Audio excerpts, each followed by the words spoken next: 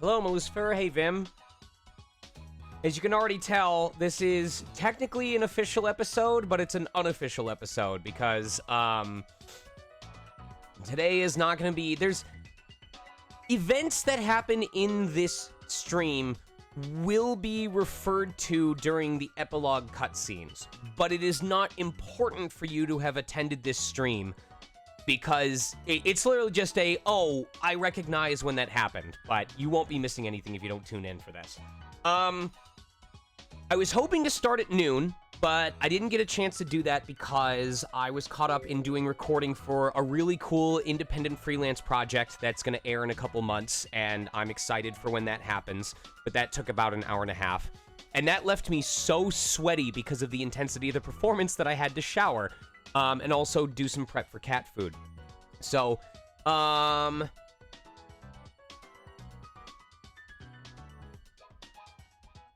hold on.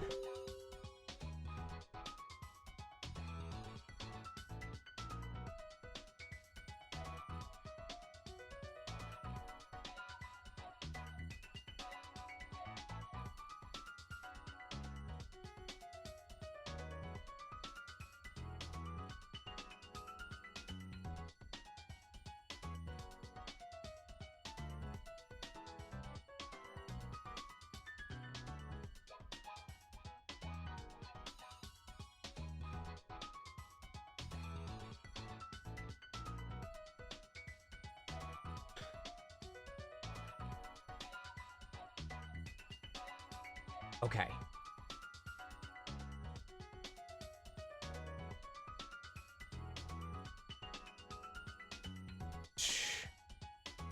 What's the game with the pink anime rabbit? Oh. You mean this?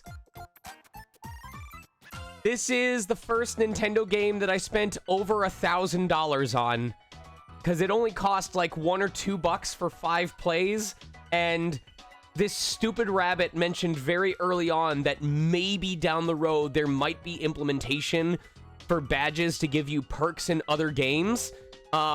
It was like he hinted at maybe it would be like Brawl's system where you could put stickers or was it Brawl? Yes, where you could put stickers on trophies and it would like enhance your characters or unlock items.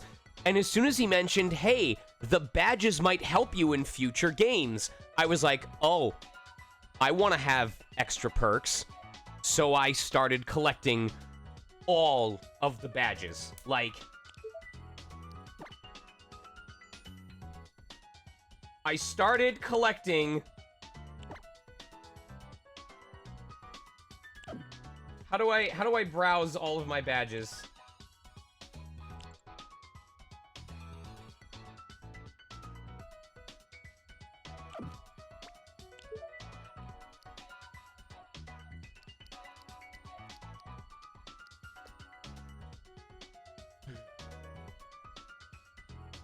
What dates are A&E? Anthro, new...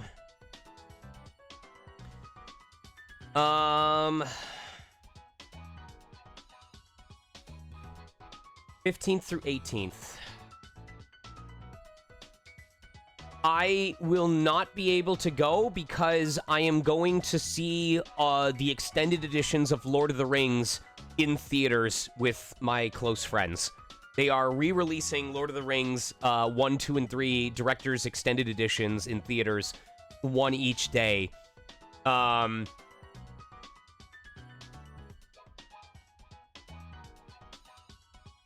I even load Badge Arcade? Is this going to be saved on my SD card? Taylor, all I can say is I will be at the convention in spirit.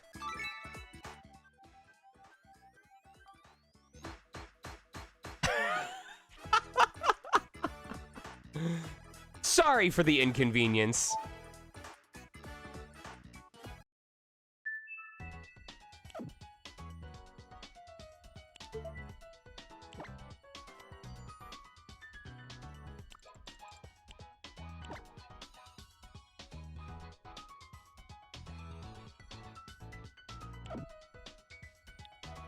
Oh, there we go. There we go.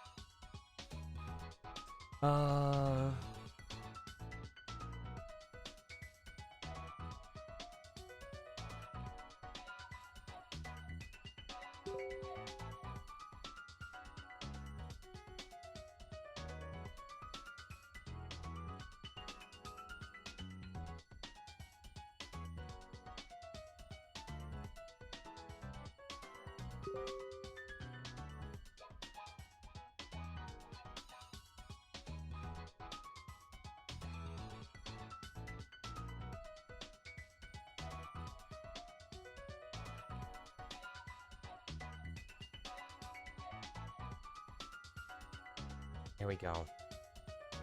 Sorry, I'm handling multiple things right now. Kate is actually buying the tickets for us to go to the film right now, so that's why we're working on that.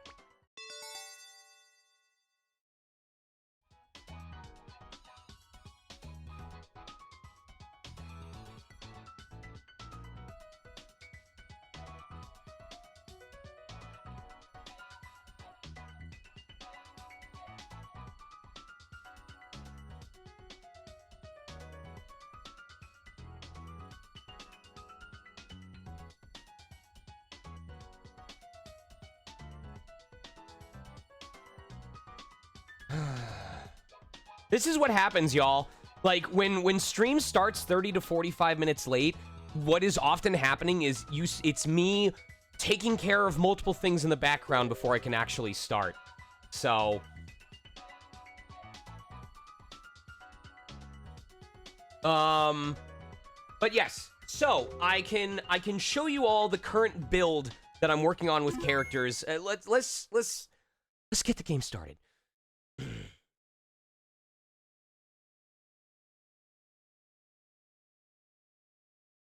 I miss themes. Switch 2 needs home themes. Why does Switch 2 not have home themes? Anyway, here's the intro.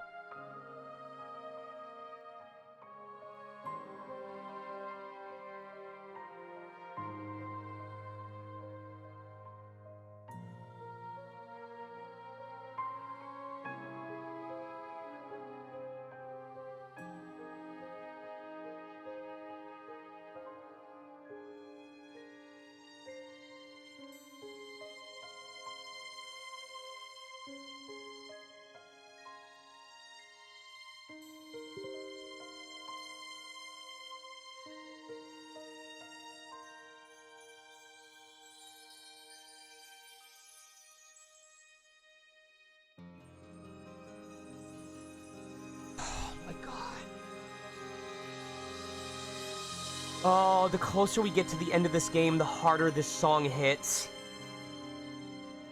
You all, please, please tune in next week. Please tune in next week. I have a number of epilogue cutscenes that all tie together chronologically. Like, the way that they transition is...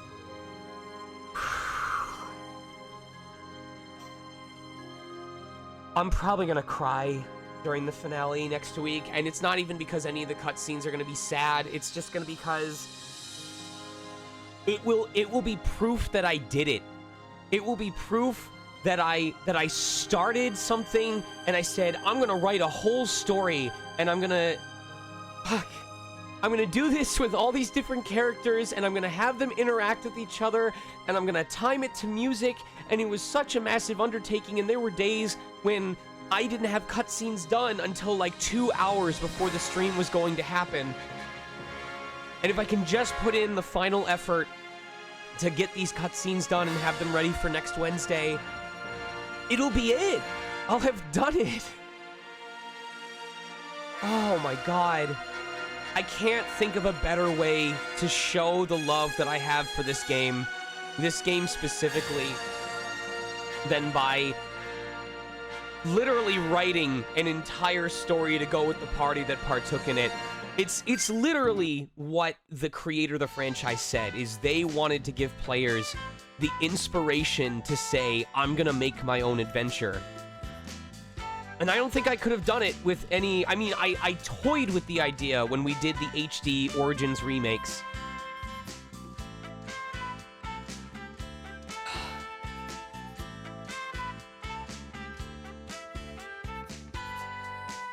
Anyway. Alright, so when we last left off, how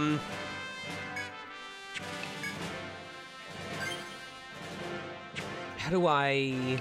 Oh, I might have to just organize them. Okay, so we have... Let me figure out where I can click on this. Alright, so we have Flo, Adelaide, Marnie, Selene, and Caliba. Now, Flo, Selene, and Adelaide will need to be leveled back up from 97 again. Adelaide, I'm going to rest at the end of this, but I'm going to explain why she's not finished yet. So let's look at the characters who are finished. Marnie is completely done. She is at 99 after retirement. She's got her stats all the way back up. I gave her... I thought she would hit 999 HP naturally with the HP boost. She didn't, but she got really close. So let's take a look at the build that we did for Marnie. So Marnie is very much the... in order to avoid getting punished for having too many buffs, we did not give Marnie a bunch of the different dances. I used Guard Tango in the past, but at this point, Element or Strike Guard automatically... Yeah, because Guard Tango only affects physical defense. Strike Guard and Element Guard as a mainline fortress are able to be at their maximum power, and they reduce damage by a hefty amount. In addition, if she needs to block for the party for the entire turn, if they are getting hit too hard, she can just straight up use Party Shield to block everyone. I'm going to go through this all again during the finale episode as we describe for the super boss. And then if we just have a couple characters that are lower, they can do Weak Shield. Basically, Marnie's primary goal is going to be... their secondary goal is going to be setting up buffs for people. Either Attack Tango, Regen Waltz for HP recovery, Refresh Waltz for getting rid of ailments, Freedom Waltz for getting rid of binds. I didn't use Healing Step previously.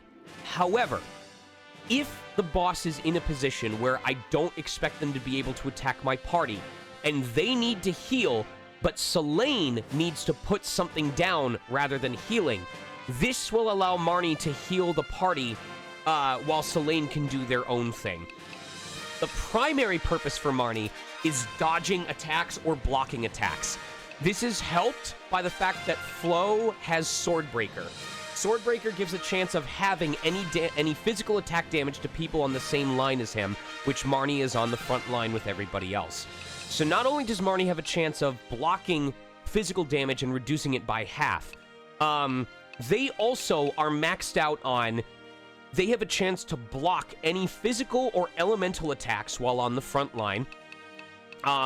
Their natural physical defense is increased. As a dancer, they have increased evasion rate. They already have an additional increased evasion rate through Fan Dance. And basically, there was... You didn't see this because this didn't happen on a stream. There was a point where I needed to... No, wait, I survived. That's right.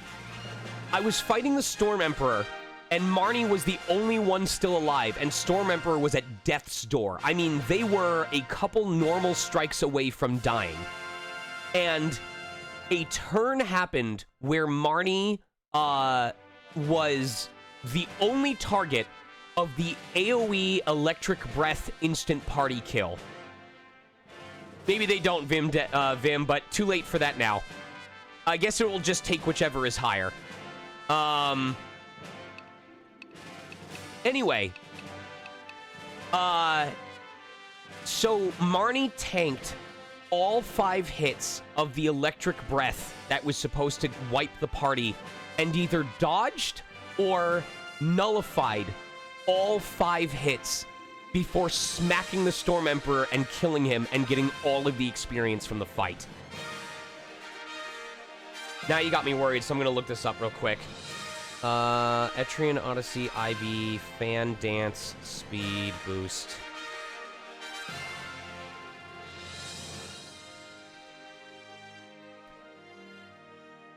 If you take both...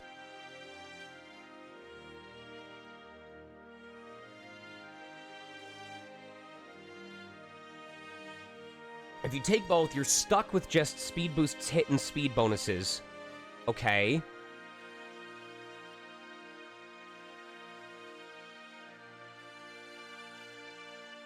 Ah, I see. Okay.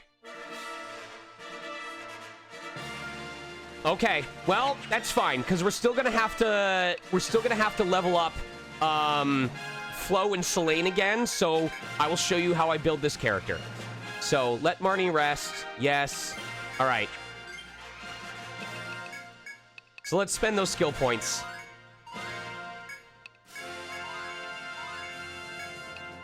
So we have Enlightenment. We have 10 of the HP boost.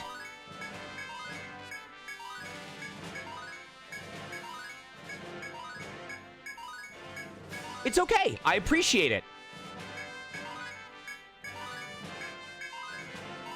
And I already know where I can spend those 4 points.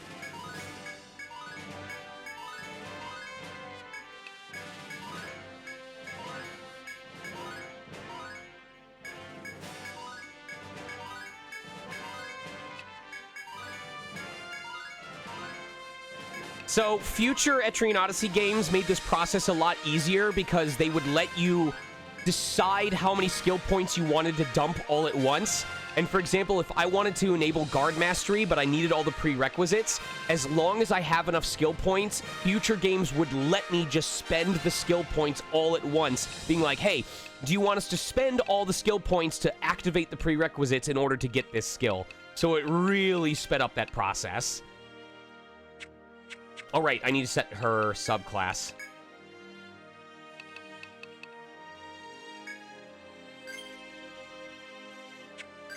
It's... I know. But you have to make sure that you do it correctly, you know?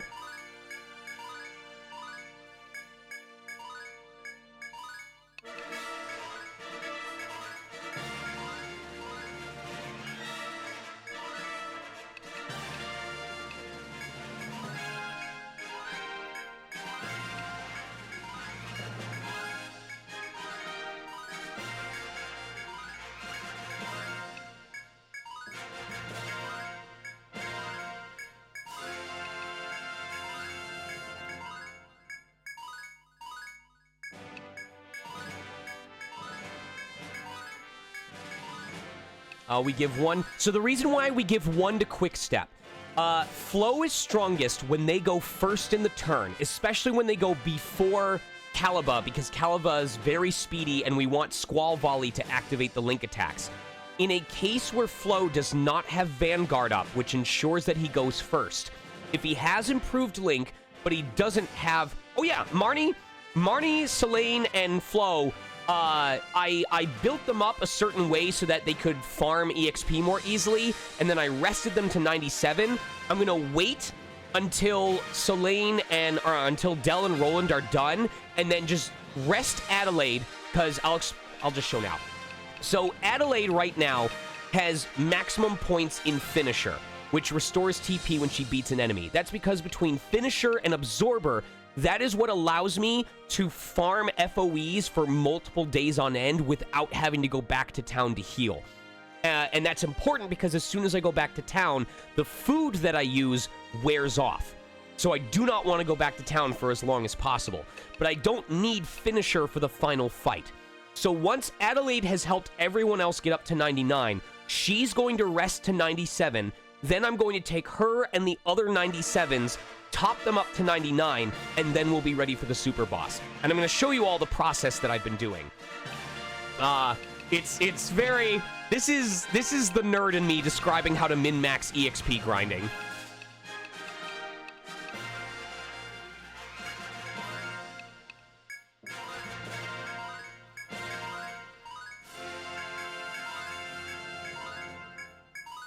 All right, we want 1 in Holy Blessing. We want max Refresh Waltz. Oh, no, we don't want. We just want 1. We do need 2 in this, though. Max out Healing Step. Oh, there is. We're not going to finish the grinding on this stream. We're not, especially not with me starting this late. It's just not happening.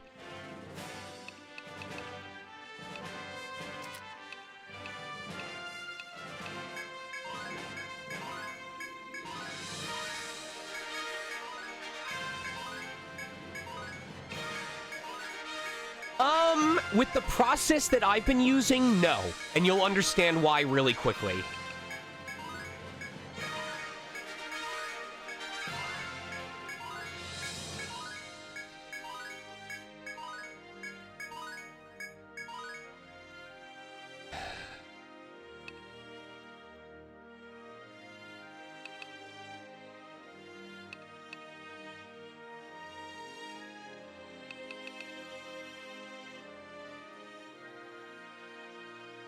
I think when I do the super boss fight, I think I'm gonna go for the fish that gives me elemental resistance, because that should help us survive the fight more easily.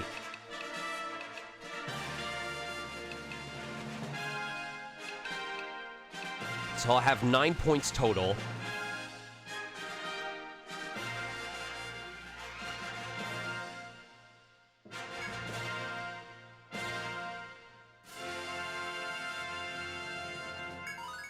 I'll just max this out.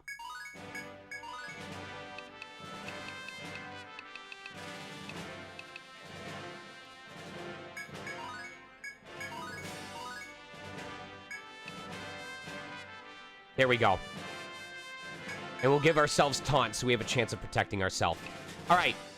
So, Flow. Flow's is really obvious. We went all in on the Link attack. So we have maxed out on Blazing, Freezing, Electric. We went all in on Iron Wall, Swordbreaker, Improved Link, Link Mastery to max out our damage. An interesting change that I made towards the end. We gave him Power Boost. Oh, right. That might be screwed up as well. I should also... Okay. If you take 2 instances of Speed Boost, the subclass takes priority over your main, and you'll only get the benefits of that instance for plus speed. Main subclass, ETRIAN Odyssey.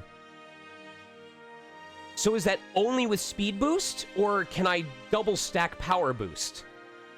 Okay, then we should be fine. Anyway, so one important change that I made was that I dual equipped him with weapons. It does reduce his defense somewhat, but I dual equipped him for one specific reason, and that was because as a Bushi, he has access to a skill called Shockwave.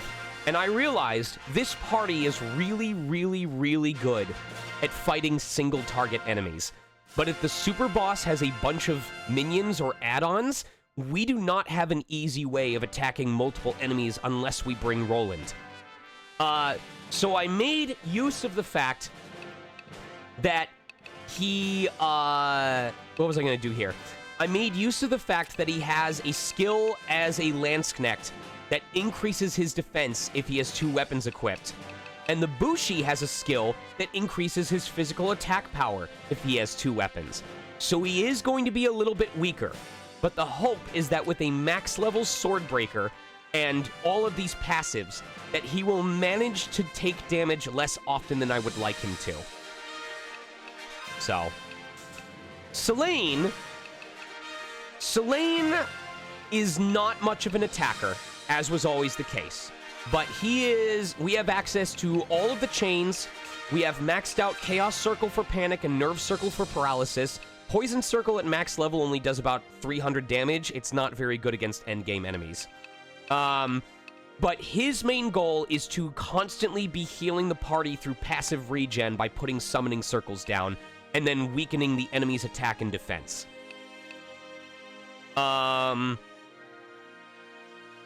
We'll put 1 point in TP return at 98.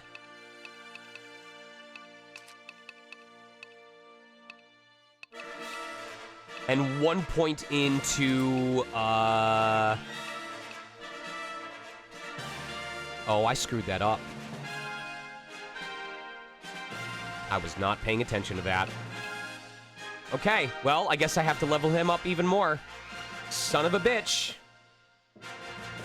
Okay. Yeah, I don't have enough points for that. So what would I take it out of?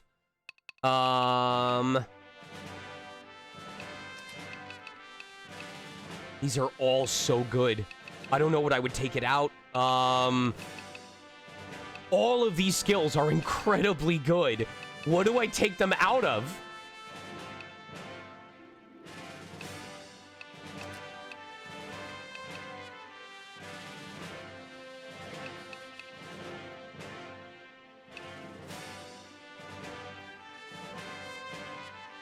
This is so many points, you all. Like, every single one of these skills that I have maxed out is important for some reason.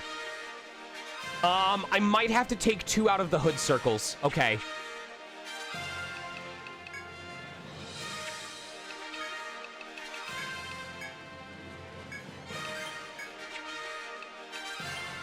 Man, I'm so glad. I was going to be upset wondering why folks were not healing at the end of each turn. All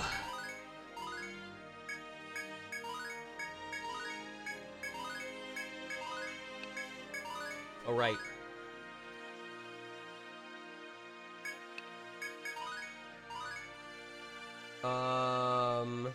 Okay.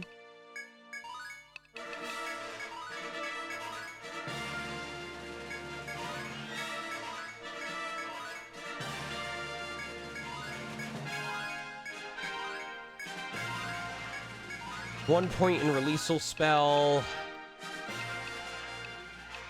Max out Charm Eye.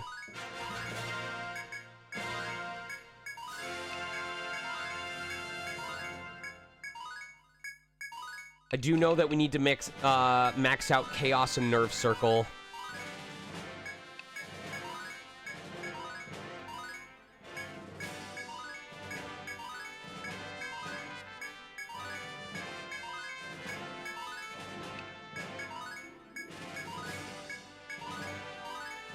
Max out Chaos. Dude, Arcanist is such a skill point hog. Oh my god.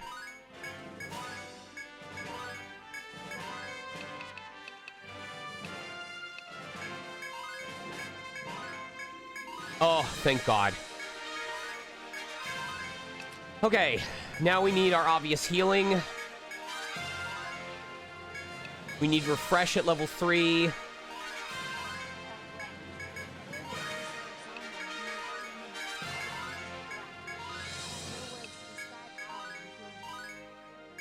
That's funny. Nice.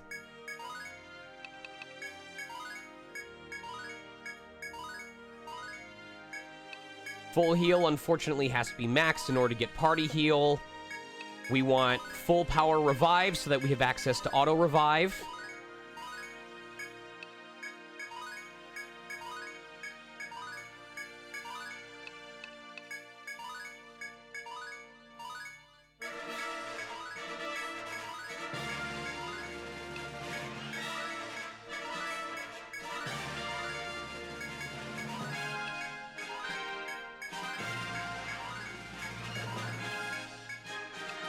And then we'll just put 4 points in each of these for right now.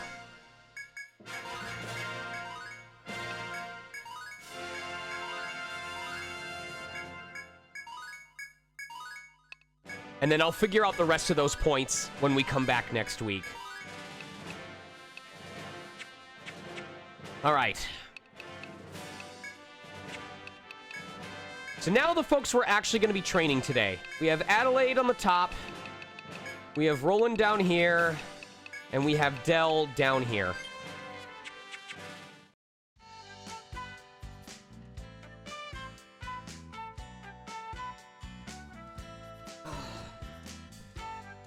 By the way, there are a number of...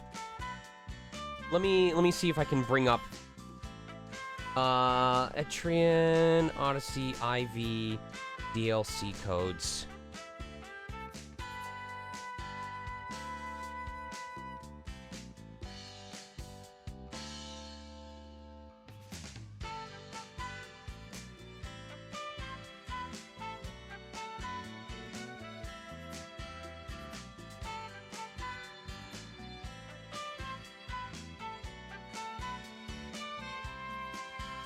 Without the ads, hopefully.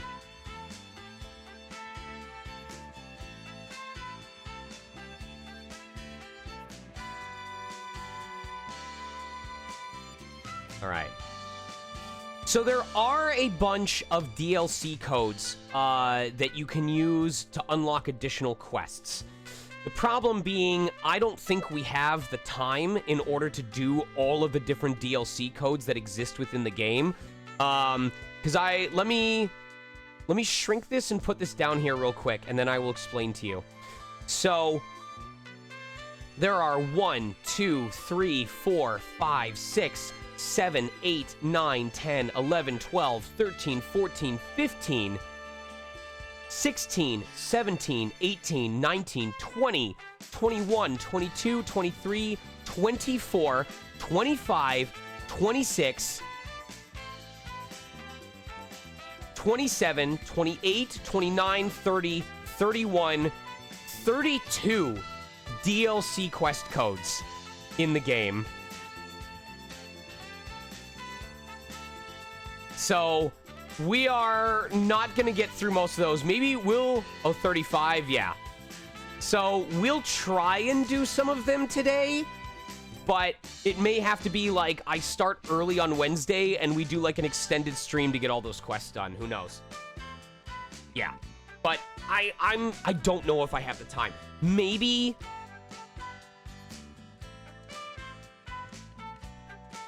we'll do a bonus stream on Sunday, assuming I have the cutscenes done. Maybe we'll do one bonus episode stream on Sunday. Just to do all the DLC quests, but I don't think it's necessary. Actually, now that I think about it, there is more text for the woman at the bar, but in the case of this playthrough, it doesn't count towards 100% completion, and I don't want to spend the extra time on it when we're already gearing up for the final episode. So, we'll tackle it today, but first and foremost, I need to do some exploration.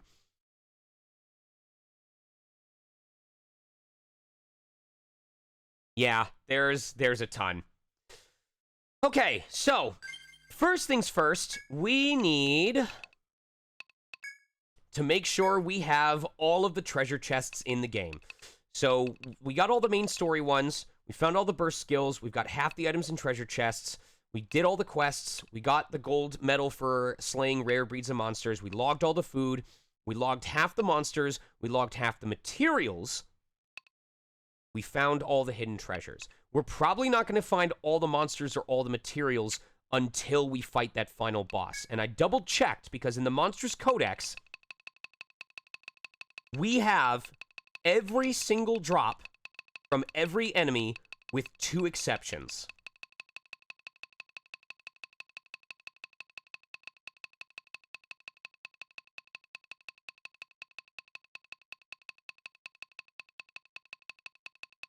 We are missing the regular drop of the Sand Leviathan, and we are also missing just the drop, period, from the final enemies. So, I'm gonna check real quick, because I don't want to fight the true final boss, and realize that I missed an enemy somehow.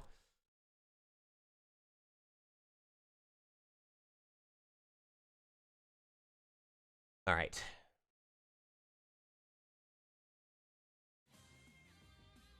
Hello, hello!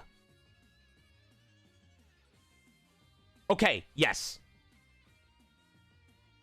Yes, okay. The remaining enemies are all tied to the true final boss. So we're good there. Hello, Falcon Trace. Welcome in. So not only do we have all of the enemy drops that we need except for one, I double-checked, and it looks like we have collected every single item in the game other than the ones the true final boss gives.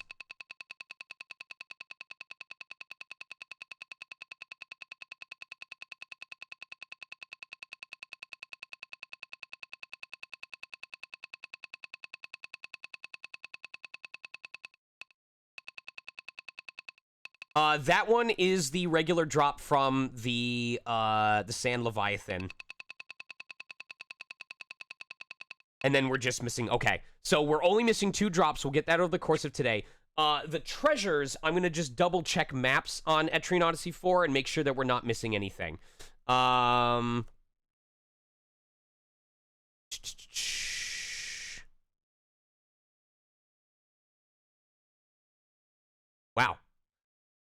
The etrian.fandom.com does not have most of the maps uploaded. That's actually awful. It's really bad. All right, so let me scooch this over here so I can see you all.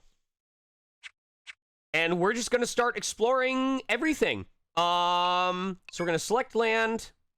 We're going to go to the Windy Plains. And we're going to start at our first area.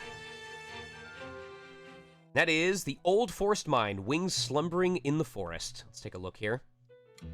All right. Should only be 1 treasure chest in this upper right corner. Oh no, a boss.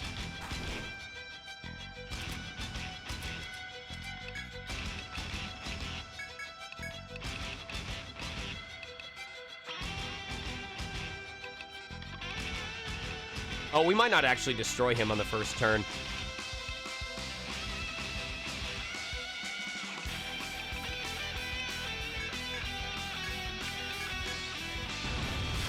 Nope. Okay.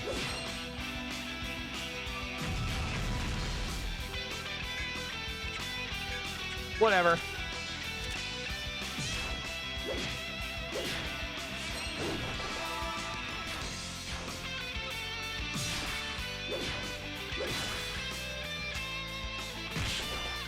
Rolling now!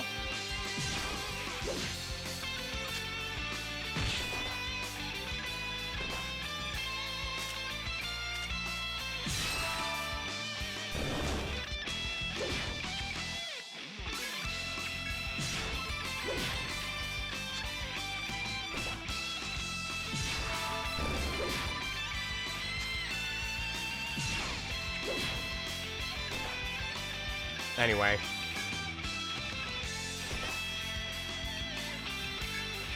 I need Del to die. Oh shit, I fucked it up. Well, now it's not even, and that was my fault. But I don't think I saved after I reset Selene's thing, so that is my own fault.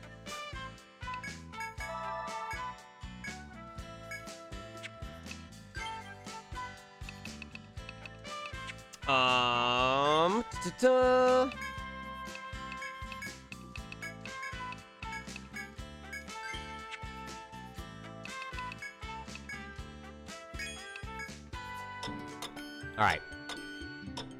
So really all that we're doing is scouring through these maps to make sure that we got all of the different treasure chests. And I believe that if we were actually really good about it, we may only be missing one that was locked to begin with.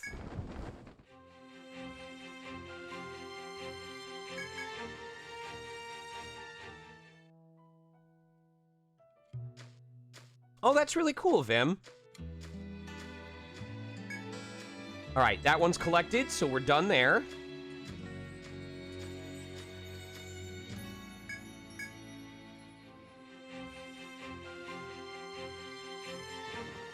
Next cave that we're gonna go to is... Heart, cave, small orchard.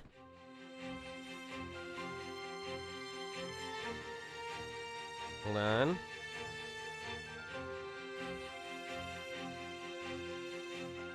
on. We've got 3 treasure chests there.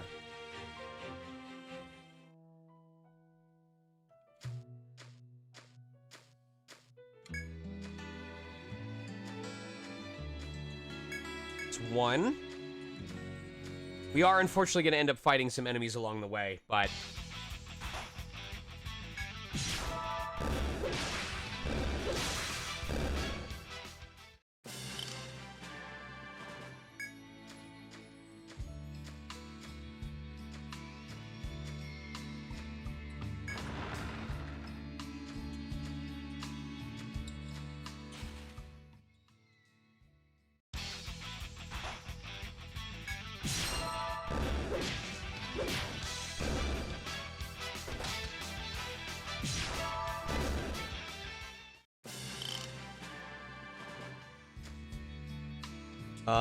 That one's open.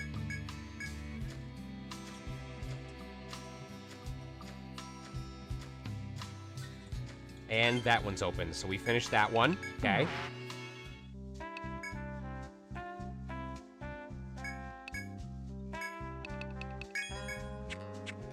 Next cave is... Valley Spring.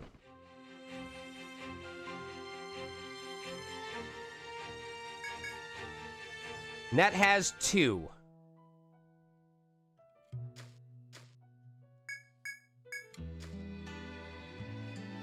So we opened that one. We opened that one over there. Okay, we already checked that one and we're good to go there. Okay. Next one is... Dense Bushland.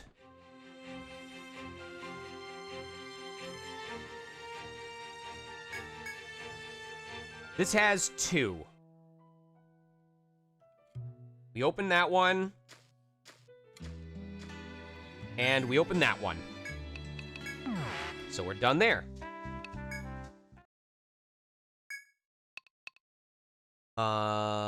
Select cave. So now we're going to work on the Miasma Forest caves.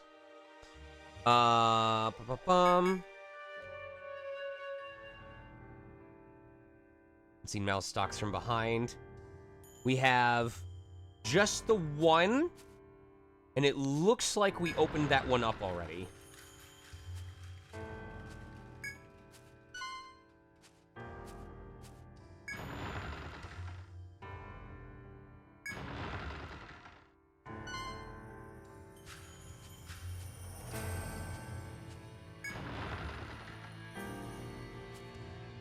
Yep, okay. Next one is... Moth's Garden. Oh, we've been here numerous times.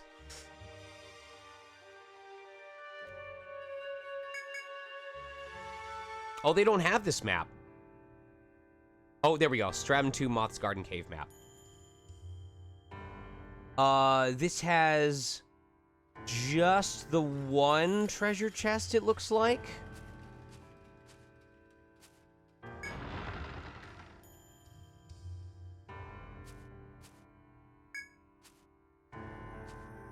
We got that. Okay.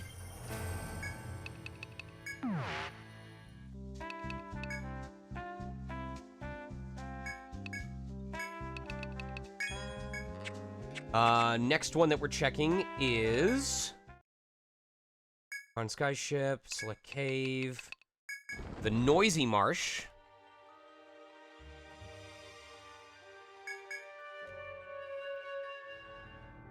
We have just one that's smack dab in the middle here.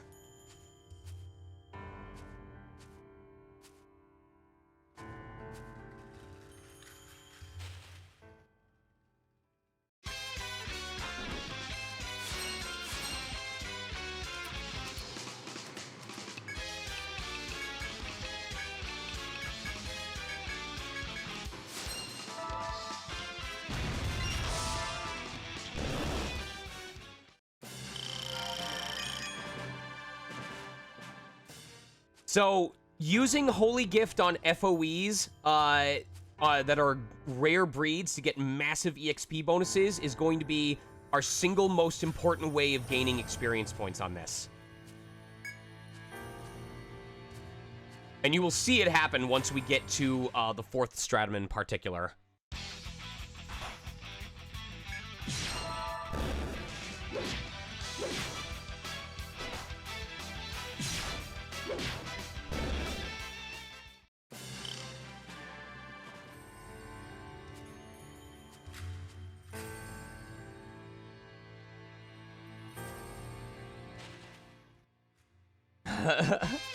I have to make sure I swap it out, though, before we do the true final boss.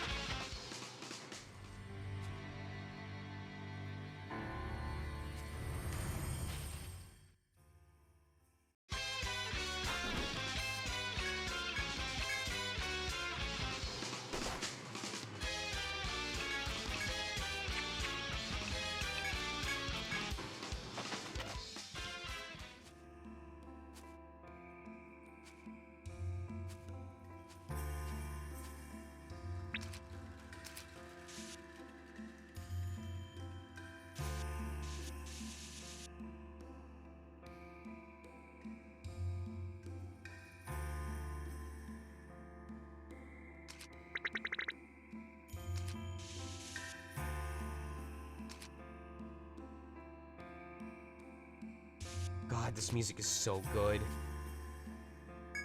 Okay, that one's done. Basically getting an all-star review of the entire soundtrack.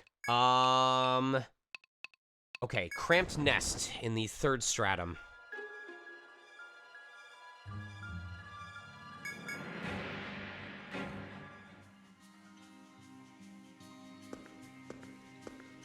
We have just the one.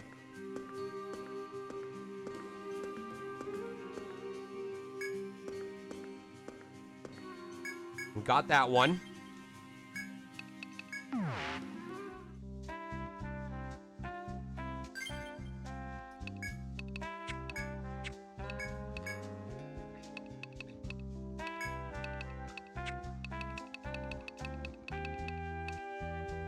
Oh, yeah. Wait, is that for one person or for the entire party? Oh, self-heal? Yep.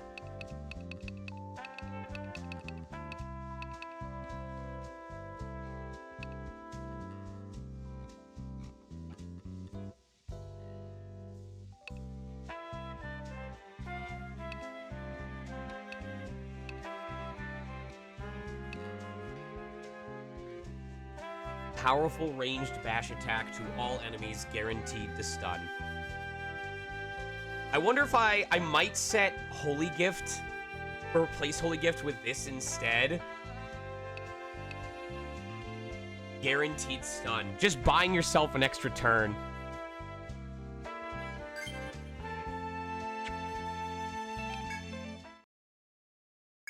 All right, next up is Toxic Cave.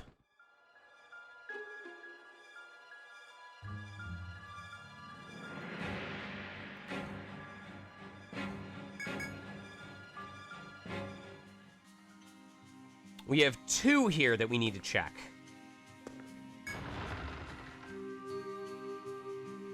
Oh, he's golden. Hell yeah.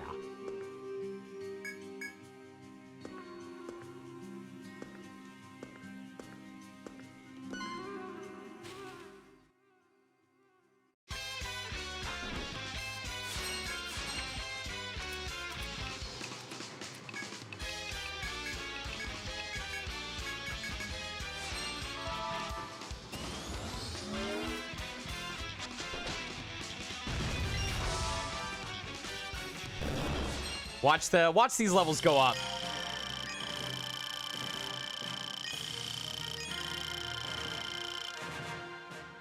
It's gonna keep happening.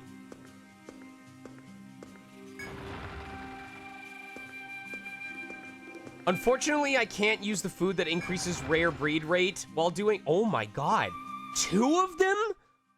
2 of them hit the 5% chance to spawn as a golden breed?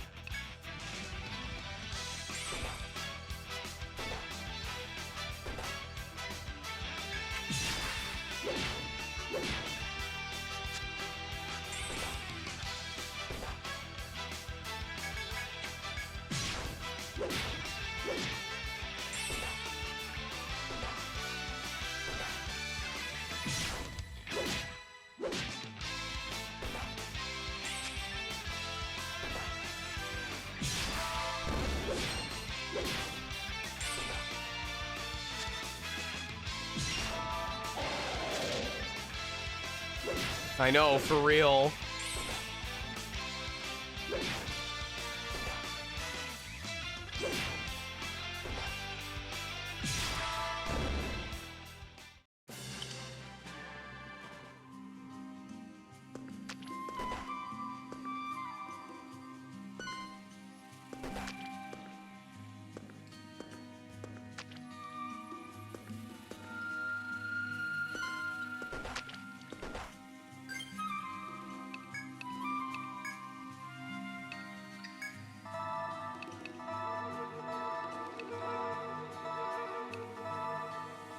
There we go. All right, let's get them that extra, those extra levels again.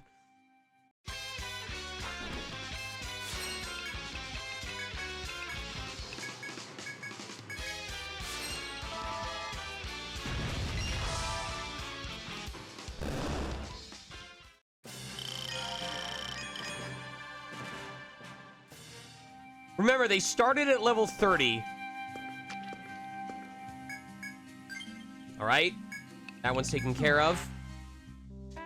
What is the next one? Excuse me. Underground Lake.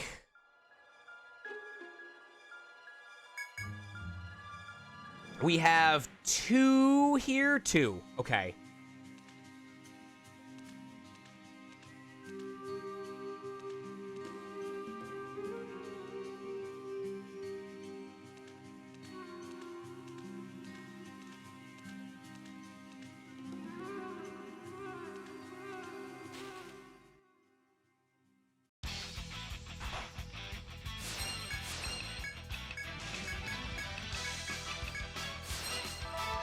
I honestly don't remember what I did for the 7th episode.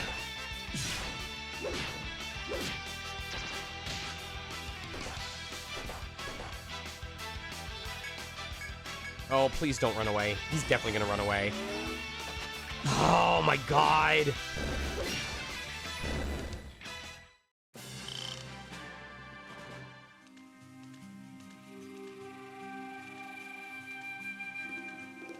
All right, so we got that one.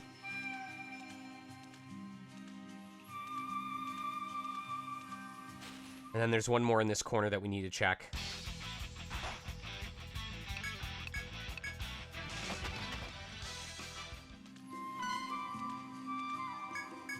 Okay.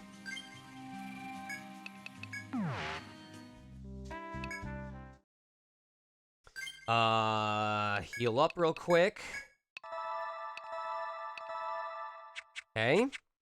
And now we are going to South Sanctuary.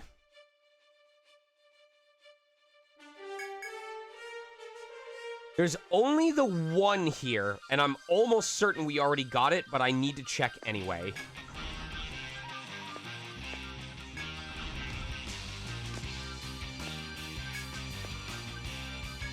Okay.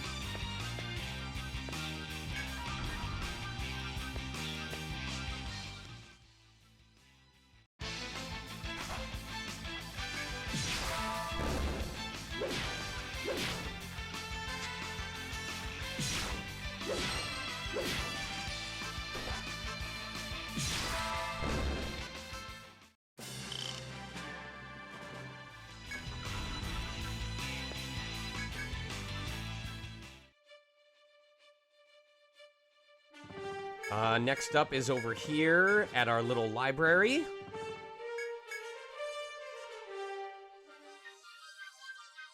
Windy Archive. We just have the one on that left side. I'm confident we got this one, but I'll check it anyway.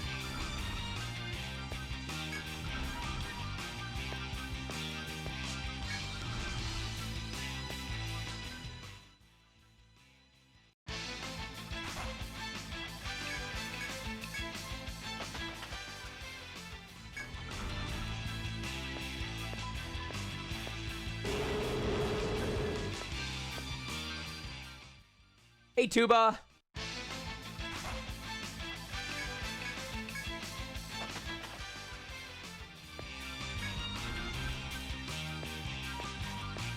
Now, it may seem weird that I'm trying to level these characters up, but running away from all these random battles, but it will make sense once we actually get around to fighting the FOEs. And I'm going to swap to that as soon as we have gotten the 100% notice of collecting all of the treasure chests in the game.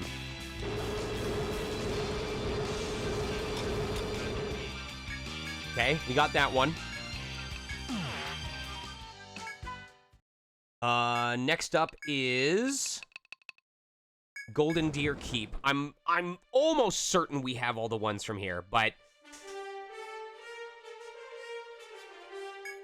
the point of being thorough is being thorough.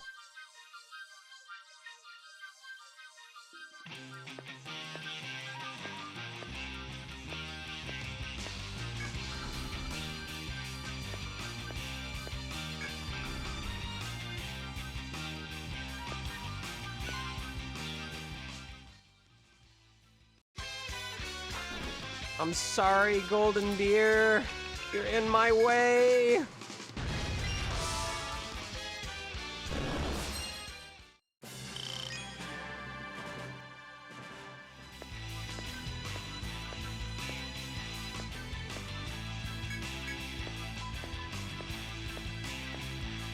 All right. I believe that is all of the caves. It is. So that means we're now at the point where we need to actually visit the labyrinths themselves and check for all of the treasure chests there.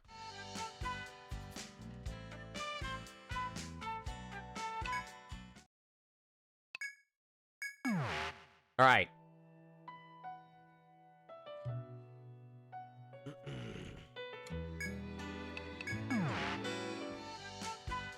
So Lush Woodlands. Harden Skyship. Nope. Enter Labyrinth. Okay.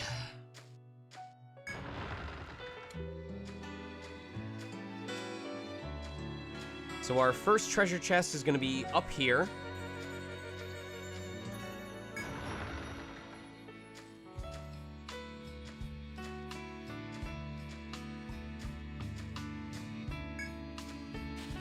Actually, if I'm trying to avoid all these random fights, I think I'm gonna buy,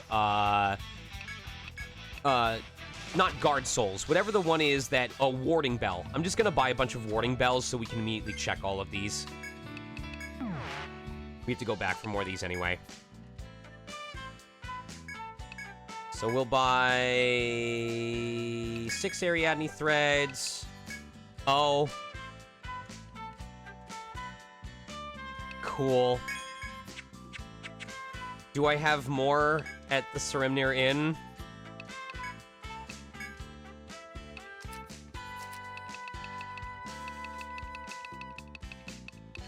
Okay. Okay.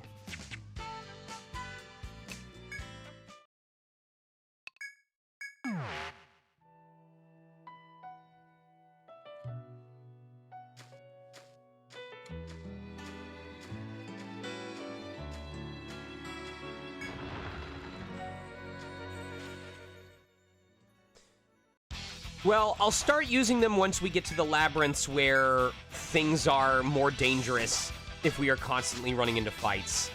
Like, stuff like this, it's annoying and it's a waste of time. You are level 99. How are you not managing to run from these enemies?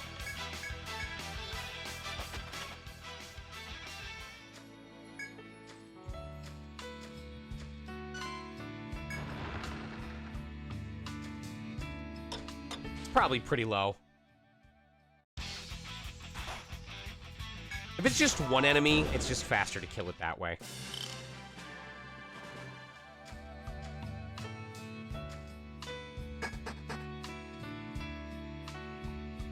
All right, map B2.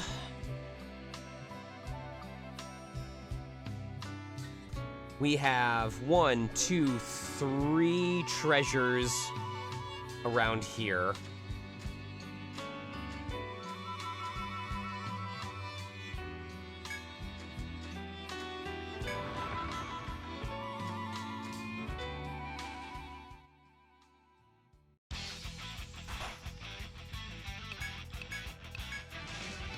There's no way. Luck affects ailment infliction rate and potentially ailment resistance rate.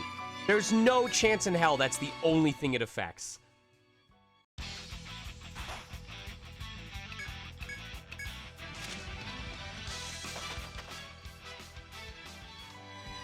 Okay.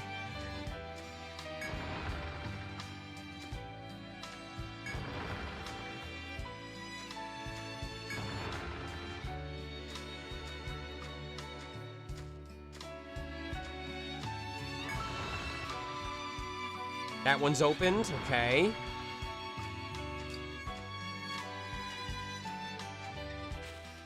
We're unfortunately going to have to fight him.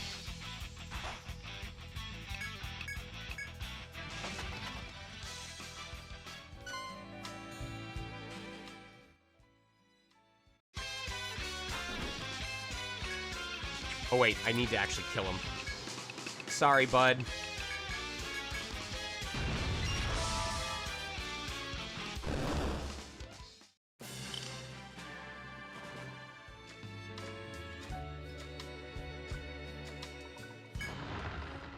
Okay. That floor's done. Oh, just imagine if it was like charge and runic gleam and fire rune and enemy defense decrease.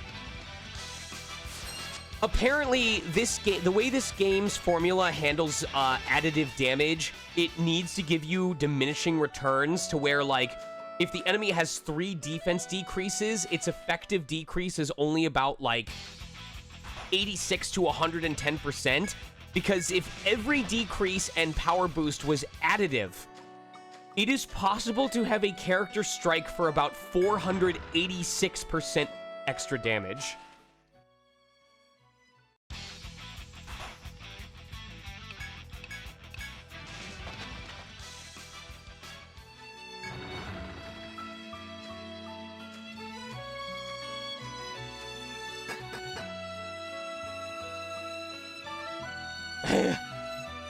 Yeah, but for Nexus, it's important, you know?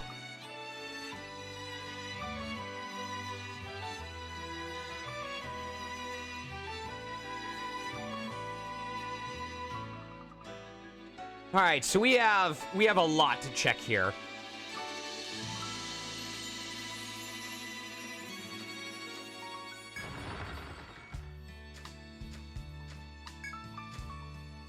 Ooh, hold on.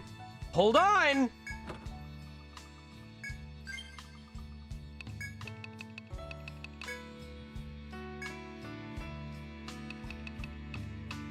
Oh, we're still missing one.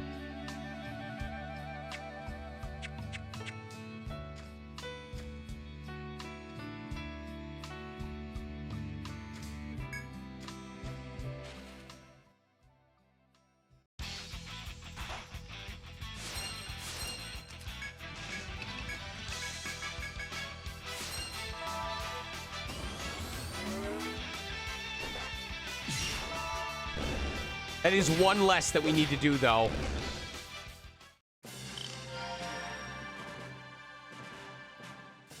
It may be that the only ones we're missing... Yeah, that's... I'm wondering if the only ones we missed were the locked chests. So maybe we should start there.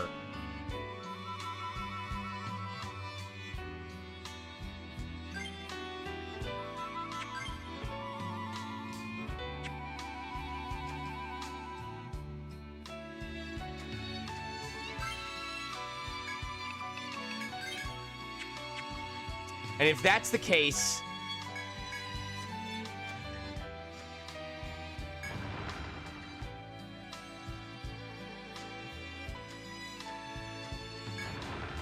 Oh, and there's our buddy, the Sand Leviathan.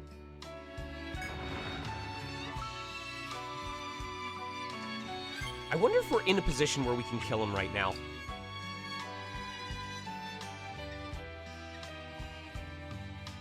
If I game over, though, I'm gonna lose a lot of... No, if I game over, we know right where to go back. So...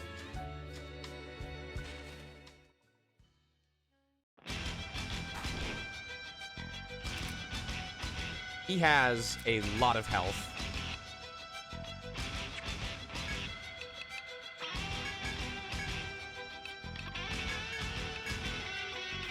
We might be dead.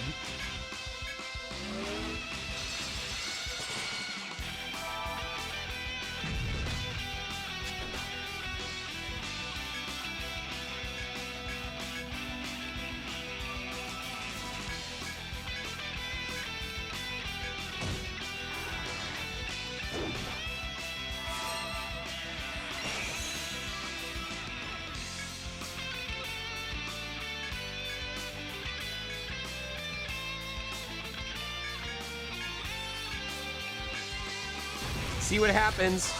That's half of his health right there.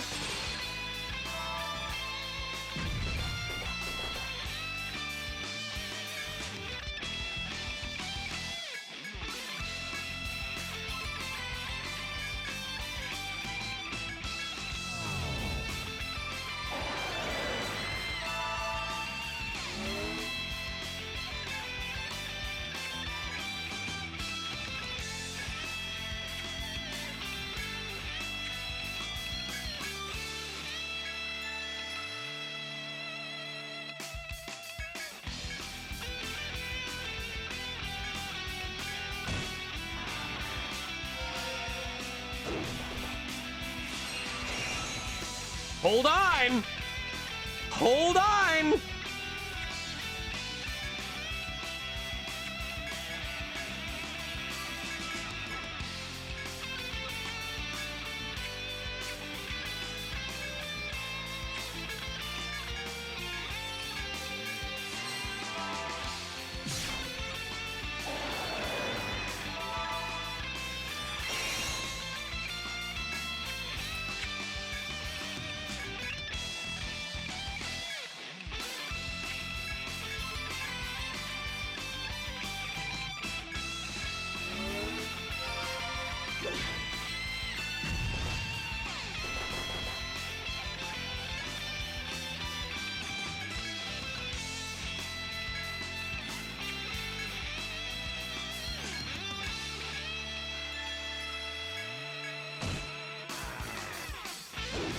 Oh no!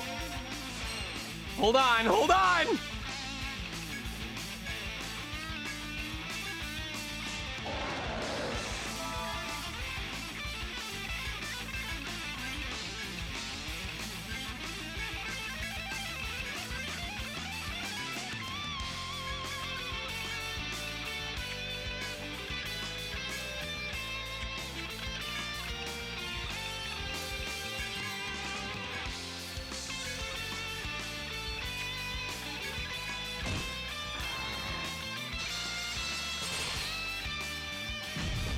Oh, I need auto revive. This is not good.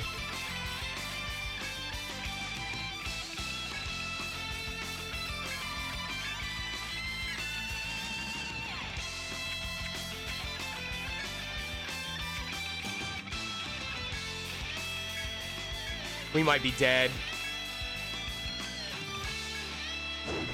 Yep. So I was trying to charge up too much.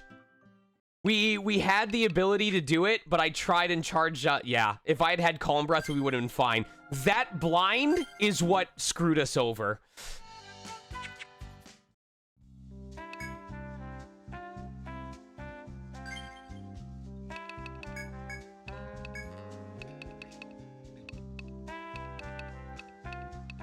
Oh, that's right, because he wasn't level 40 yet.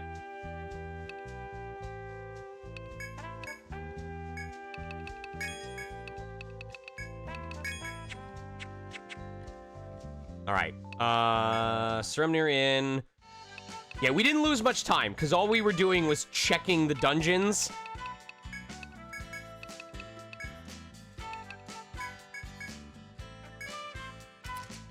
And I can also...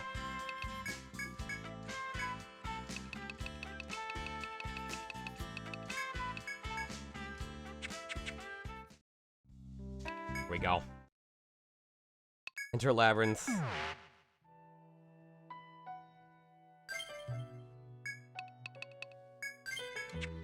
All right.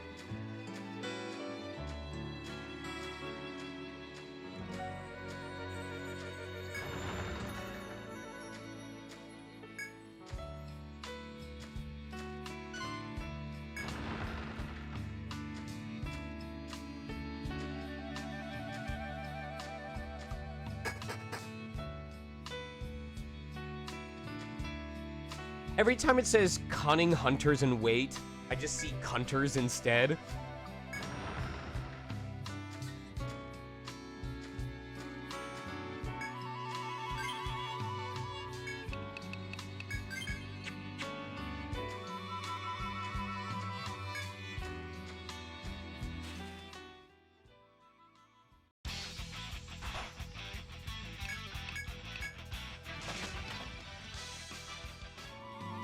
The other reason why I ended up failing that was because I was trying to be cool and use Holy Gift to give myself bonus experience when that wasn't the point of the fight. And so doing that took away the bar that I could have used to recover everybody. So literal greed is what killed me on that.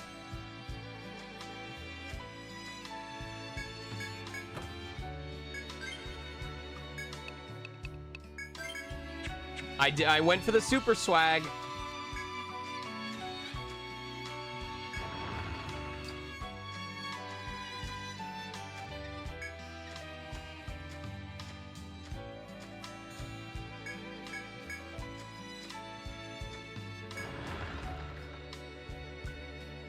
All right, just for the sake of completing the item drop from that list.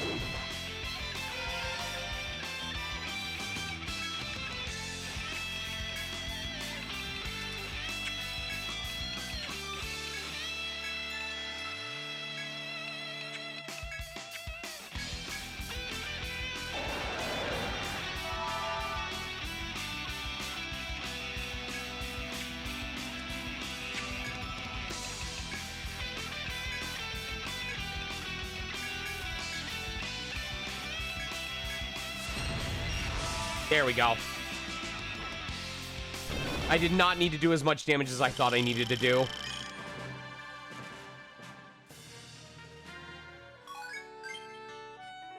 Ah.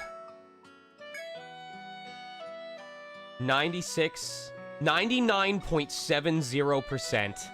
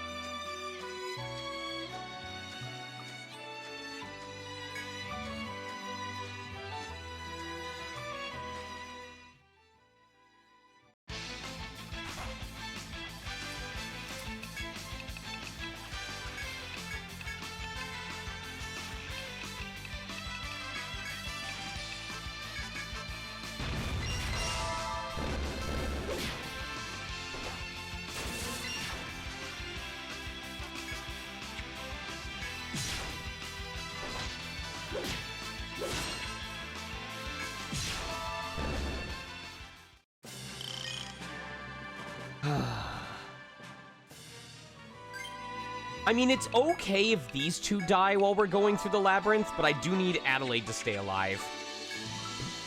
Excuse me.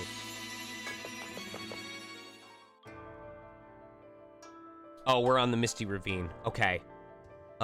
Misty Ravine B3 map. All right. There is one golden chest down here. Oh my god, this is such a mess to look at.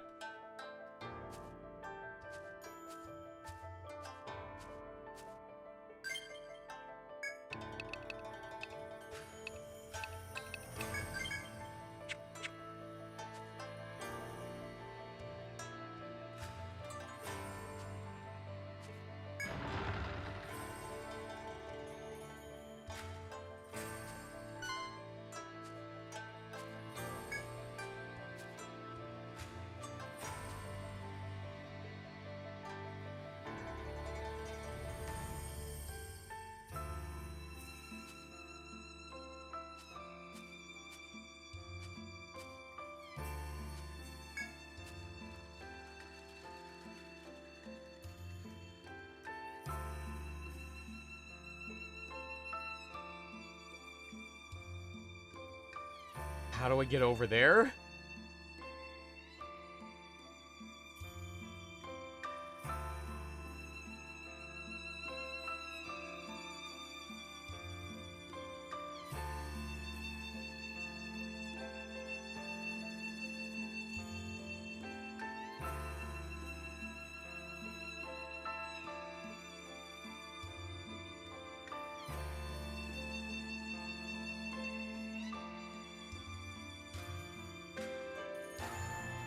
Oh, I see.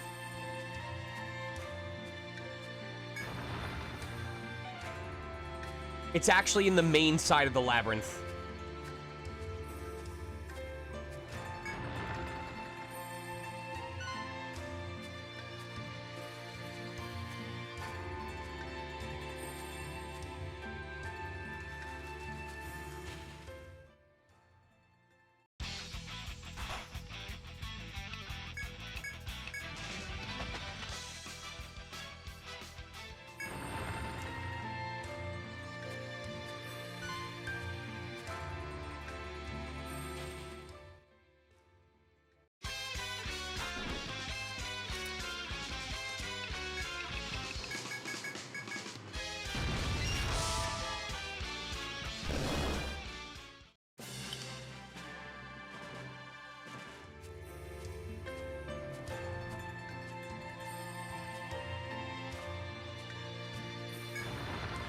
There we go. Ah, there was the petrification hammer.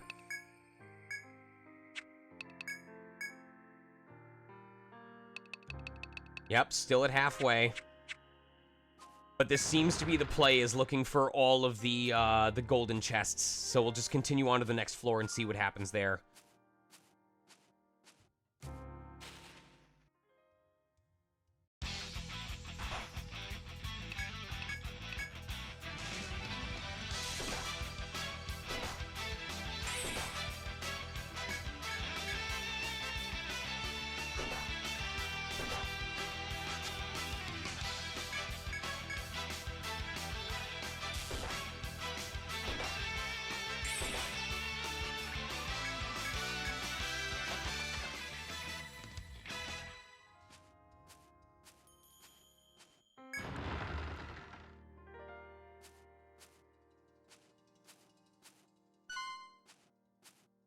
I loved that as you were doing the final gauntlet through the 5th labyrinth, that it brought you back through all of these in reverse order.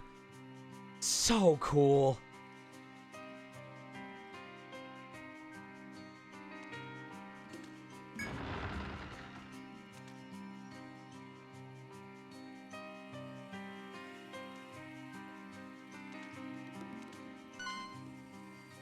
I don't think I can get through this labyrinth like this. Without freezing the path, I don't think I can get through here.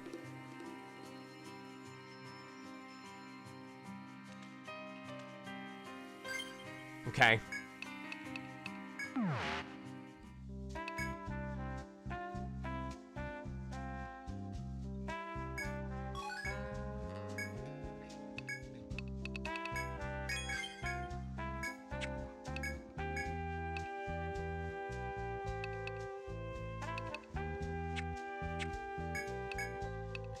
Ugh, I used all the warning bells. Son of a bitch. Alright, so let me see where we're going in this pathway.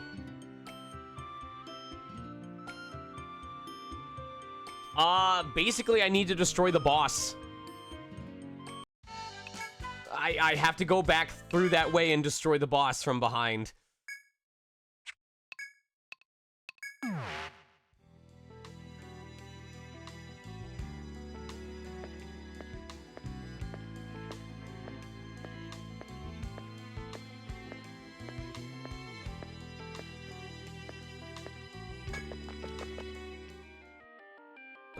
Might as well check the Echoing Library.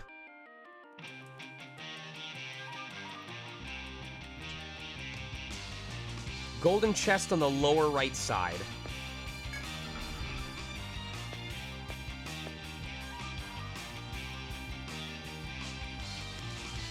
Oh my god, that's so far away. Are you serious?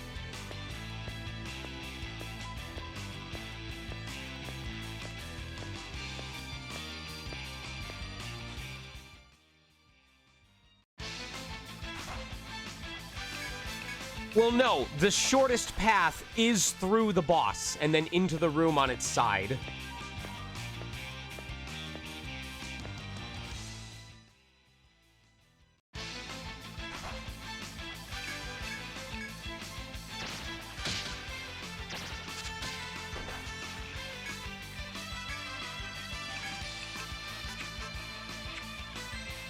Please run.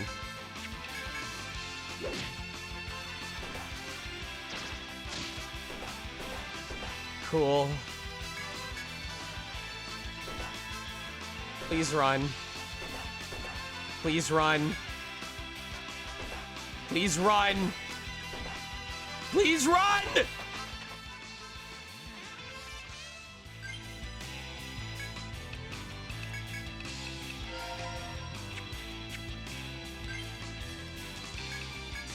Two HP, baby. 2 HP in a dream.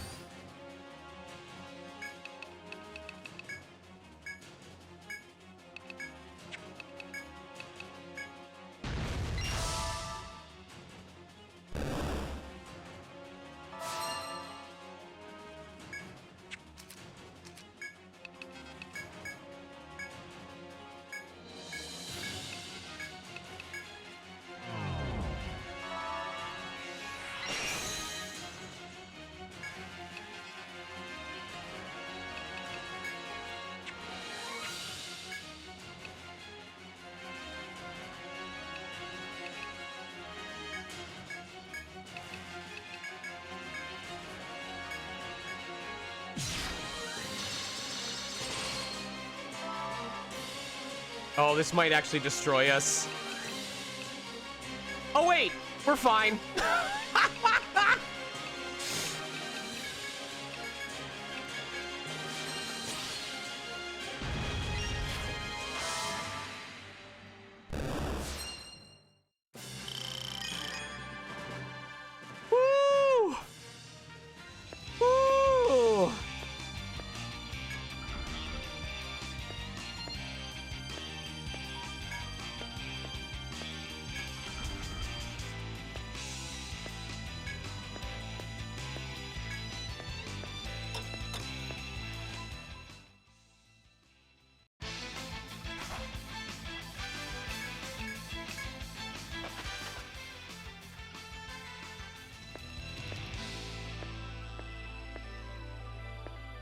There's another locked treasure chest.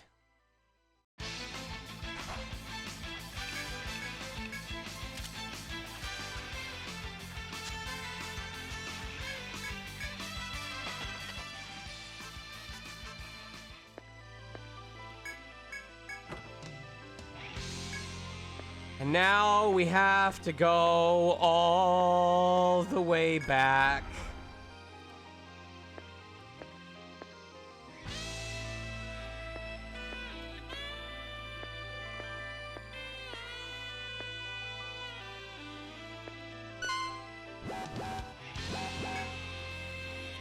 Oh boy. All right, well, this is where I hope it works.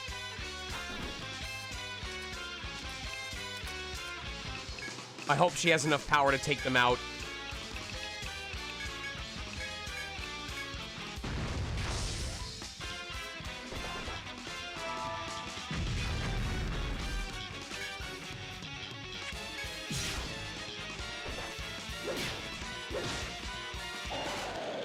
This may prove more problematic. Oh boy.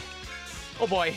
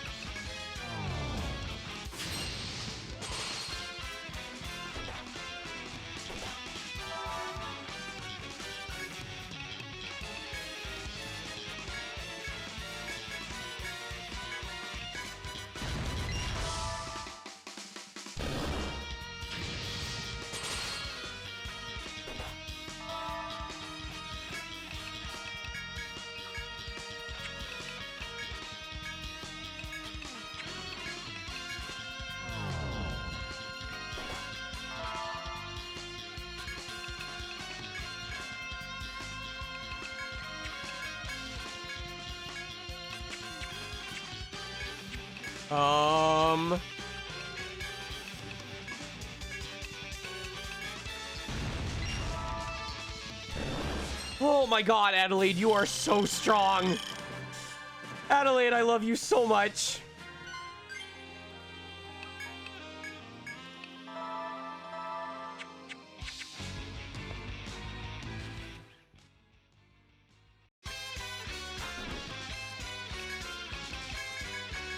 So this is why I'm using Adelaide with free energy as a Rune Master. When we get to the EXP grinding portion of this, which will probably be the last hour and a half, I find it works best if you have either an Imperial or a Rune Master that has free energy and a really strong elemental attack.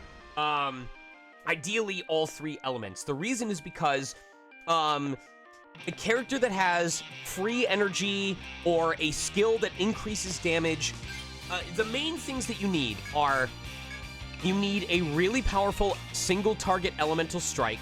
You need some form of restoring TP, whether that's Absorber or Finisher, and you absolutely should have free energy, so that's why I say either a Rune Master or an Imperial with a Rune Master subclass, and also because it gives them the ability to increase your elemental damage, increases damage when striking an enemy's weakness. Hold on, I'm double checking something. We're good there. Okay. Yes, and conservation. Because the idea is you want to be using items that increase the... I'm trying to figure out where I'm going from here. Okay. You want to use items that increase the frequency of FOEs showing up as golden breeds, and you don't want to have to go back home in between rotations.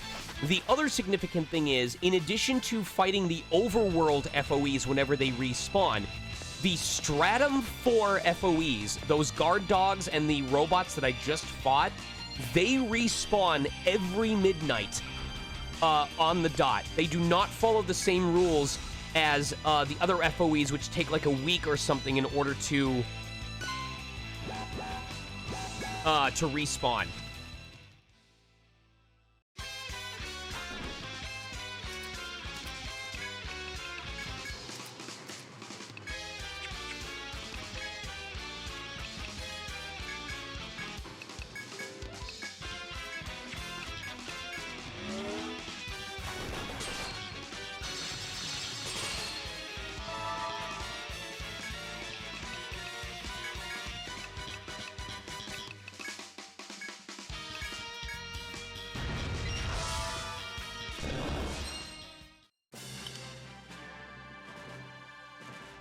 Yeah, being able to do that and just immediately make my way through is a huge blessing.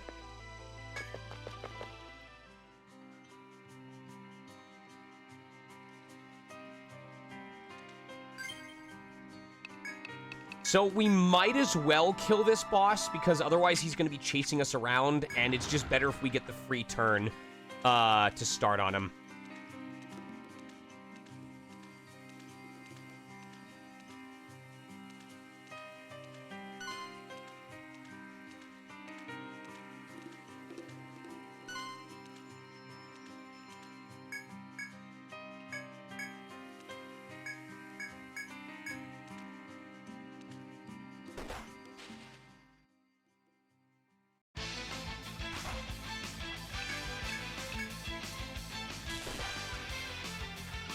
Come on. Come on.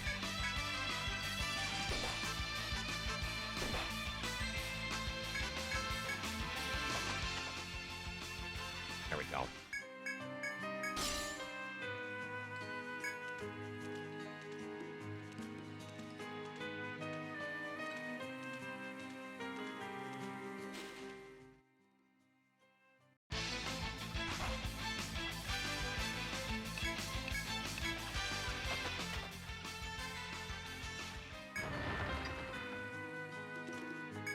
I am praying that when we grab this golden treasure chest, it's the last one. I really hope so.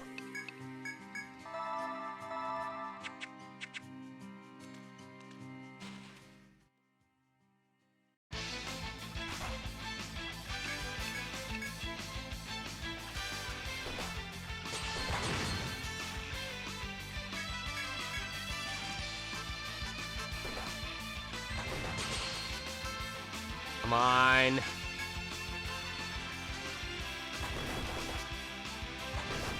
Come on. Jesus.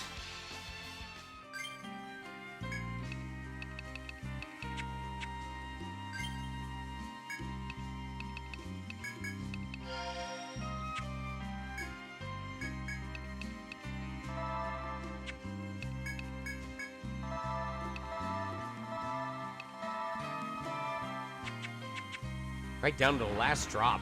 Jesus. All right.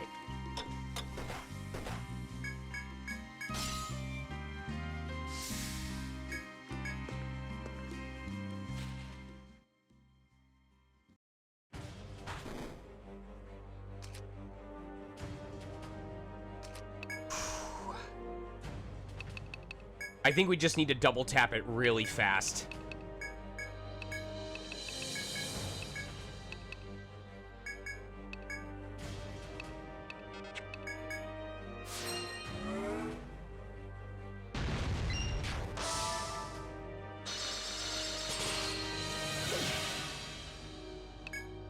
Oh.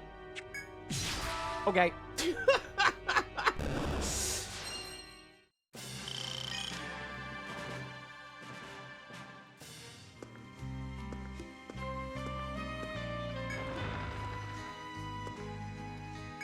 Oh, we got this one already?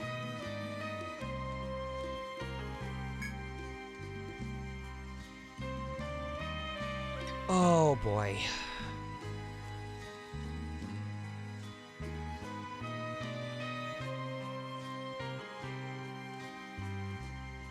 I was really hoping that was going to be the last one.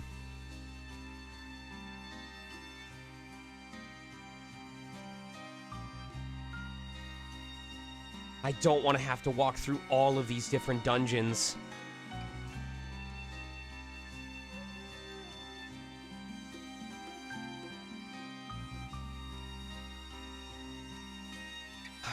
Are there any other floors that have locked treasure chests?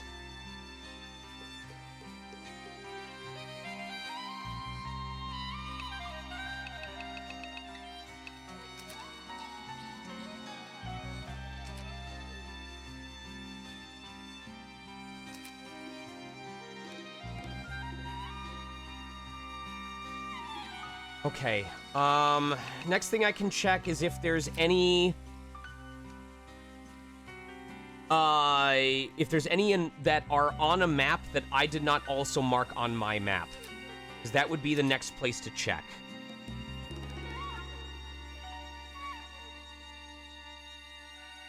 Okay, we got those two. We got that one. Got that one. It's 5 total. 1, 2, 3, 4, 5. Okay. What about the second stratum?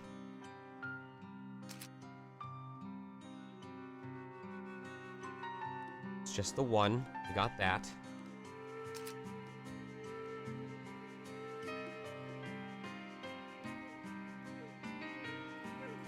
One, two here.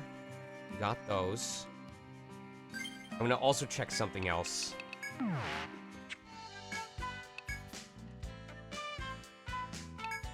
If we're missing a hammer, we are missing the instant death hammer. So all we need to do is locate where the instant death hammer is.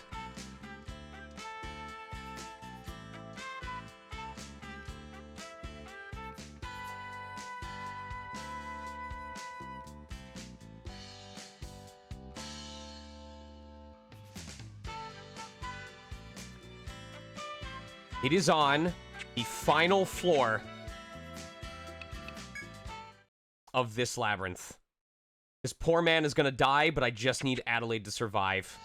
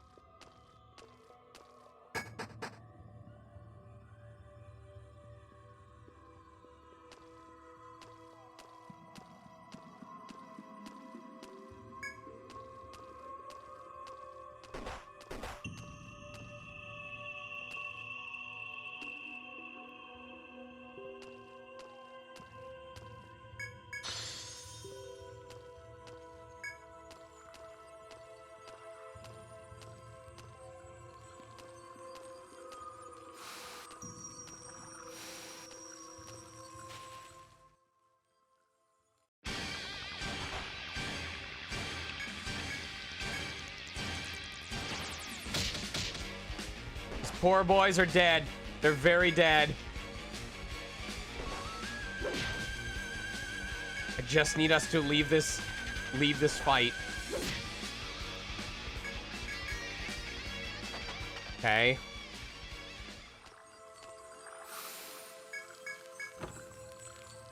That was from when we died and saved over our map data.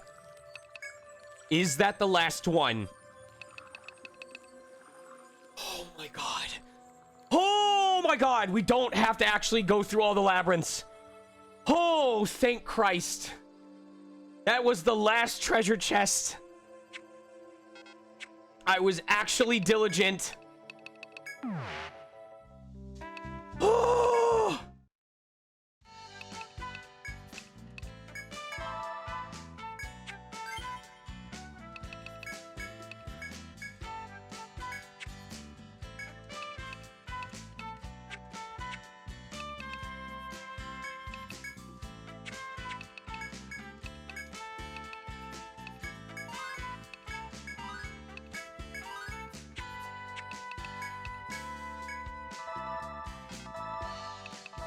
All right, so now that literally all we're missing, if I double check this, all we are missing, we got all the burst skills, all the treasure, all the quests, enough rare breeds, all the food, all the hidden treasures, and the only item we're missing is what the true final boss drops, and the only monsters we're missing are the final 5 monsters that are all part of the true final boss. This is just for beating on normal difficulty, which we're on, and this is what you get for slaying the true final boss. So literally the only part that's left now is getting everyone up to level 99. So now I can finally show you all what my process is for this. So here's what I've been doing over the last couple of days. There are a couple items in the game that will raise the rare breed rate, but there's only 2 in the game that will raise the rare breed rate more than 1 level. And that is the drop of the Ice Drake, who it only shows up once or twice every time he respawns, and this little creature right here.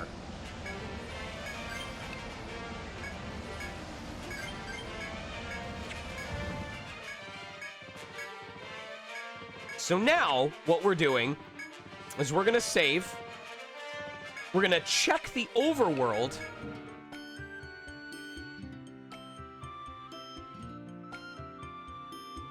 And what you're gonna see me do is hop back and forth between different maps.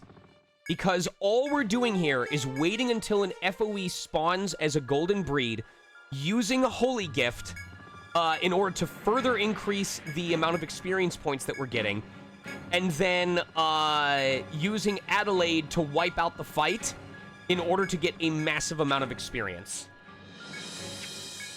Because a gold breed is worth 5 times the normal amount of experience, and then I think Holy Gift doubles or triples it, something like that.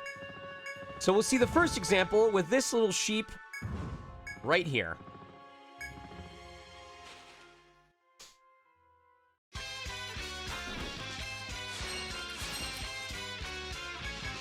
After we've gained enough. There we go.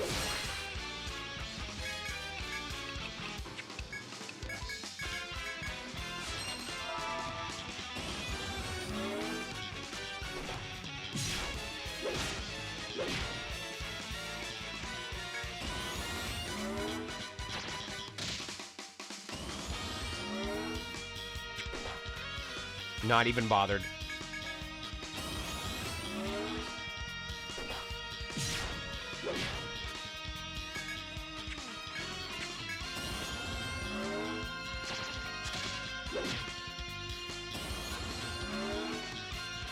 I don't know if you knew this, Vim, but according to the mechanics for this game, a golden breed enemy's agility increases by 10 times each turn that it's active.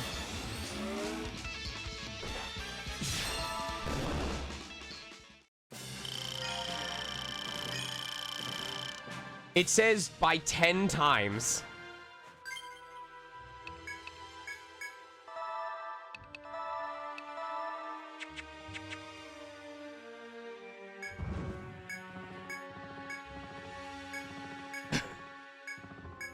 I'll see if I can find the specific page.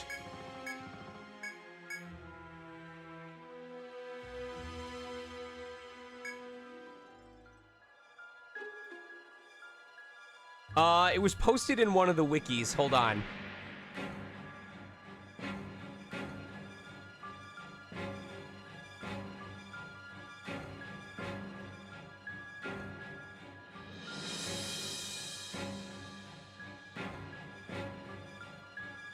Here's the post explaining how the shorthand works.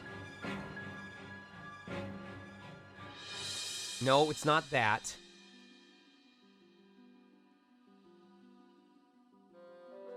That was back there. Is it under the general discussion? Hold on.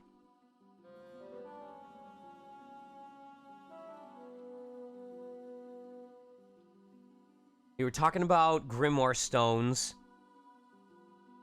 That's assets.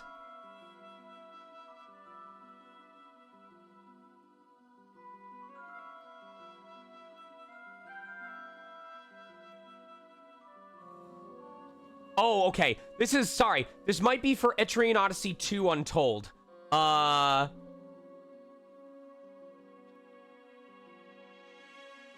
Action speed. Okay, so this is for ETRIAN Odyssey 2 Untold, but it says, rare breed enemies multiply their AGI by 10 every time they act.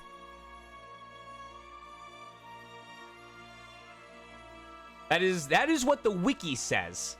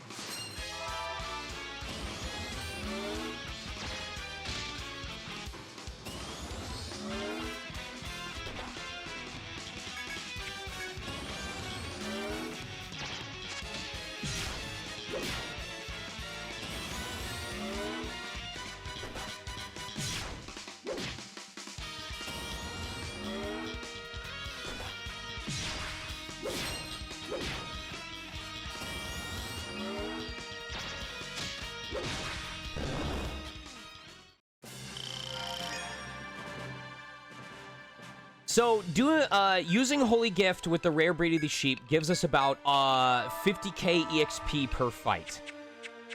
But the real hunting we're going to be doing is going to happen in the 4th stratum. Because I think I hunted most of these FOEs, so I need to give them time to respawn.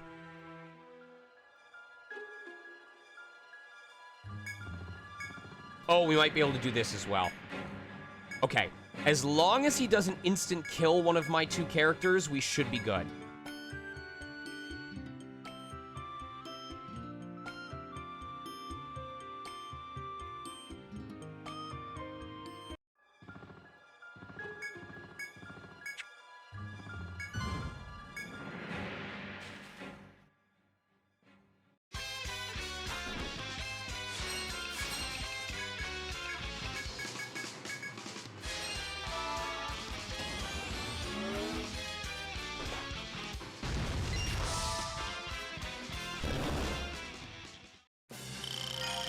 So there's 123,000. And that made our characters gain 2 levels just from that one fight.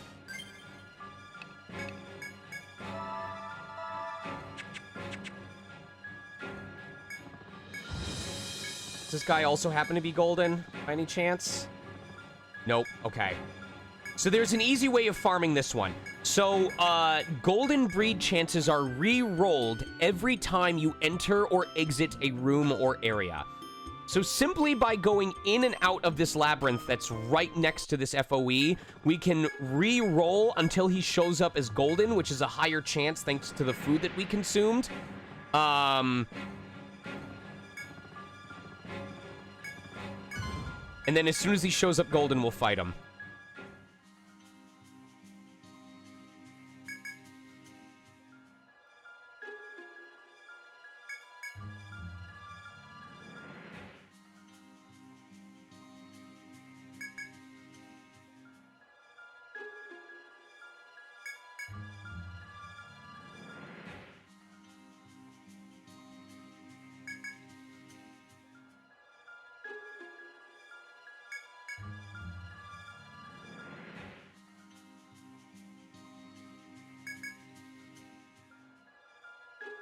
This would take a way longer time if we did not have the food active right now. And it also, ironically, would take even less time if we had the Ice Drake's food on right now. But literally, we're going to just go back and forth. Because doing this still takes less time than doing random fights until they level up. Remember, assuming everyone survives this fight, Roland and Dell will gain about 1.5 to 2 levels off of this single fight. Versus if we were walking around waiting for random battles to happen.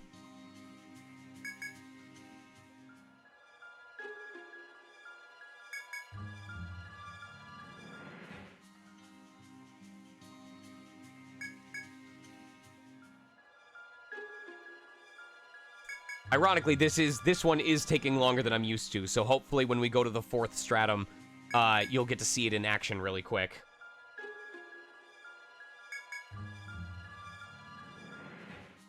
Ironically, I've never had it take this long when I was re-rolling. Now I'm gonna look like an idiot. Well, if this one fails, I'll show you Peeba Cam. Hey!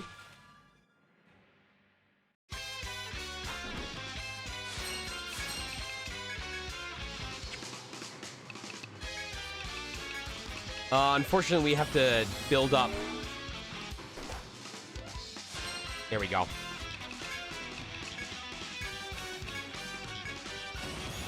Oh, I fucked up.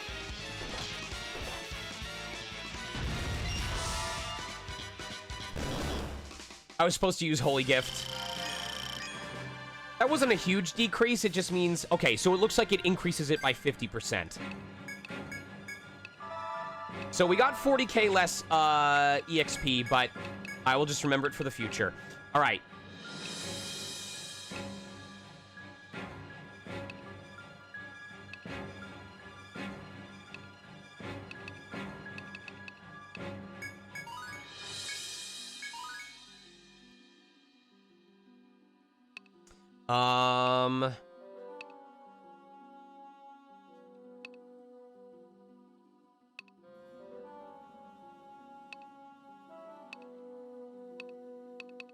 Yes, we want ranged fire attack. Okay. I'm hoping we hit level 40 for Roland by the time we get to the 4th stratum, because that is going to enable the main strat that I'm using in this next spot.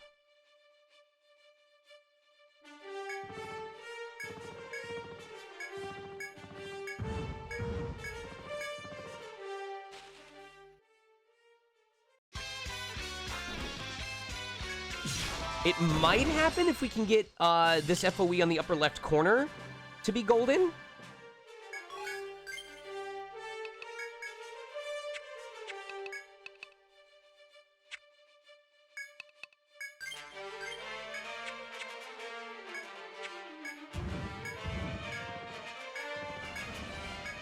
So we're going to do the same strat here.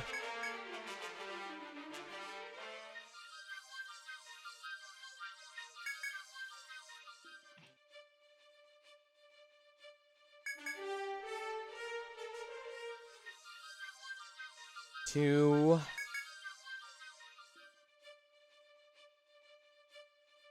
Three.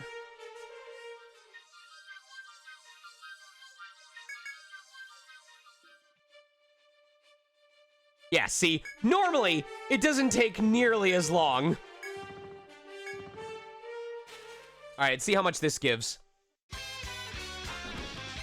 right, make sure we actually activate Holy Gift.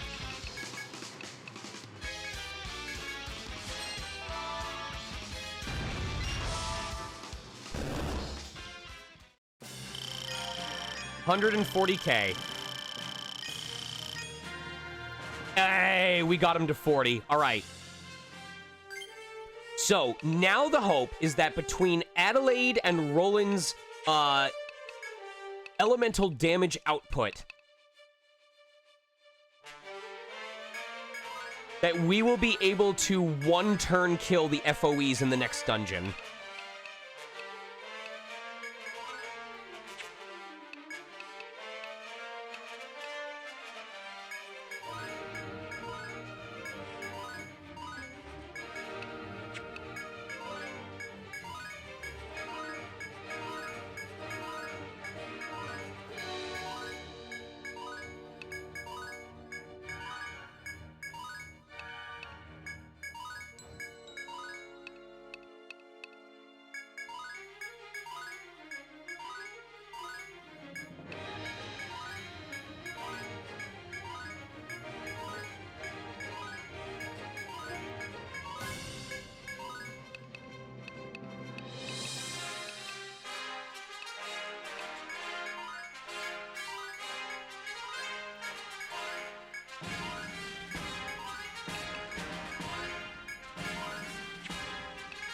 All right, cool.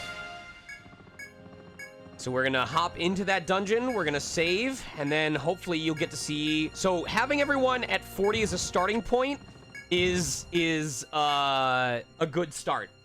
So we're gonna see between 4 a.m. where we're starting in this dungeon, not in real life, but in the game, And when it hits midnight, let's see how many of these dudes we can get to show up as gold and what level we're able to get these characters to.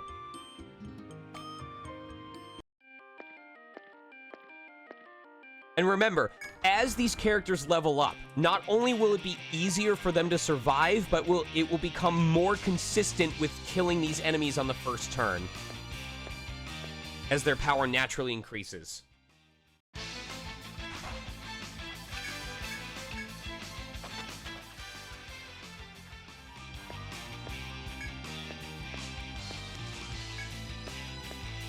I could also probably use Roland's Tame Ground as the Arcanist in order to prevent these random fights from showing up.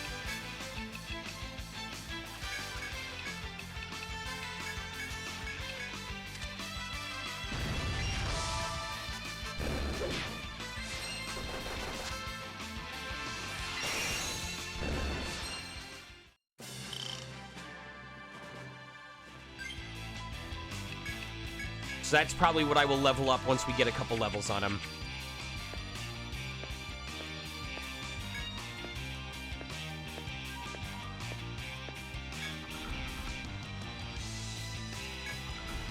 They're normal. They're normal.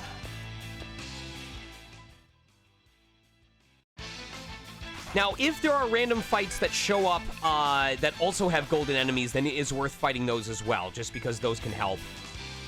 He's normal.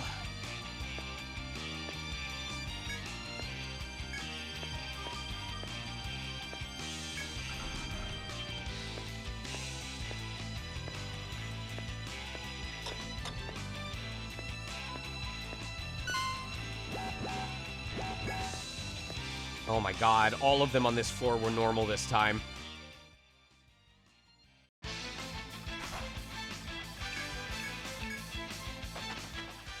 That's fine. Just because the process doesn't work immediately doesn't mean it doesn't work at all.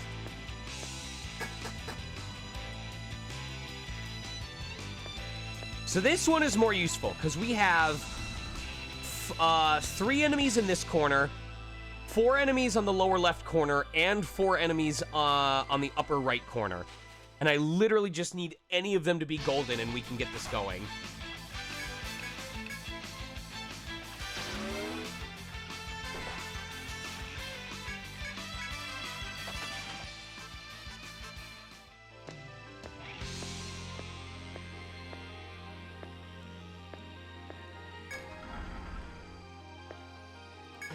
Excuse me. Please, game, do not make me look like an idiot. Please. Out of 11 enemies on this floor, with a, like, 10 to 15% chance of spawning gold, can we please have one of them do that?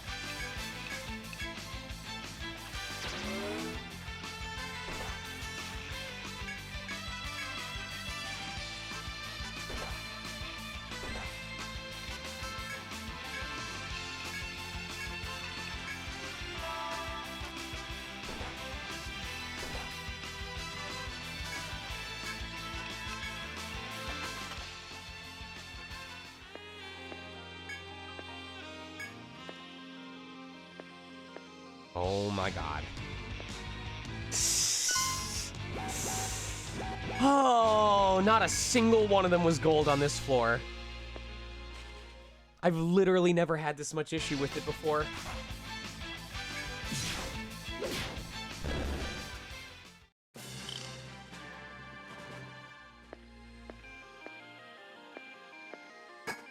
I promise this works. I promise I've had it where 4 of them spawned gold in the same visit, and I was just racking up levels.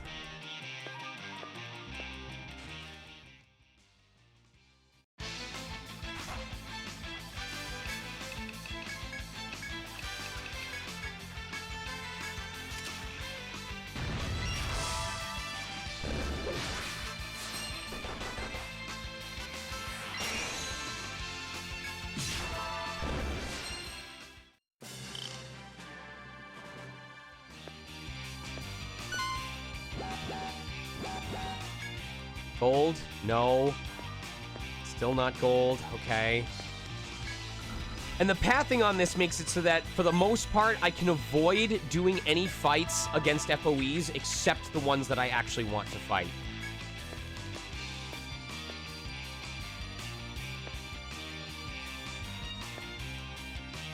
He's normal. Oh my god. This is so stupid.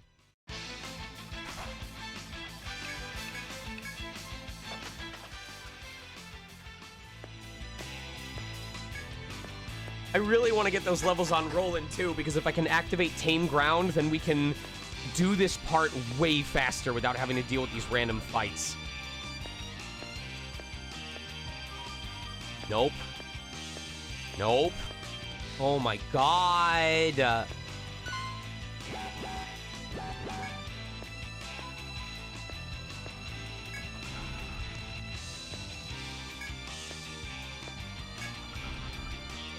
Nope.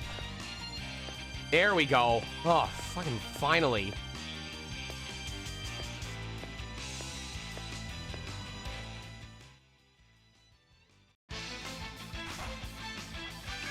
While I'm here, I might as well see if that dog on the lower right, or the upper right corner happens to be gold. Because if he is, then...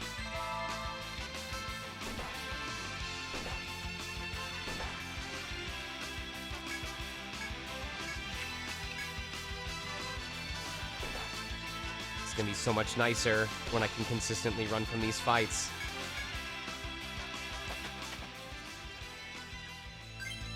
Shit. Well, he's gonna activate one of the dogs. Unless I dip back this way.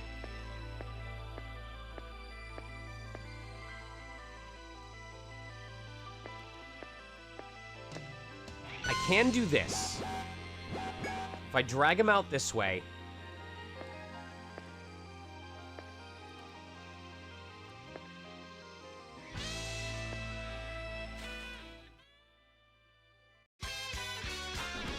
Alright, here we go. So, Flame Drive, because he's weak to flame, normal attacks, and she should kill him before he gets to do anything, because this robot will always spend the first turn targeting an enemy instead of attacking. Another interesting quirk I noticed, also.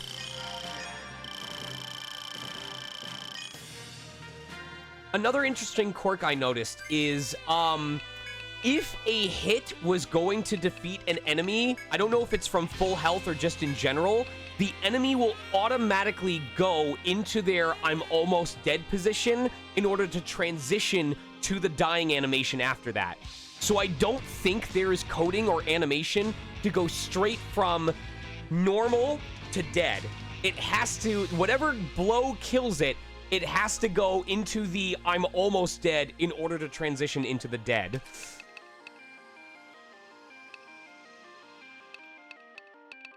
Oh, he just has Bracing Walk. Oh, the sniper is the one that has the ability that reduces... Nope, they're both normal. The sniper is the one that has the ability that reduces enemy encounter rates.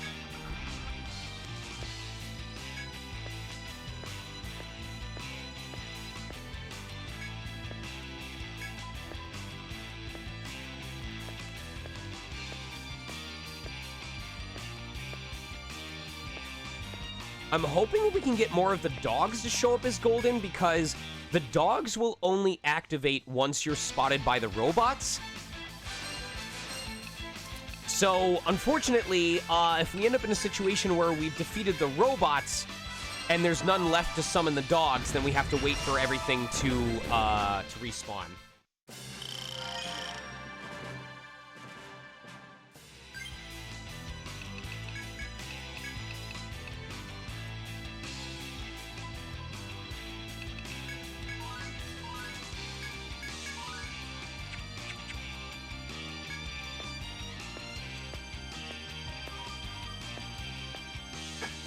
Also, hello, Jade Wolf. How much of the series have you played again? I forget if I asked you in the past, but feel free to let me know.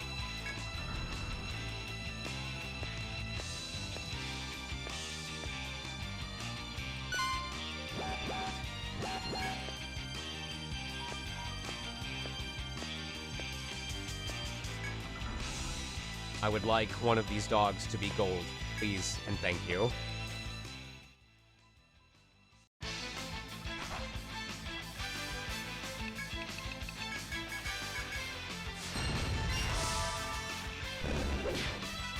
Played a little of all of them.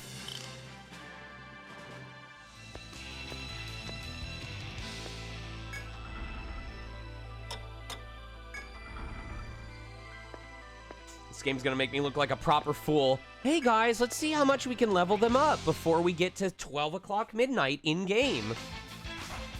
Only manages to get...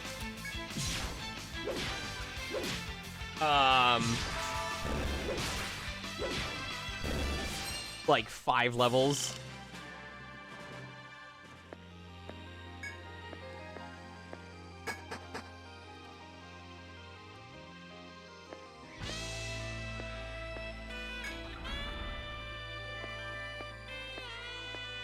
Normal. There's a gold. All right. I don't like only one robot being gold, but I'll take it.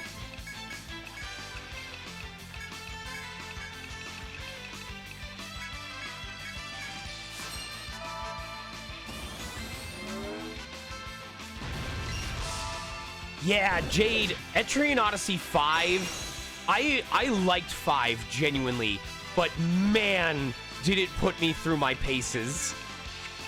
5 made me work for it.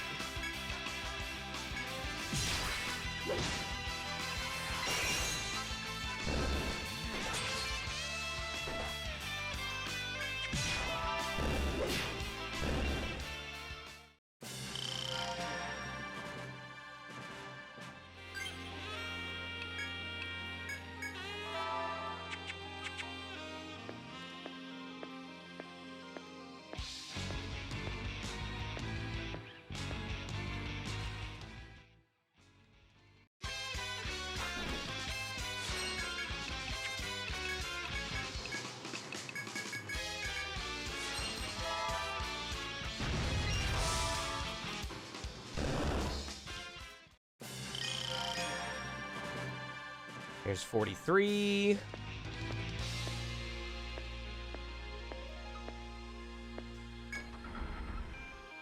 So, unfortunately, the FOEs in the final stratum have not respawned yet, because I used them in order to get the rest of the main crew back up to 99.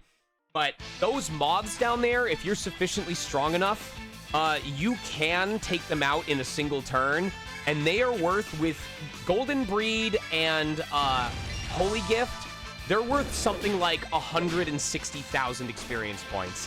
It's significant.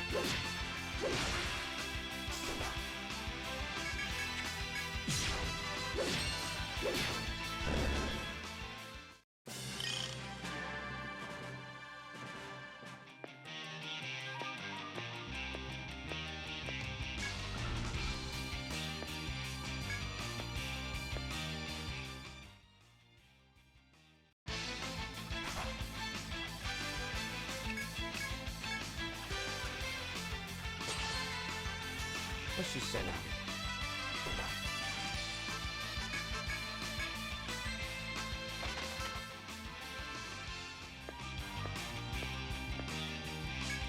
Can I please get a golden doggy?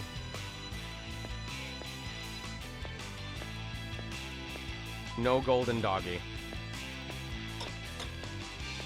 So generally, after it hits midnight, I will go back out to see if there's any overworld FOEs that have respawned, because those are much easier to check and recheck until they hit Golden Breed status.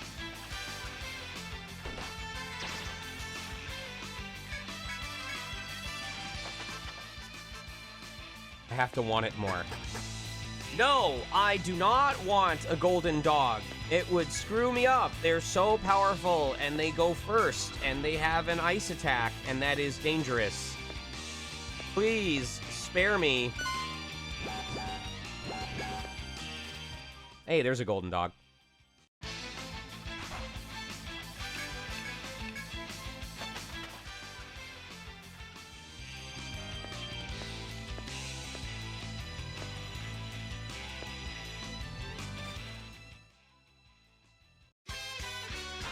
I'll just kill this one because he's about to respawn at midnight anyway.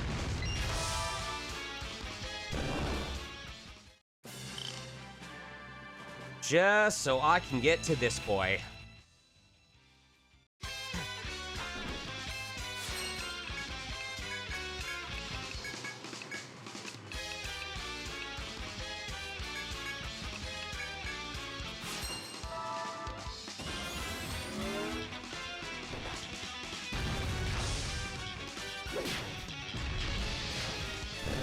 See? So, unfortunately, because those dogs do not have a weakness to any element, Adelaide's, even at level 99, Adelaide's Drive Blade ability is not enough to finish the job.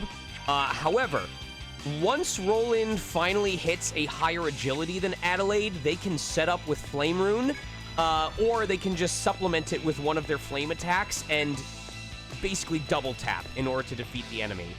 And then against the robots who are weak to flame, Adelaide's max power flame drive is enough to one-shot them. So then you just rinse and repeat.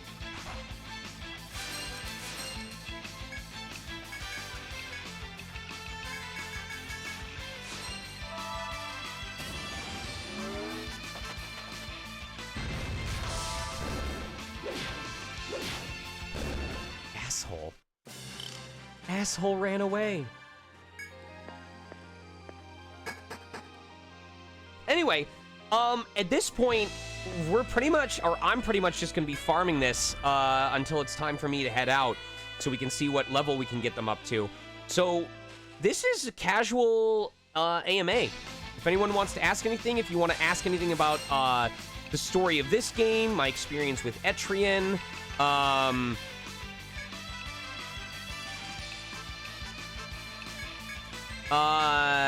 also, let me know... Fuck. Let me know if you would rather listen to something like chill hop or different music, because the music on this is going to get very repetitive after a while, and I don't want you all to be sick and tired of this, listening to this for an hour and a half.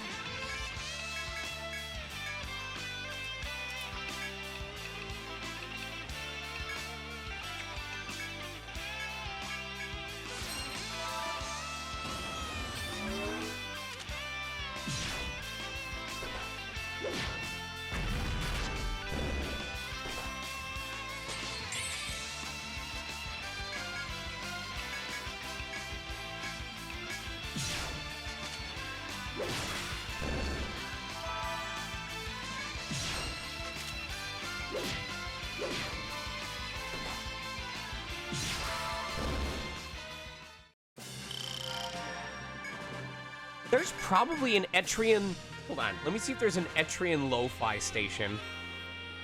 Lo-fi ETRIAN Odyssey. Hold on, hold on.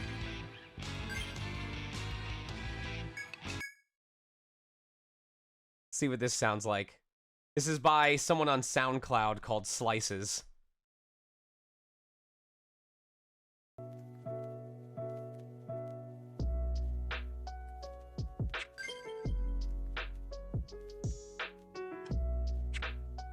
Yo!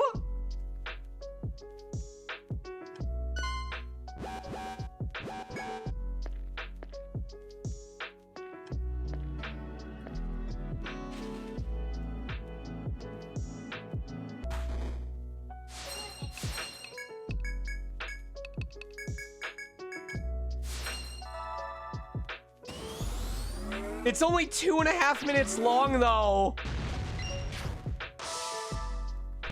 I wish there was an entire soundtrack for this.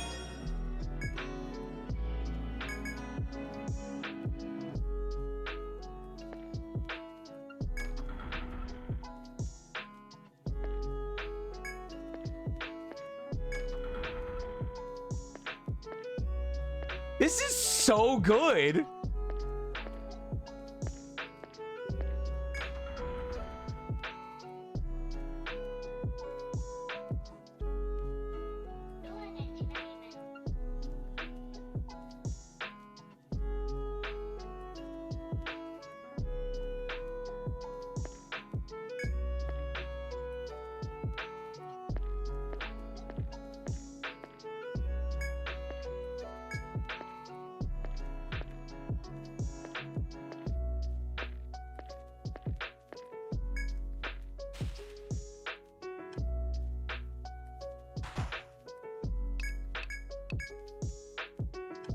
I think I might just leave it on lo-fi while I work on this.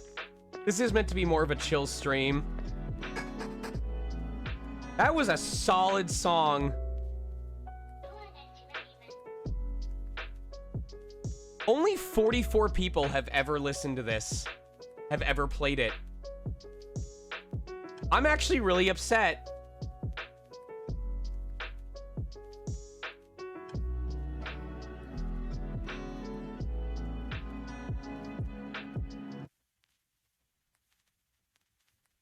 That was really good.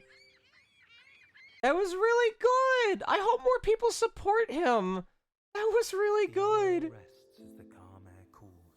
Quiet thoughts, reflecting inward on a year of highs and lows, on a year of how we've grown. In this season of sleep and pause, parkas and mittens and how far we've come, the nighttime heightens the bright northern lights. We breathe deeply, we try. The warmth is in the moment, our friendships are here.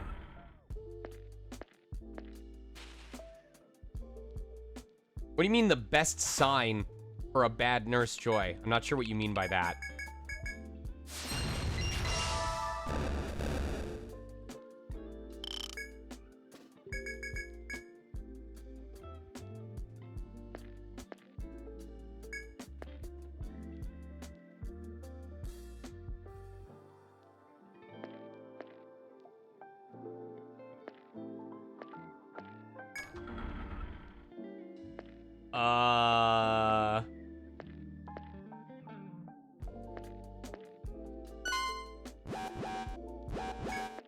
She asks him to cover all the bills.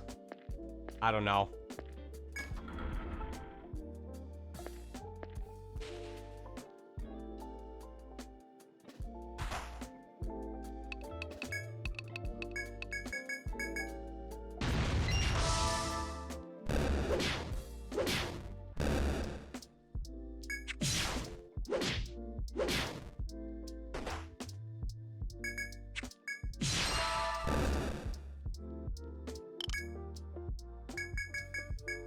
Vim, scroll up a bit.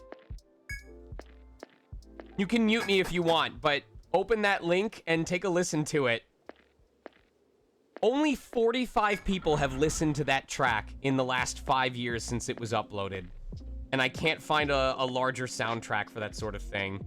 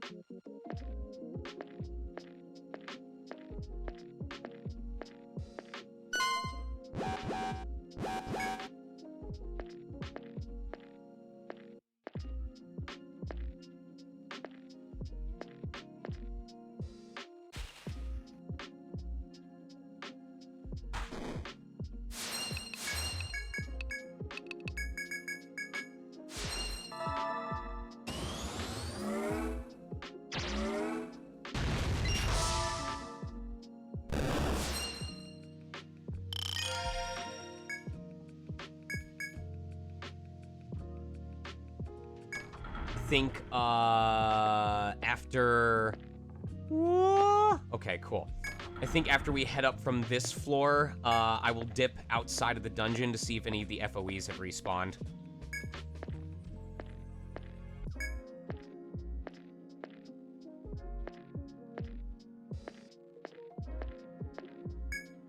I hate that just having one extra updoot on the rare breed appearance rate via the Ice Drake item seems to make such a significant difference.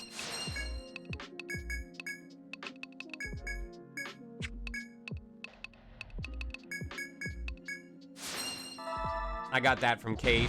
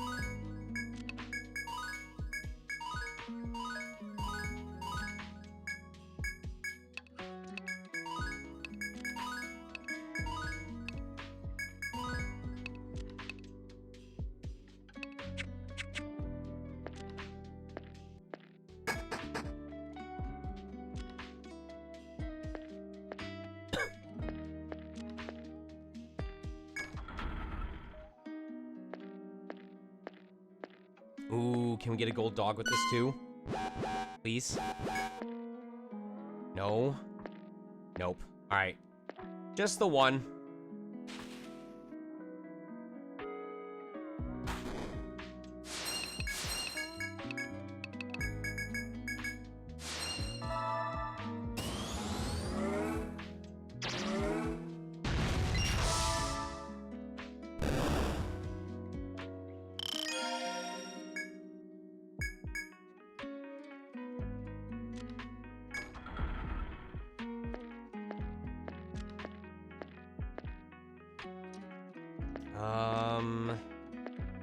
Guess I can check this one on the way out. Normal. Damn it.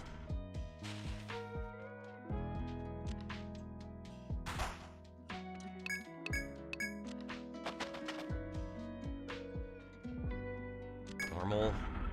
I never check, or almost never check, the one on the lower left of this first floor, because unless I'm going into the dungeon and I'm just checking it on the way into the deeper depths, it's too far out of the way, and it feels like they never spawn as gold.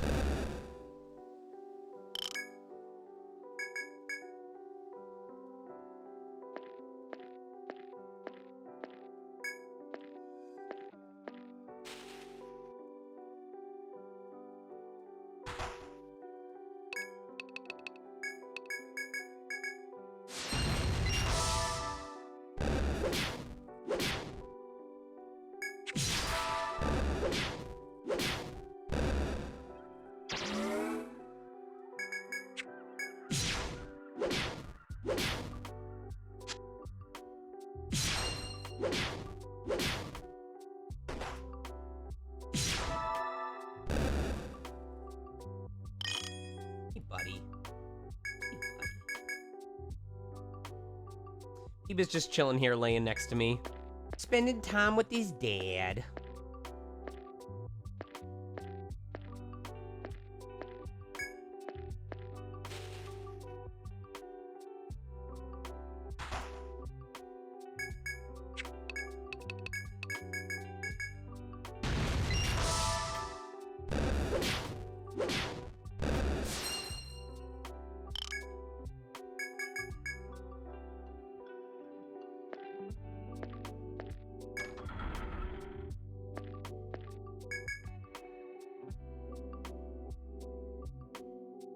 All right. Oh, this bird could be good, or this bird might destroy us. The problem is, this bird is really, really, really, really strong. And there's a good chance that it obliterates Roland and Dell before we get a chance to kill it.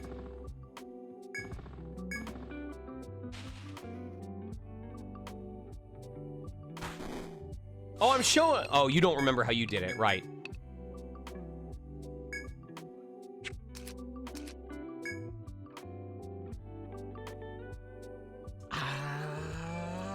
I think these characters need to survive a turn.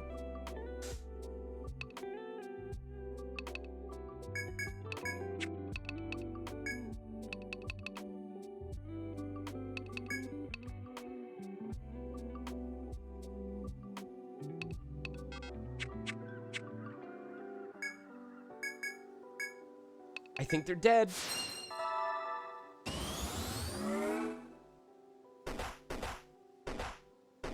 Yeah, like I said. Okay, so Godly Storm, very powerful. Maybe something to do once everyone's a higher level. But that is why, did I save? I did save, right? I saved before I went out there? Okay, good. That would have sucked if I had lost all those levels. We're fine. Everyone's still level 49.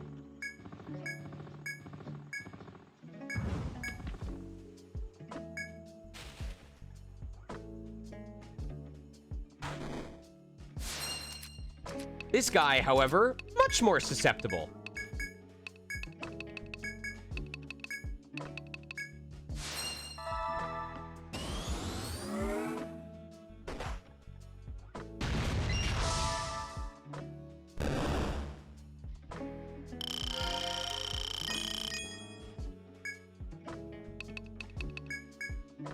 Now, I want you to notice, we did burn the first hour and a half on hunting for treasure chests.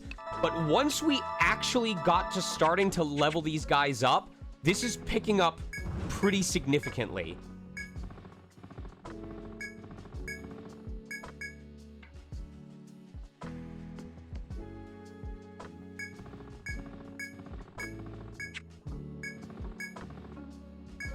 We're gonna save here to be safe.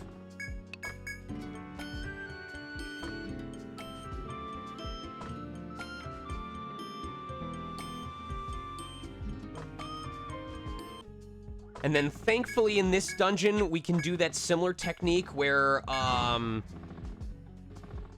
we just keep leaving and re-entering until he shows up as gold.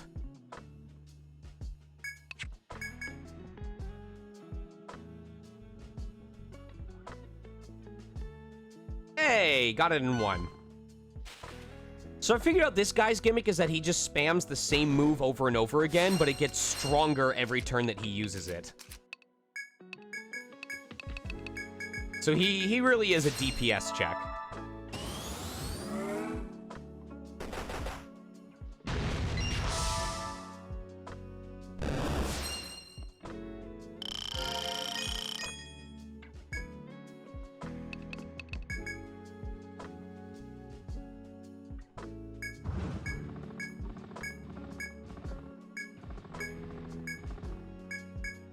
That's true. I wonder why that is. Ah, the dragons have started respawning.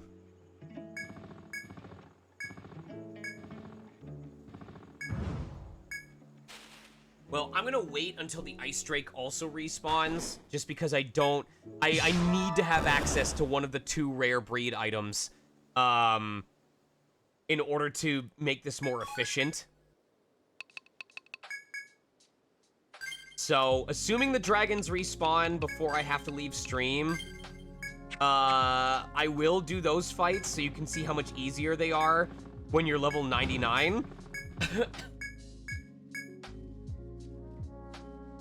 The QR code was for a potential QR quest that we were going to do, but I think I'm going to do those quests off of stream, and only if I manage to leave myself enough free time by actually finishing the remaining cutscenes.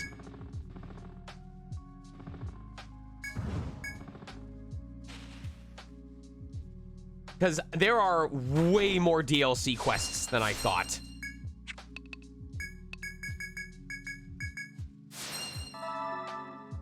I should probably just close it because it's not going to end up getting used on this stream.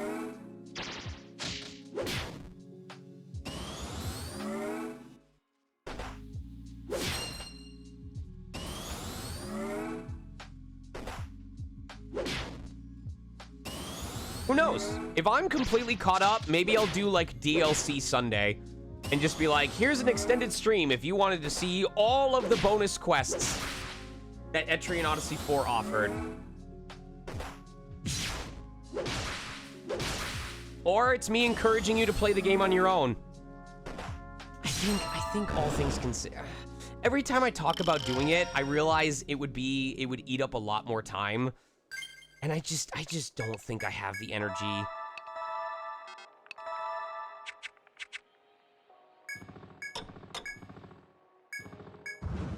I don't even remember if I did all the QR code quests when this game first came out. I think my main reason for not doing... Here's the main reason. First of all, QR code quests are different in that you can only take one at a time, and it forces you to finish the one that you're on before it'll let you do the next one. And it's not the same as the main game's quests where you can have up to 5 active at any given point. So already that's going to take long because we have to finish a quest and then go back and take the next one. The other major reason is because we've already done the majority of, or we've already visited all the areas in this game. So there is no enemy that we would be fighting. There is no, you know, experience that we would be having that would be brand new. So it would have been something to couple with the other quests in the game as we were working our way through. But just going through them one by one at this point in the game, I don't feel like it offers anything other than potentially additional dialogue for someone like Kate to narrate. And out of respect, yeah. And out of respect for Kate, she has done a phenomenal job as it is. And I don't think... I'd rather the last you hear of her be on the official cutscenes that I wrote.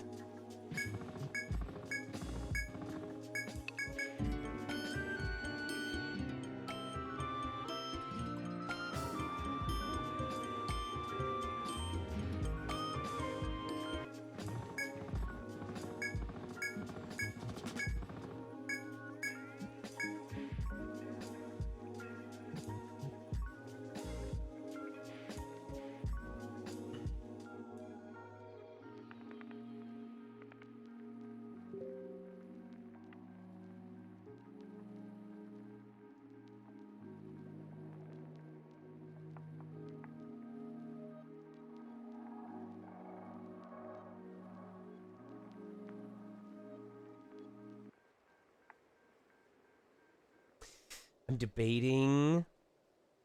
debating. Do you all... Can I trust everyone on this stream to not ruin a present if I sneak peek something?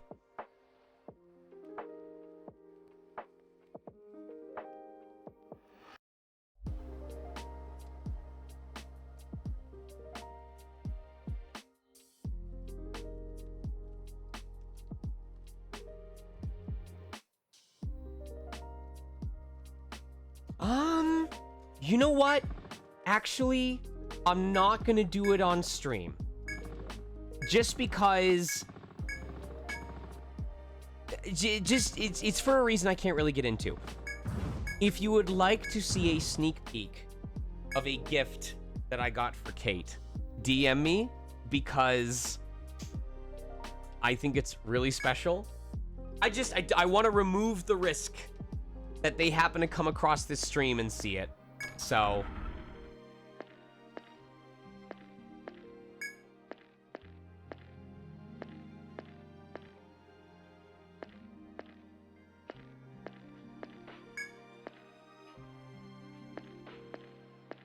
All I'm saying is, if you are really curious and want to see a super creative gift that I have been planning for Kate, send me a DM on Discord or Telegram, and I will show you some details.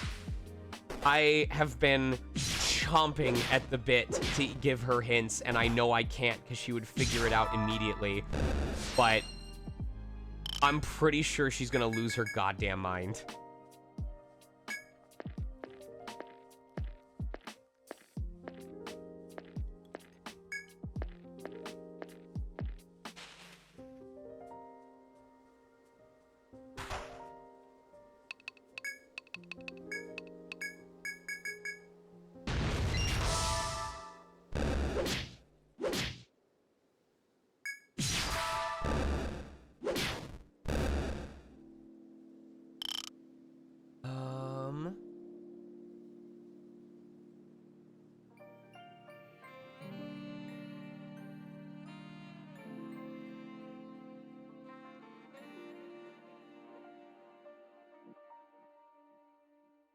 Hold on.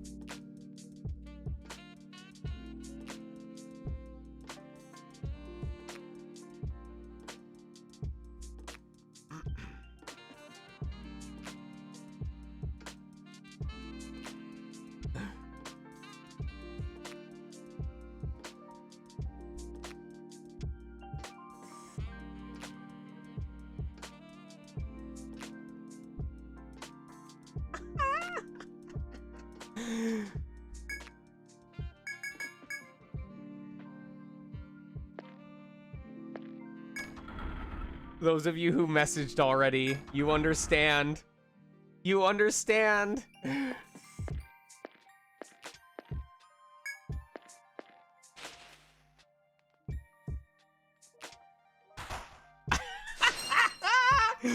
Oh, it's so good, and I can't say a damn thing about it, and it's killing me inside.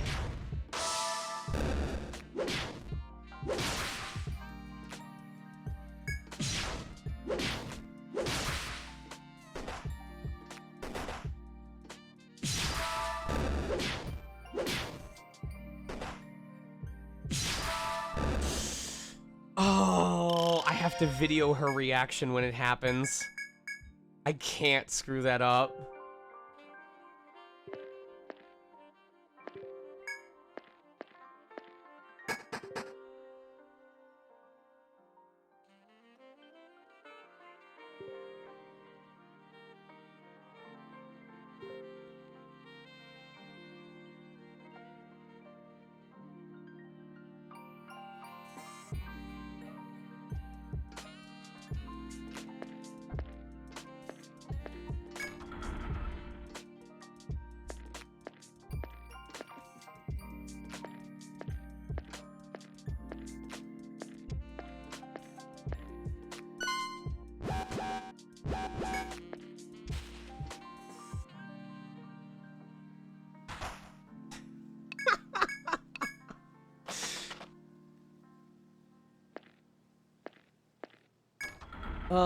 Anyway, since things are so relatively low-key right now,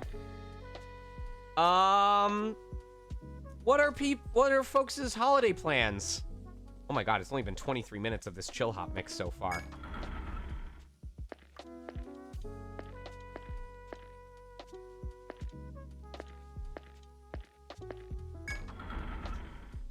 It's been really weird this week because I probably have to do a print count tonight of Digital Circus stuff to make sure that I have enough stock. I don't know whether I have enough stock for the cafe thing this weekend. I don't know how busy I expect that to be.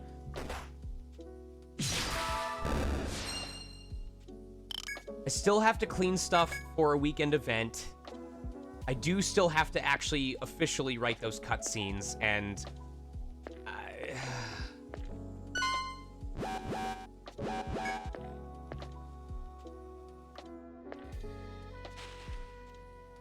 oh, that's cool. Yes, Log, I will be at the cafe. Were you planning on going?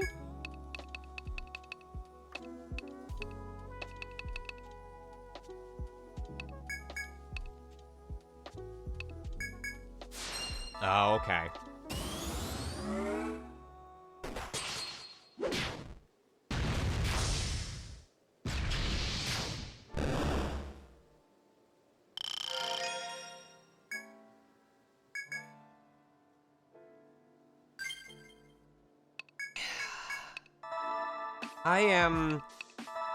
Vim, I don't get... Like, I think about how strained I feel just trying to take care of stuff for this week. Like, all things considered, I do not have a lot of voiceover jobs this week. I don't even remember if I had one on Monday. Did I, or was that just auditions? No, I've had no official voiceover sessions this week. I've had freelance stuff, I've had independent stuff, but I've had no studio sessions this week, and it doesn't feel as though I've had that much extra free time. So, like, I'm trying to prepare for this party tonight. I'm trying to prepare for the cafe event in the weekend. I'm trying to make sure I'm ready for the event that happens after the cafe event in the weekend. And then you mentioned something about putting the house together, and I'm like, when's the last time we had our house looked at? When's the last time we had, you know, our fridge inspected and cleaned out? When's the last time we had our AC and stuff inspected? Like, I think of Westside Kimono is doing a meetup event in Southern California. But I think about all of these things that need to be maintained and looked at and reviewed and preventative maintenance, and like, it just hits me all of a sudden of like, I haven't been on top of any of those things. And I consider myself someone who has a lot more flexibility in his daily life than most people do. So, like, how do people with 9-to-5s do this? How do people who are living paycheck to paycheck do this? It makes sense suddenly why there are people who prefer renting to owning a house, because at least when you rent, if you don't have a landlord who sucks ass, at least you have someone else who's responsible for making sure the units are maintained.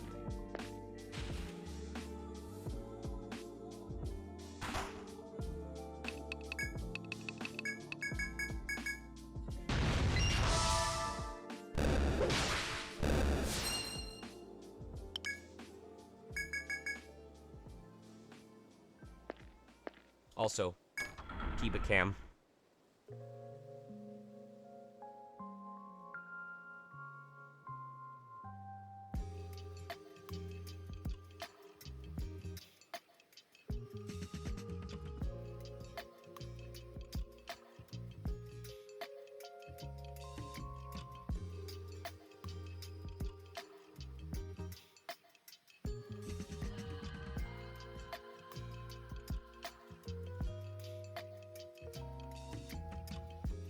Piba loves spending time with him, Dad.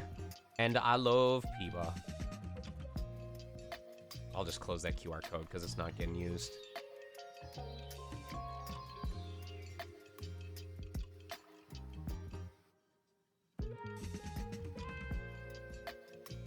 Yeah, you're here for the Sonic Mega EXP Grind Stream, where we are beating off enemies with a metal stick over and over again until they release all of that sweet experience for our party.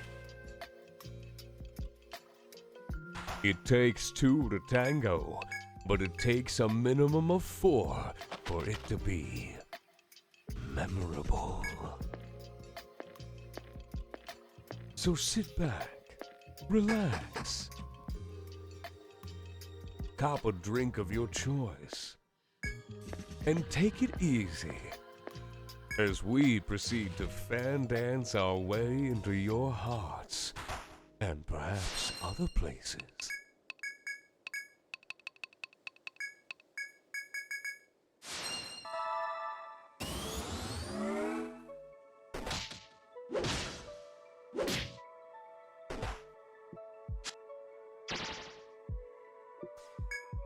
That was another thing that caught me off guard. I needed to do... I was trying to hop right into doing this. Status ailments.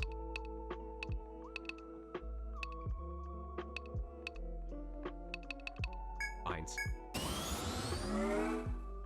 I was trying to hop onto this as soon as I was done with my recording session, but doing the session I did made me so sweaty that the shirt I was going, oh right, I need to throw that in the dryer. Hold on.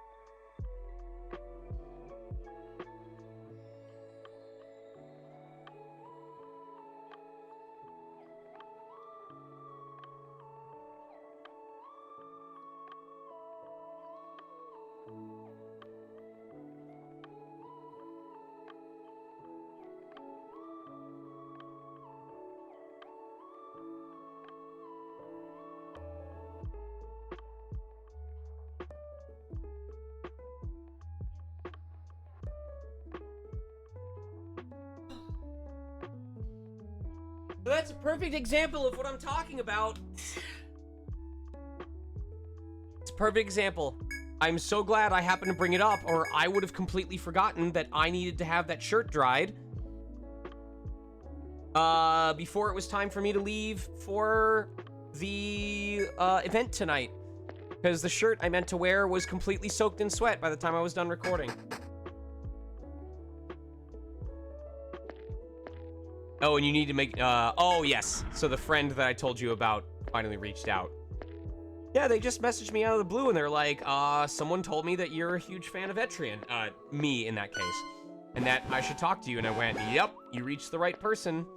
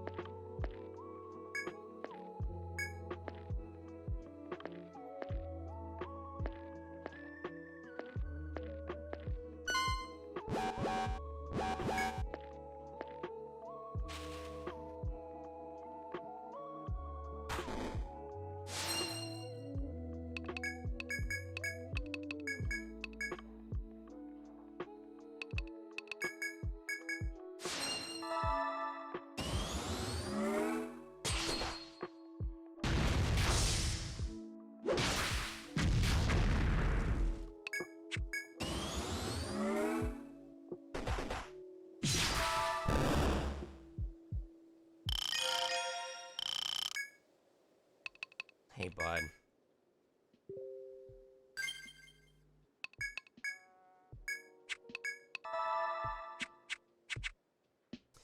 Well, an interesting scenario has happened. Hold on. Oh, Peeba. Peeba. Oh, he's laying on the A, and it's typing Sean. Hello. Hi, bud. Alright, let me move this. So...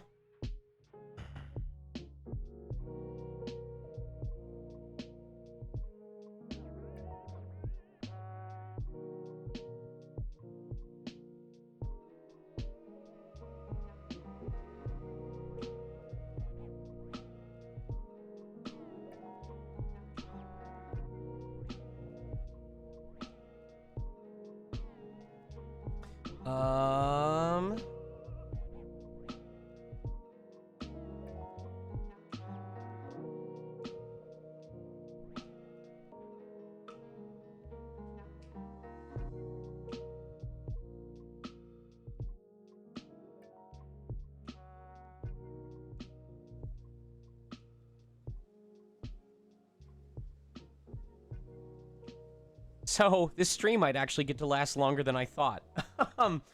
I had invited Kate and Sage out to a...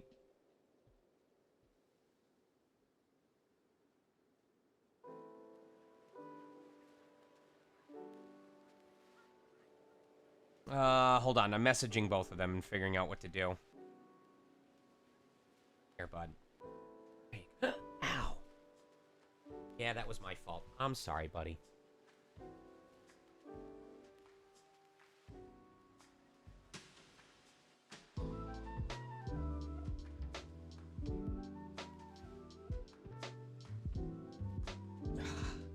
I don't know.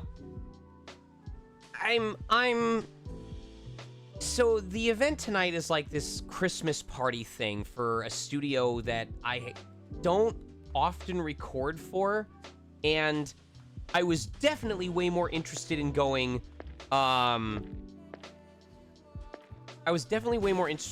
when either Sage or Kate or both of them were going to be joining me. But now that each of them has a reason not to go, for example, Sage, it turned out we didn't have all the stuff we need for cat food that we need to make tonight, and she wanted to, as long as she was going to make the extra errand, she's like, I just want to conserve energy and stay home. And because of where Kate lives, it's like a 2.5 hour drive for her just to get to Burbank. It's not worth it.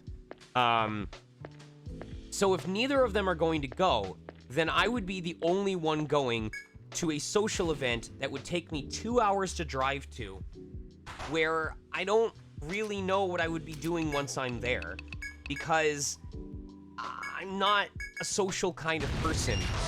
Like, the problem is, if you told me this was just a holiday party and people were eating food and hanging out and doing stuff like that, then I would be game for it. I'd be like, yeah, that sounds fun. But it's almost never just about that. It's also secretly an industry networking event, because it's a bunch of actors and a bunch of directors and a bunch of people who are all in the same business, in the same space, talking shop with each other, asking what they're up to. It's that societal secondary nuance of here's the second real reason why you're here. And I don't want to do that. And the problem is, I know that affects my marketability in this industry because I'm not the one rubbing elbows every chance that I get. And it just...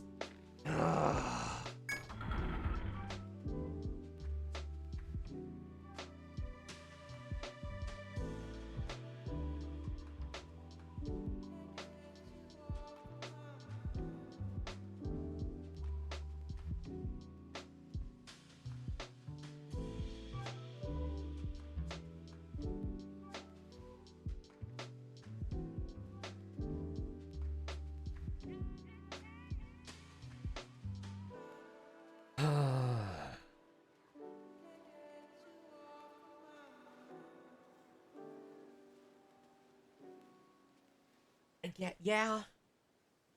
Or it's the fear that if I went and I wasn't a person, if I went there with the sole intent of eating food and relaxing and watching things and not necessarily interacting with people other than casual conversation, but most everyone else is there in order to network, then it would look worse on me than if I just didn't show up at all and said, you know,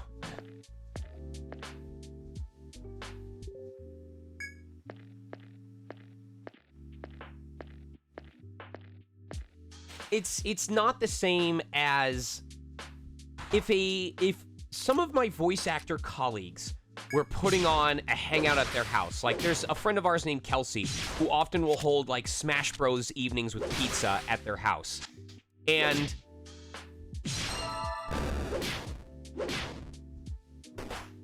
perhaps, Log, what makes it difficult is that if I lived in Burbank, if I lived close enough that this was, like, only 20 to 30 minutes away, then it wouldn't be so much of an investment. But it's because of the fact that if I choose to go to this, I have to commit a minimum of 90 to 120 minutes driving to this event, hope it turns out to be what I want, and then spend another hour coming home.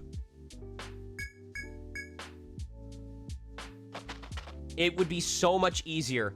It would be so much easier if I had another person close to me going with me, because then we could, like, check in with each other and be like, how's the vibes? How are you feeling? Do you want to dip out early? Can we be each other's excuse? But if I'm the only one who shows up there, man, social stuff like this is such a chore.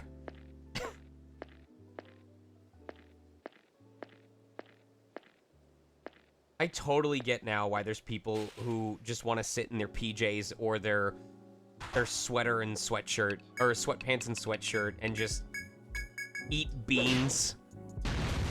That's what you do, right? You sit on the couch and you just reach into a cold can of beans and just eat them by the handful.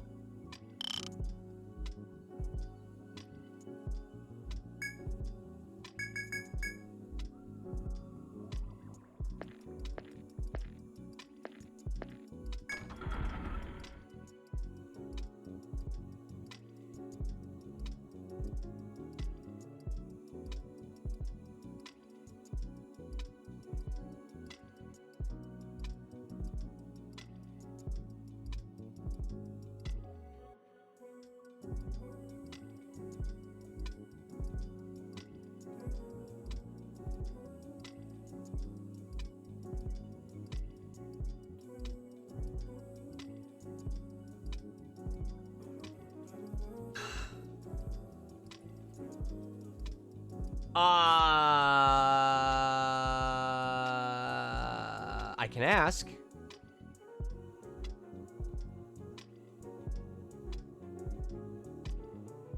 Or maybe not, because I don't remember how to reach their Discord. Sorry, my brain is being real weird today.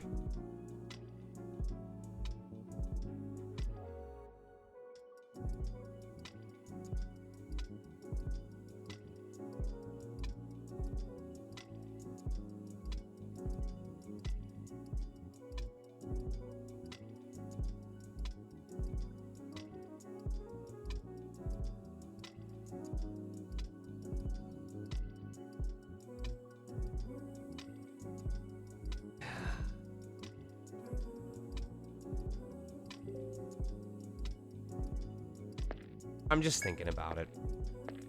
Because then, of course, there's the other side of it, which is, if I said that I was going and then I changed my mind, how does that reflect on me? You know, do they just go, oh, that Chiplock, we almost never see him at events, and then the one time he said he was going, he backed out.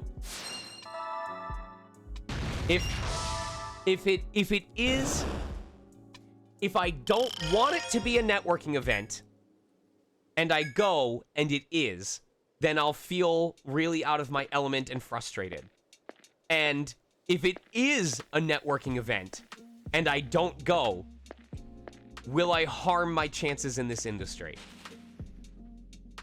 That is probably one of the most frustrating aspects of this career as a whole, is I never truly feel like I'm allowed to take a break. There's a collab to be doing with another voice actor on their stream, or there's a convention to be marketing myself to, or there's a social gathering that's also secretly a networking event. And I think this is probably, for myself as an introvert, this is the most exhausting part of it. I know that it doesn't require me to be rubbing elbows with people all the time in order to have a successful career. I'm living proof of it right now, because I don't do all of these networking events, and I would consider myself to be someone who's working pretty damn consistently. But eventually you ask the question of, is that why I'm not a part of bigger things?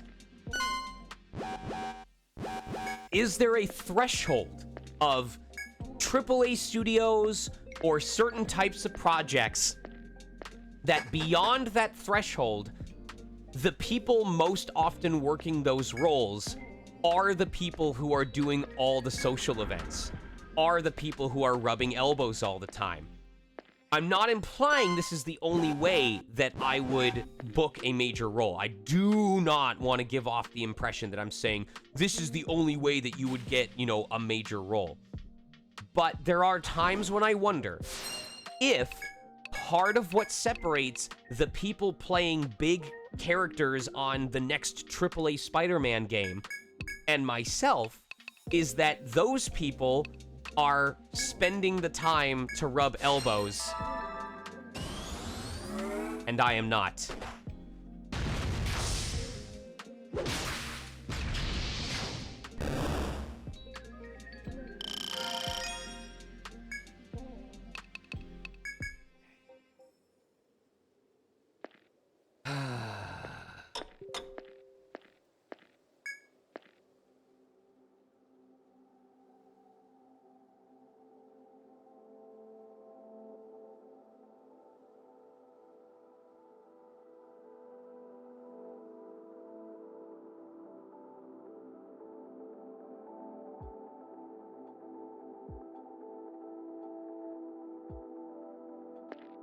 My gut's telling me I should go, but I don't want to because it's so far away. And I just think of what else I could do with that time.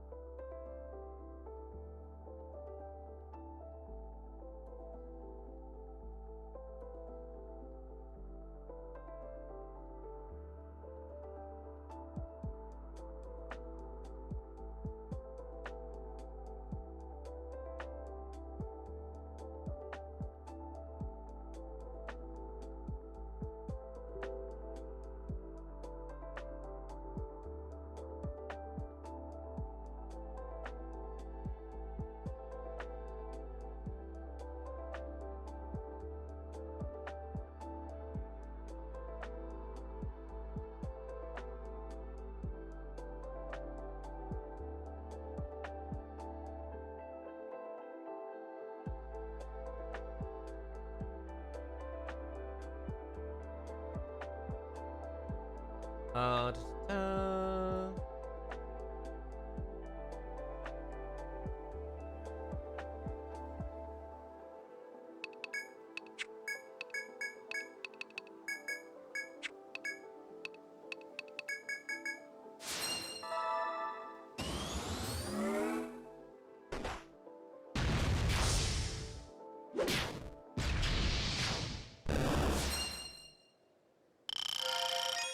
What will I do if I don't go to the gathering?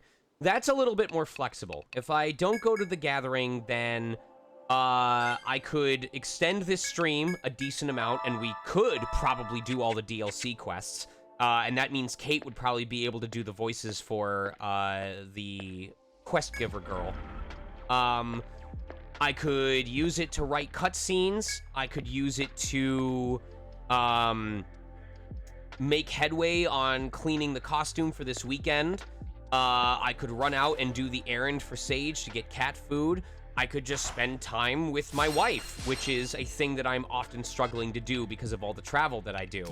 So there are a number of different things that I could do that all are equally valid.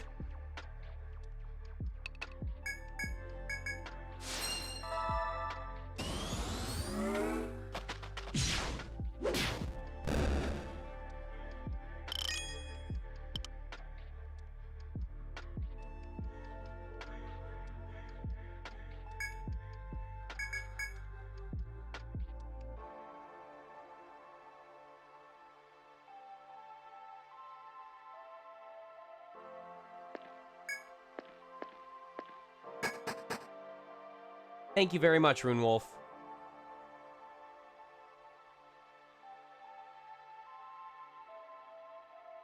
Let's see what the drive time is if I leave right now.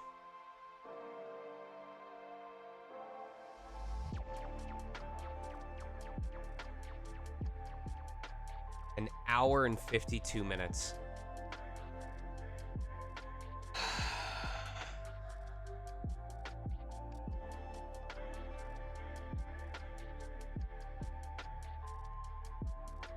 It's tonight. I would be, if I wanted to be there on time, I would basically need to leave in the next half an hour.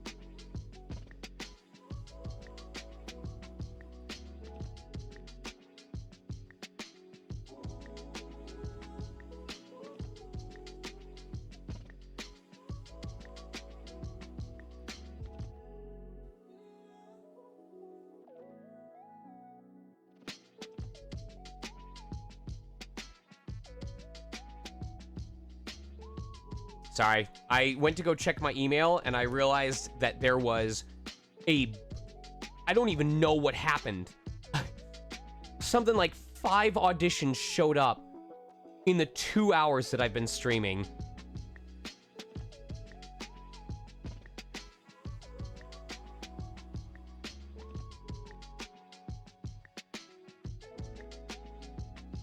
Most of them are due Friday.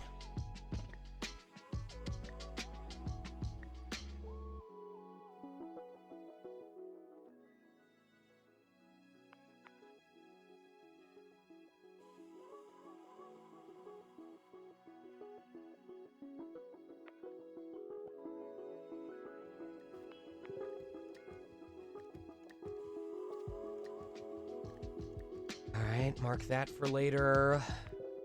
Give them my avails for this.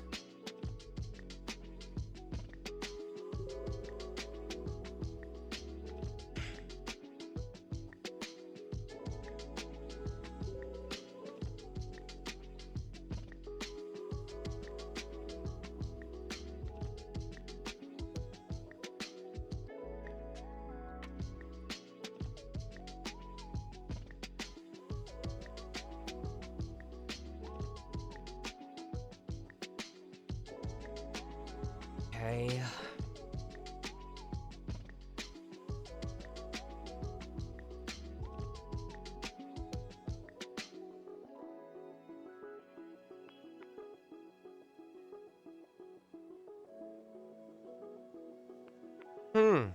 Interesting.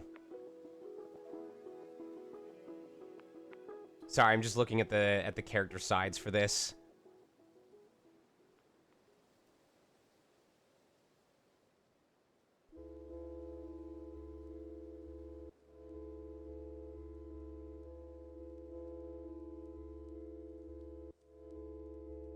I'll have to work on these later tonight. Or if I stay home, I can work on these because they sent me... Oh, they just sent another one. Now I'm up to 1, 2, 3, 4, 5, 6, 7. Oh my god.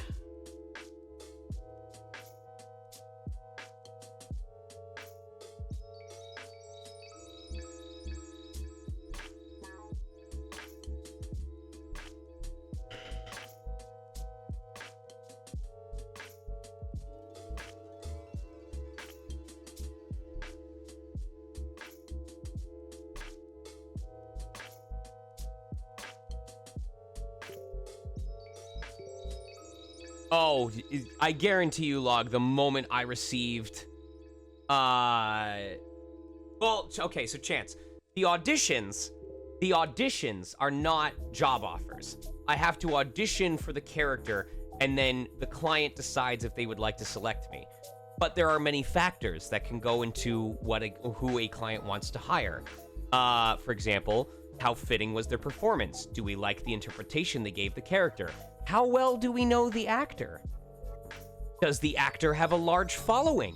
Can we market the actor if we hire them for this role? So I hate to say it, but I guarantee you, I don't want to give the wrong impression, say this is what the entire industry is, but over the course of all the auditions I have done, I would put money on the bet that at least once or twice, a role that I have been considered for has ultimately gone to someone who had an equally good performance, but had more connection to the people working on the project, or had a larger audience that the client could make use of if that person was hired. It's really hard to say that sort of thing without it coming off as, like, sour grapes or something like that, but also it would be naive to say that has never happened in the course of the industry.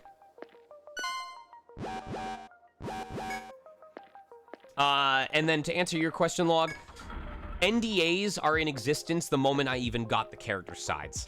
Like, the fact that I received the character sides means that my agency at some point had to sign an NDA saying, you can trust us that we and our talent are not going to spill this info if you give it to us. So, if I were to talk about any of the things that I auditioned for, myself and or my agency would be in deep, deep shit.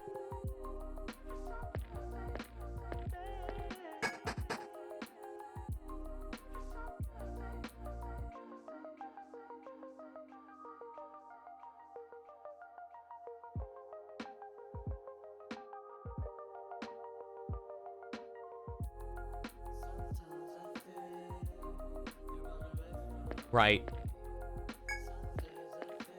So God, I just wish the drive time was like half an hour away.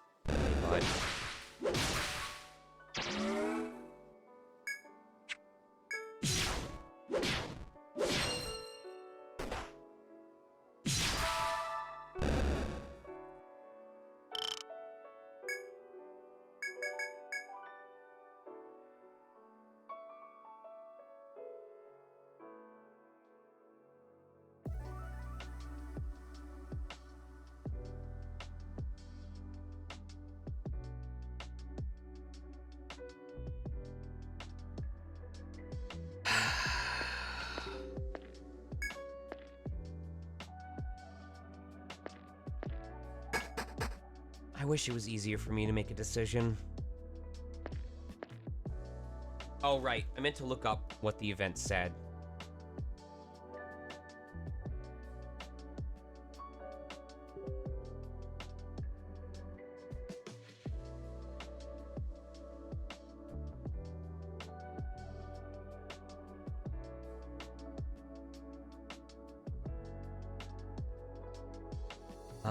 It would be in my email inbox.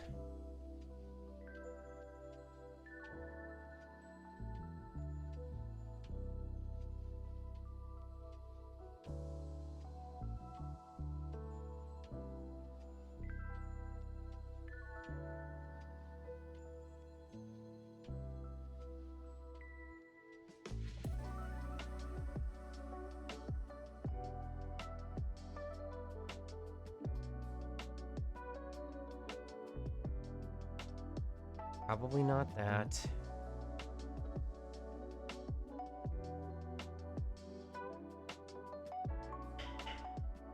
Seven to 11 p.m.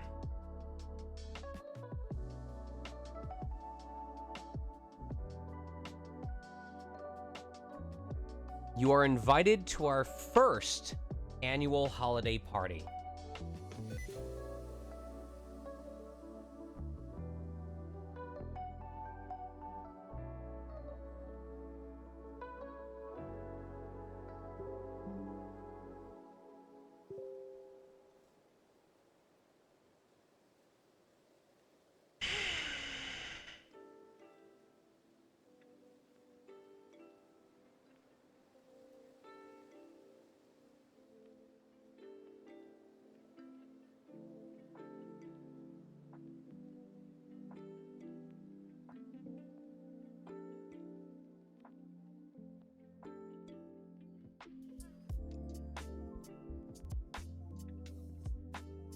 Finger foods, cheeses, Asian snacks, and gluten-free vegan fare.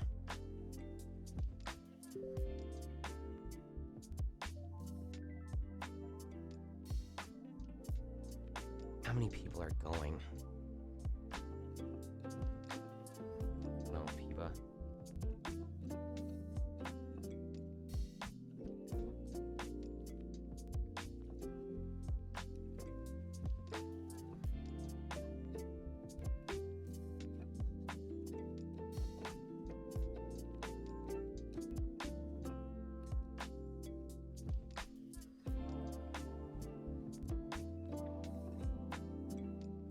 Wish it was easier.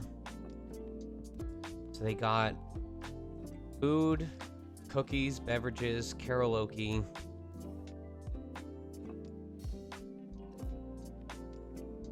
Or Broadway standards or whatever you can convince them to play.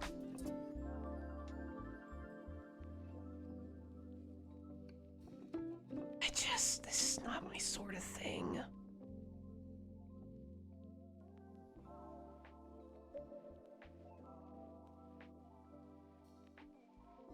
Yeah. You spelled it right, Runewolf. That's exactly how they spelled it. Karaoke. Where they're gonna be singing Christmas carols around a piano.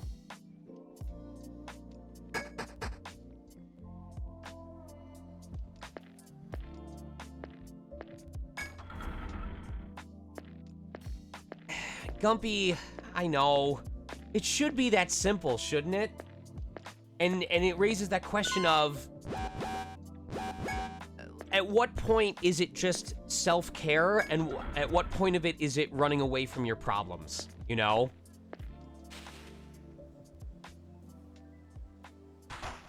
Imagine how much we'd miss out on in life if we just said no to everything that made us even moderately uncomfortable. Or if we never tried something because we were scared of it not going well.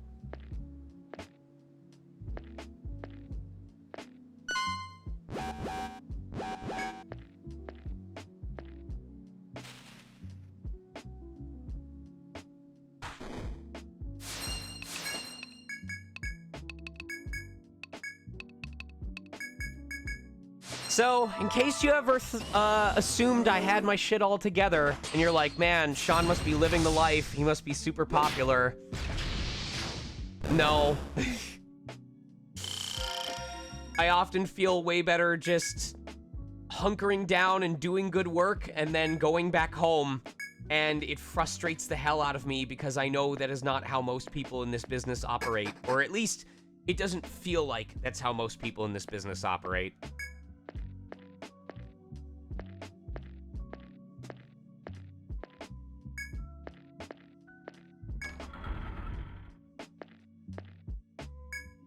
I could... Whoa, sorry, peeps. Spoke too suddenly, scared the shit out of him. I could get more value out of not going. This is the dilemma, right? So yes, I could get more value out of not going. But that's also only if I use the time that I was given for any one of those things. Which then raises the question of, if I choose not to go, am I morally obligated to spend the time on the thing that I mentioned I could be doing instead? Otherwise, I was just making a stupid excuse. Or is it a situation of, well, there's nothing, I don't need to justify not going at all. You know, like part of self-care is going, I'm just not interested in going. It's the difference between telling people or telling someone, no thanks, or I can't because, versus just going, no thanks, and not having to have a justification because that's not the point. The point is having agency over what you do.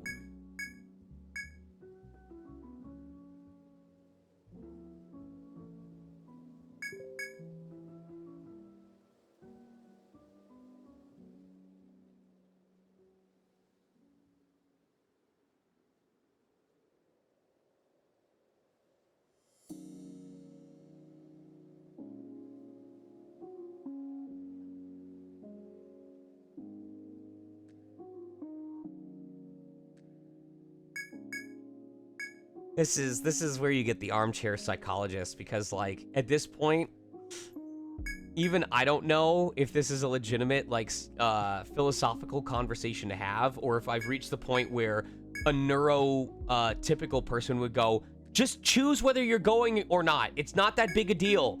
Nobody cares. No one's going to be reflecting on it. They're all going to be busy focusing on eating food and hanging out with each other. No one is going to notice whether you show up or not.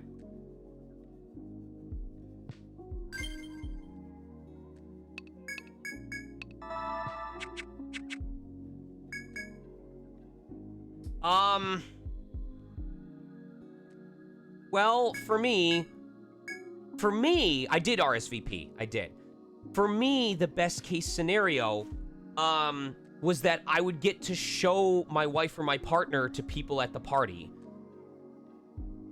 Hold on. I'm gonna actually share this.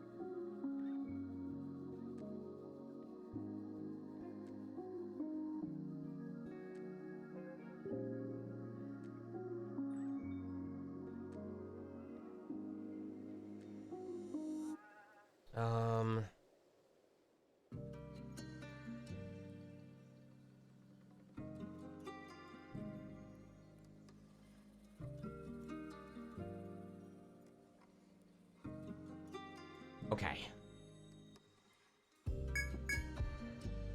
So, Log, we're wrapping back around, Log, to the beginning of this conversation.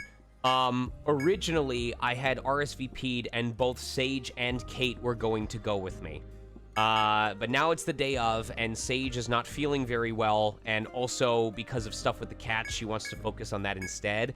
And Kate really does not want to go because it is a 2.5-hour drive from her place to go to this event. And probably an hour and a half to get back. And she's like, I would be spending 4 to 5 hours of my day after already working my regular 9 to 5 in order to go to this event. And if neither of them are going, then a huge reason for me wanting to go is just gone.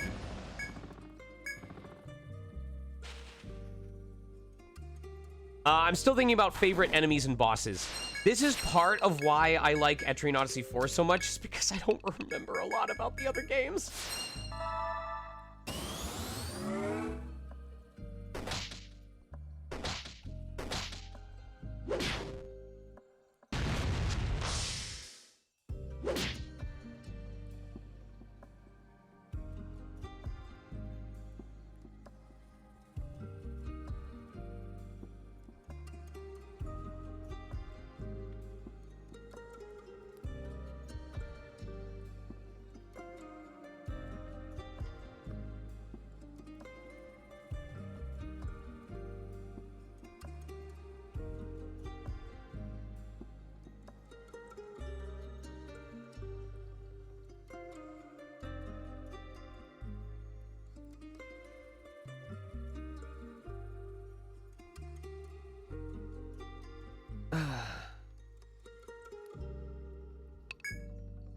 Oh, cool. Did we miss? We missed. All right, sweet.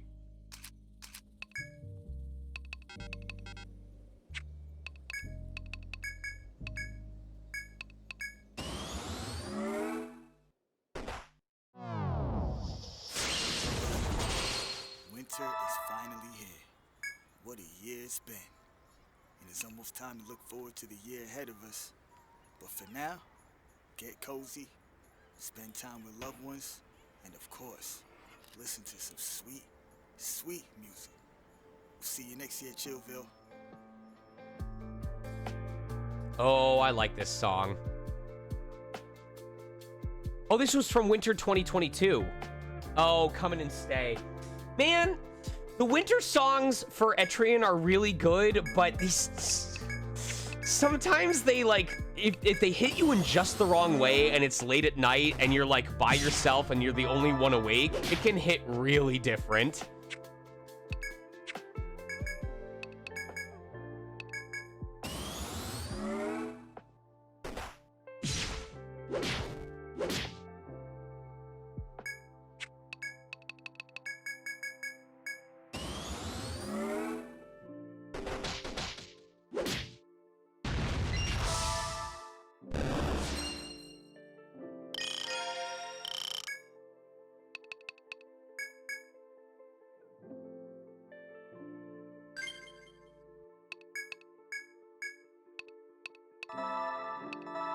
Wait, what do you mean ETRIAN music can hit really weird if you're in a bad mood?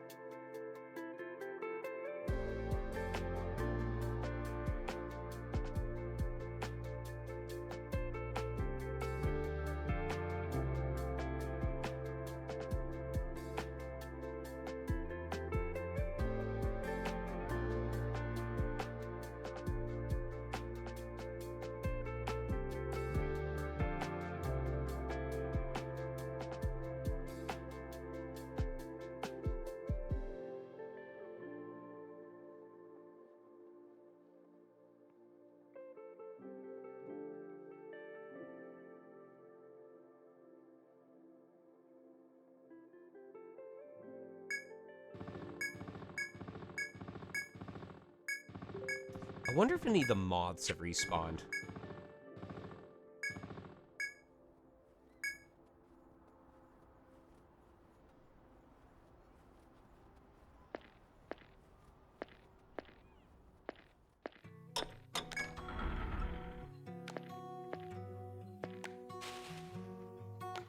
Oh, no, I was talking about chill hop music, sorry. Do you know how you did on your finals, Randalls?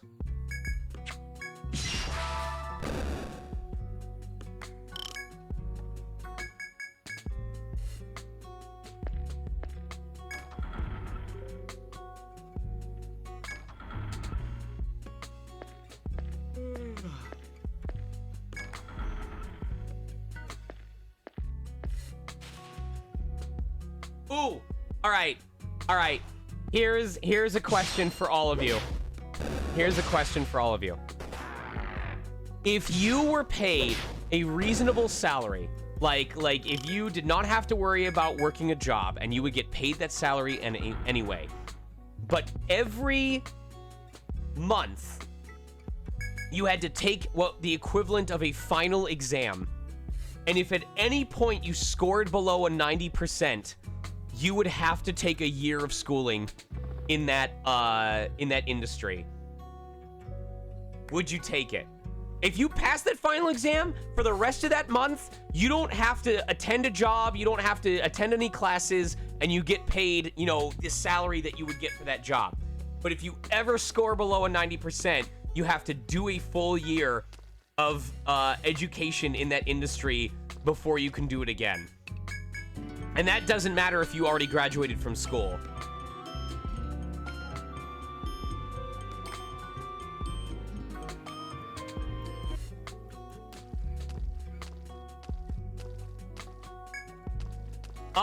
You would get the money, bad player. I think of it this way, because like right now, a lot of us are working jobs, right? If you didn't, okay, so we could do it this way. You wouldn't have to go to the job, and you wouldn't have to go to school if you passed the exam. If you don't pass the exam, you would have to do the job, and you would have to go to school simultaneously in order to get paid.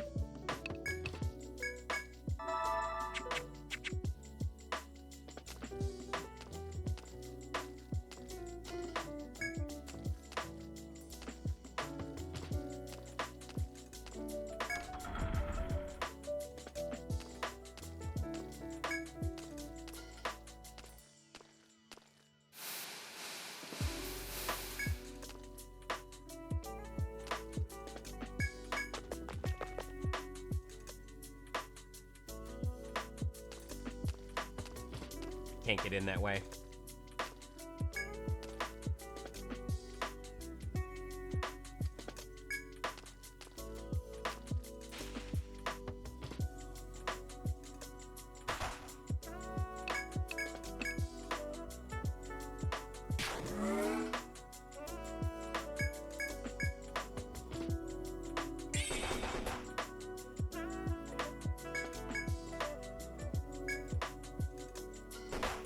Oh, cool.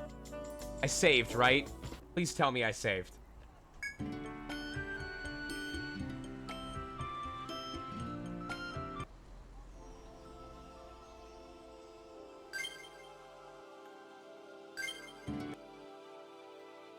Okay, cool. Nice. I was trying to figure out what the fastest way was to get, to where that flame was so I could freeze it up again, but...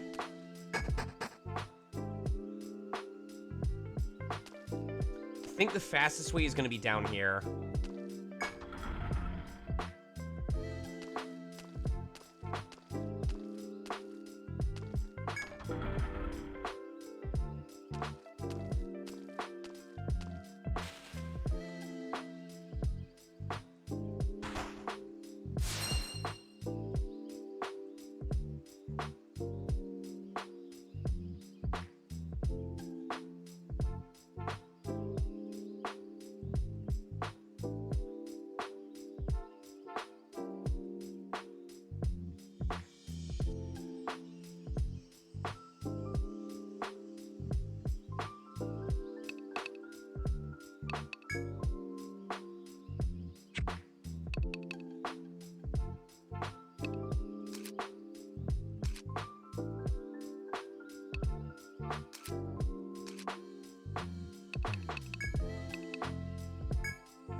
I feel like this is gonna go poorly.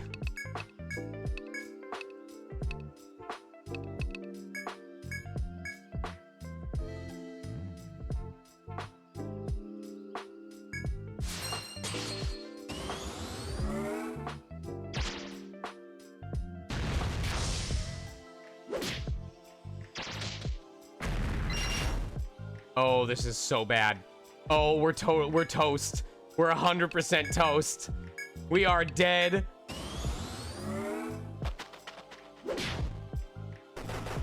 Or not. I just didn't get the I really wanted that bonus EXP from the one dude. Didn't go as bad as I was prepared for.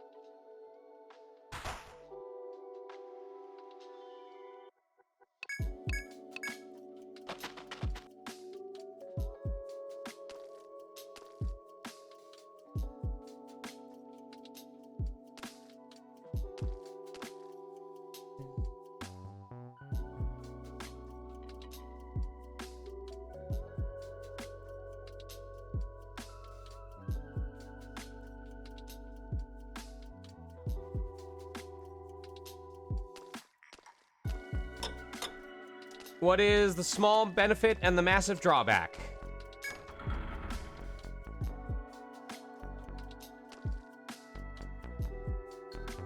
That looks horrifying through the ice. That looks really scary.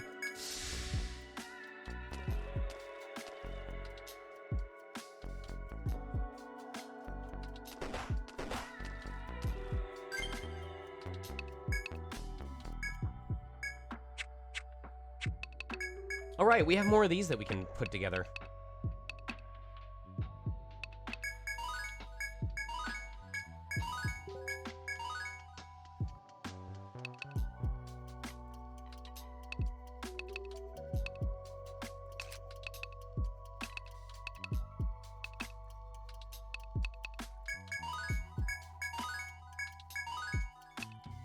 That's exactly what I was looking at, yeah.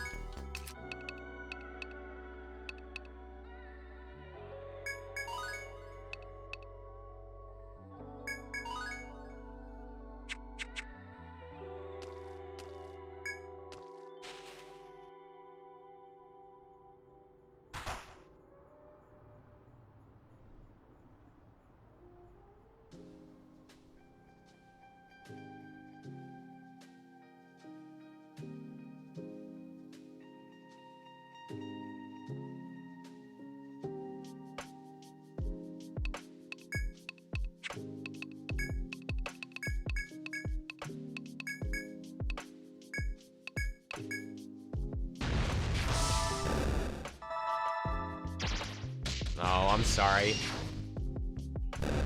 I wish I had a solution for you. The stream may not go for much longer anyway. Kate and I are discussing...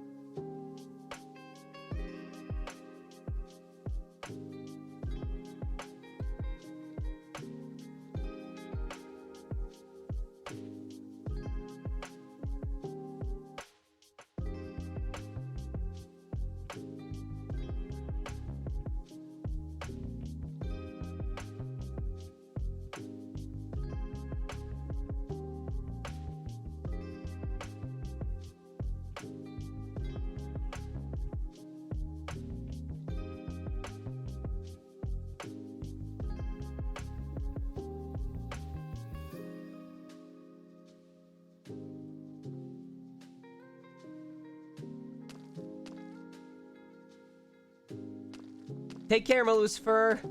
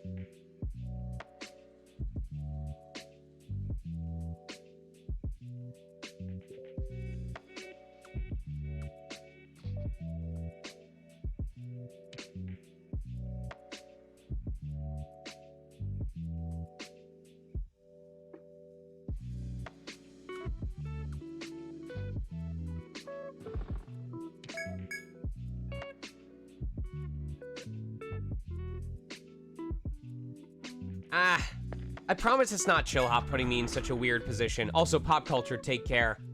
Thank you for spending the time.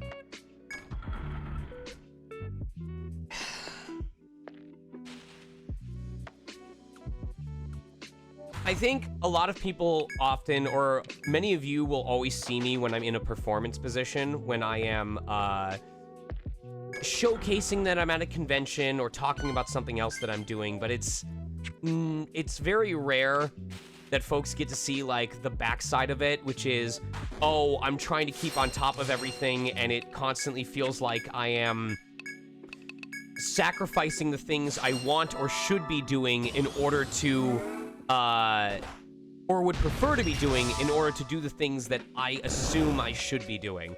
That's a very complex way of putting that. That there are a number of things that I know I need to do over the next couple of days or the next week. But I feel like I have to put them aside just a little bit longer once again in order to attend something that is not mandatory, but would probably be in my best interest, if that makes sense. And it wasn't part of my original plan, and it wasn't something that I specifically set aside time to do, but now I have to set aside time to do it. Or debate how I'm punishing myself if I don't do it.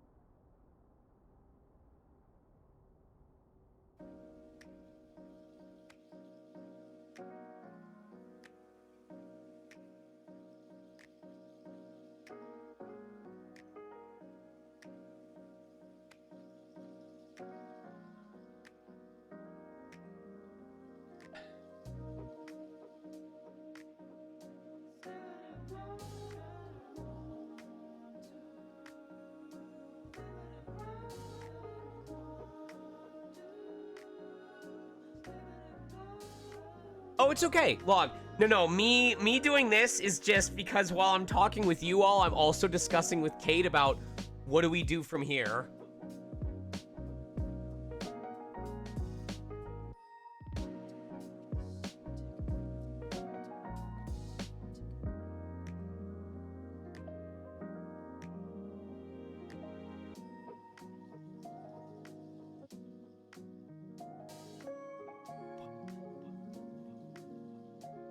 Oh, you don't want to go further into it. I apologize. And sorry if I had the wrong idea and frustrated you.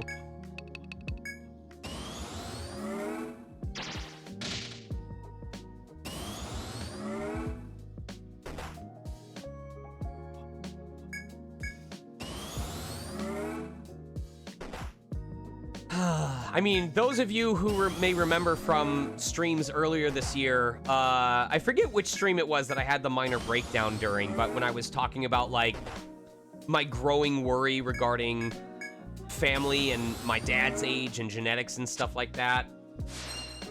And that's always been, like, at the backside of my mind at the same time as well.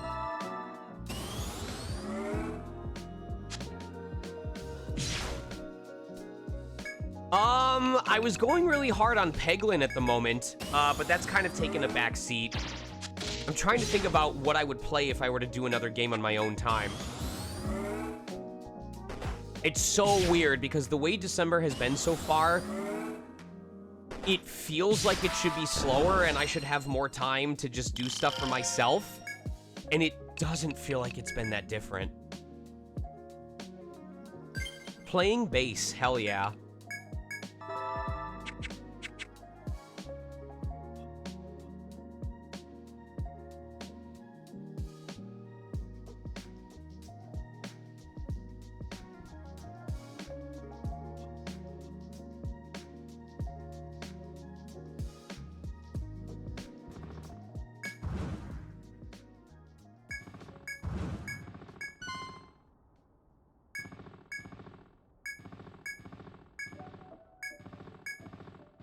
Piba. Come on, bud. Do not open Microsoft Copilot. You are a problem. You are a menace.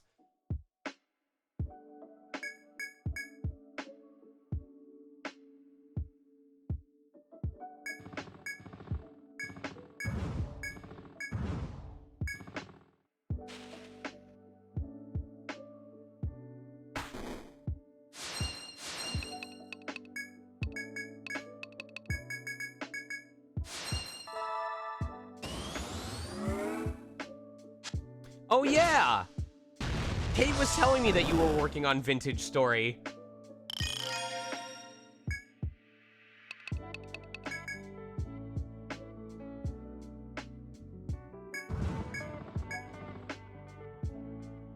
So to give you all an idea of how efficient this has ultimately been, I've been streaming for just under 4 hours right now.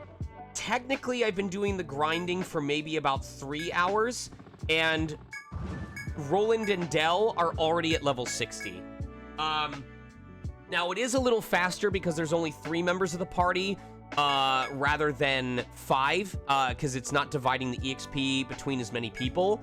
But the fact that only 3 hours of, I wouldn't even call it focused play, has managed to, get them up by 30 levels. So I would say, as long as you're willing to dedicate the time, you could probably... First of all, this is a party of 7 people we're talking about. If I only had 5 people in the party, I could probably get them to 99 in less than a day.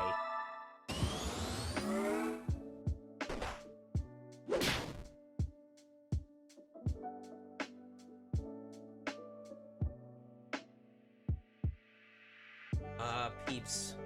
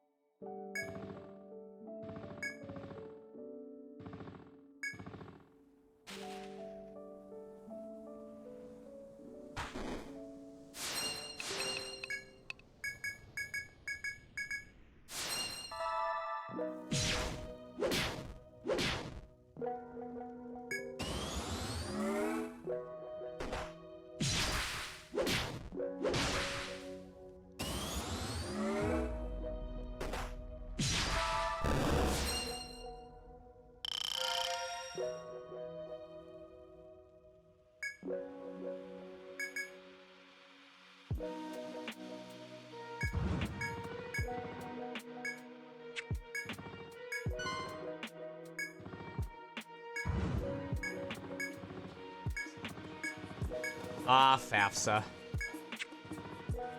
What does that stand for again? Financial Aid Student... Oh, Financial Aid for Students application?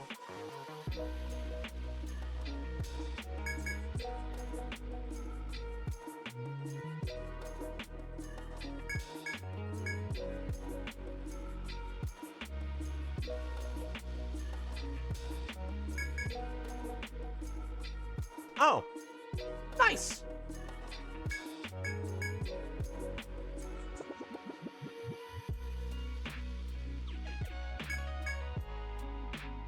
Yay, that's good.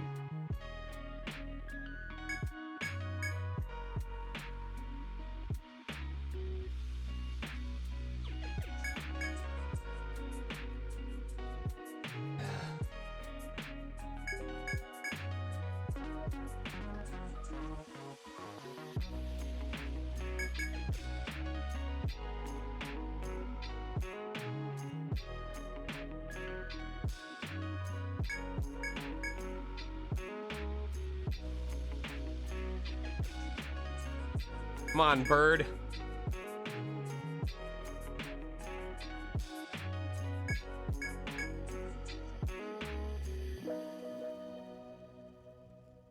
Oh my gosh, this bird will not turn gold.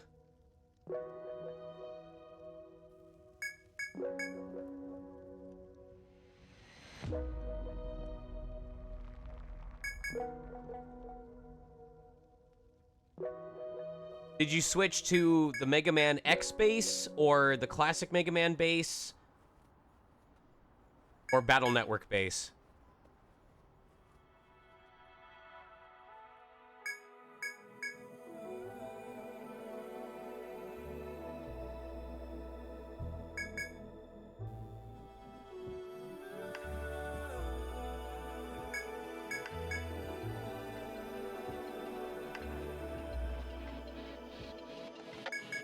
Can this bird please turn gold?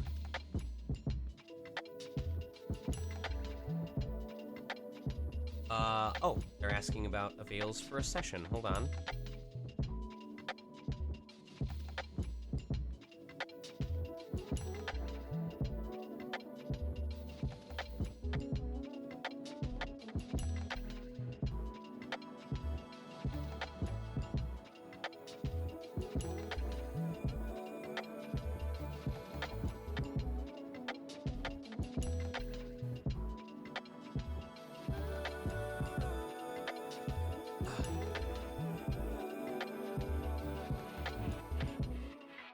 Eba, I need you off the shift key, buddy.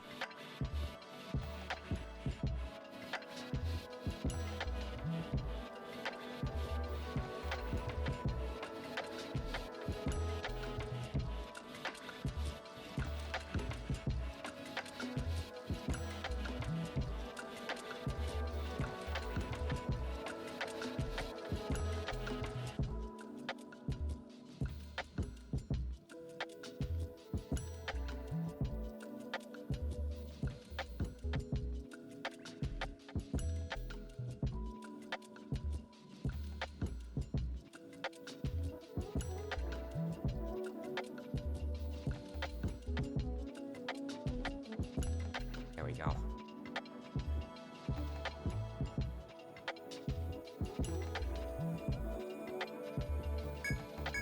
So what is, I mean, other than the range of notes, what is the primary difference between a 5 and a 4 string? Like, what would incentivize someone to use one over the other?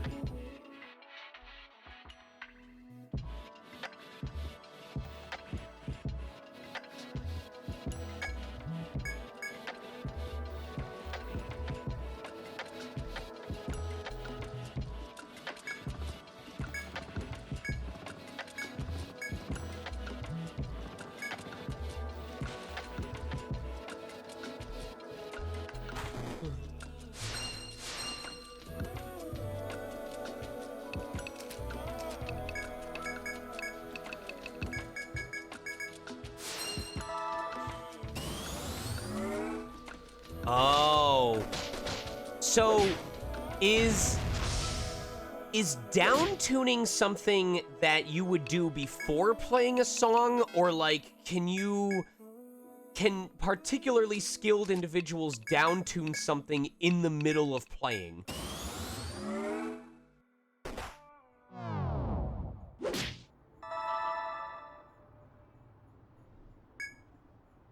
Oh boy.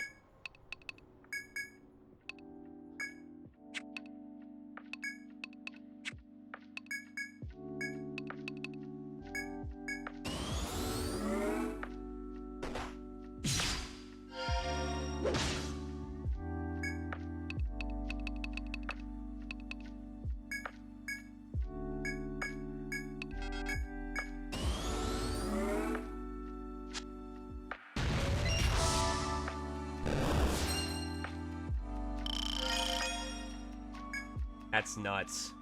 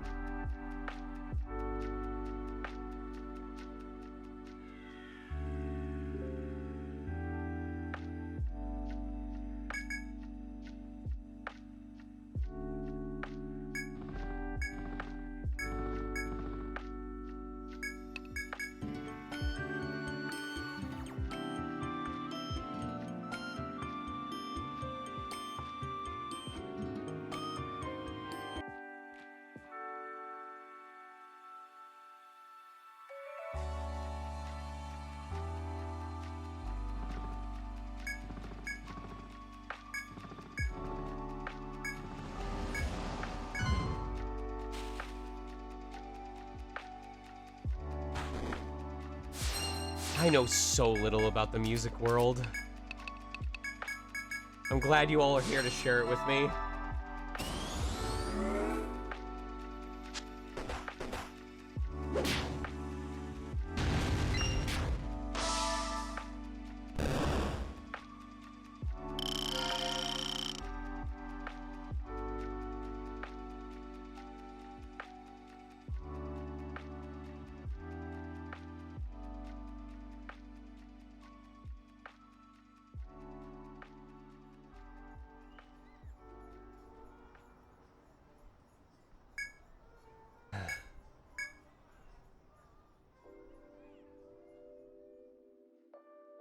Eba, you gotta stop laying on keys that are affecting the stream before you crash something.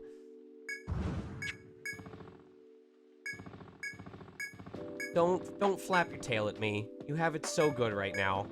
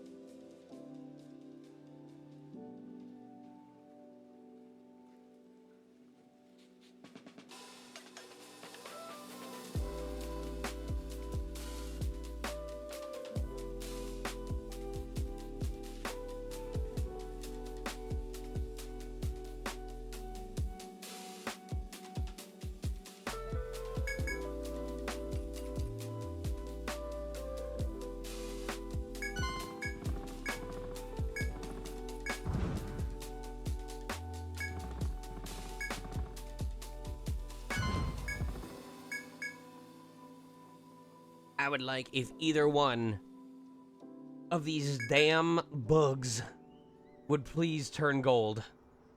Please. I increased the rate so much.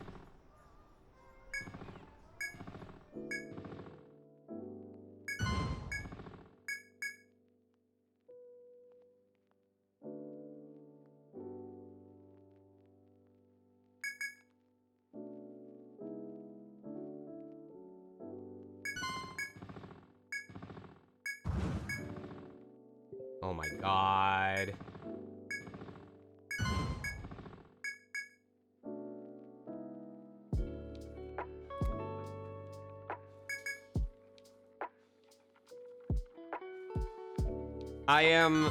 I believe, I'm really hoping, I forget whether it's a DLC quest or not. I believe in ETRIAN 5, I think the DLC quests are what... Oh, hello, Yoshi.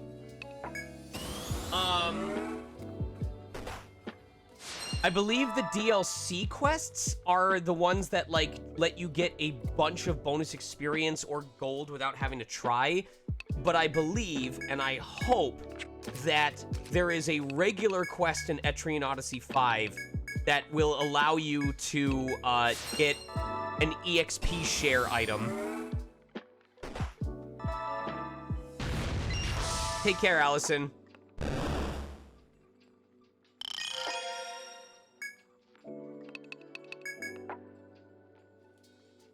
Yoshi, what retro stuff are you playing?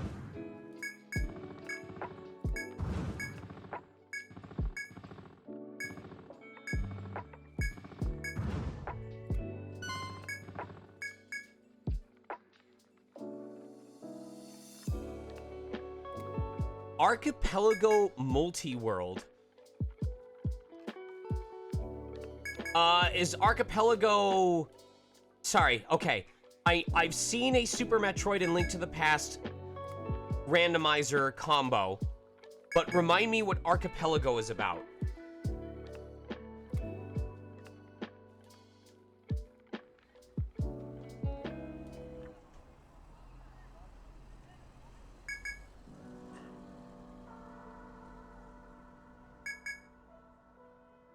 Oh my god.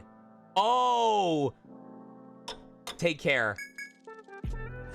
So, like, you play Super Metroid until you get an item for Link to the Past that would enable you to make progress in Link to the Past, and then you have to play Link to the Past until... Oh, man.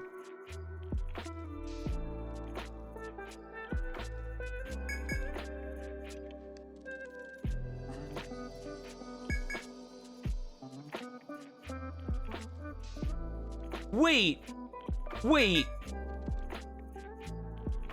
So you're all trying to speedrun it together, but you don't... Huh?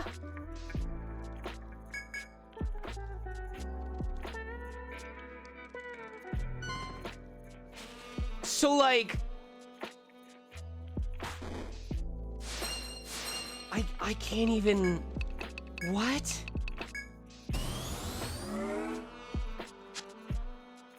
See, this is the kind of shit that gives me depression. Like, I hear this, and my immediate thought is, I didn't even know that a thing like this existed. And I've been alive how long on this planet?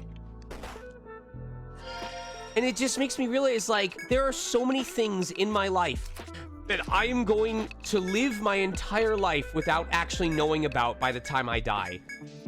And that's just depressing.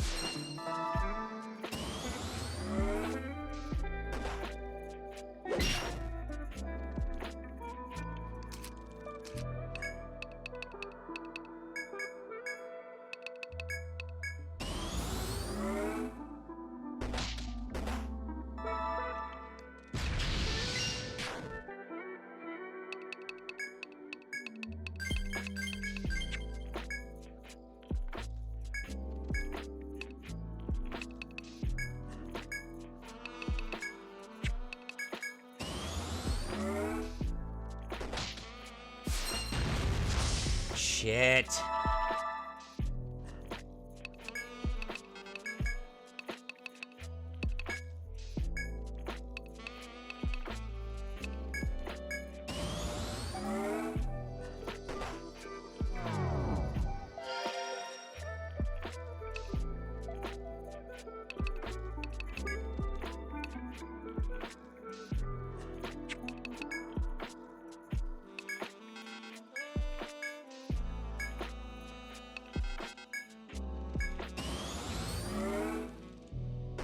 Oh my god. And I don't have a nectar, do I? Nope.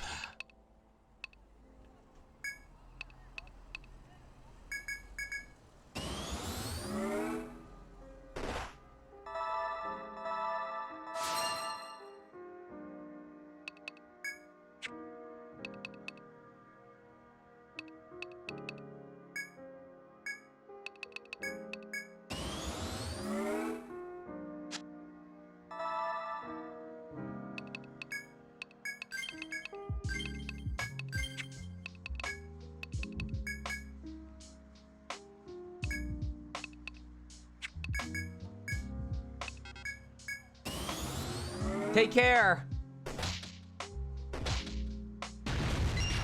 There we go. Take care, Yoshi. Thank you so much for coming by.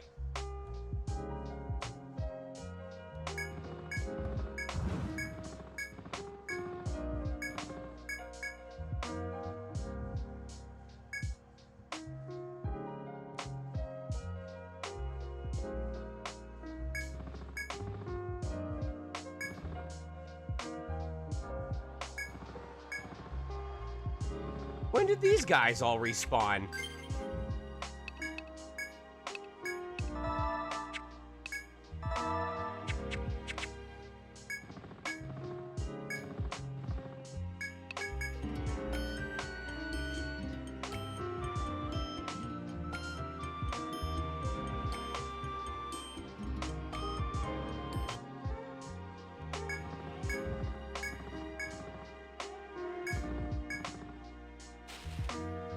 Okay, but I do like that we're getting more consistency here with having these rare versions spawn.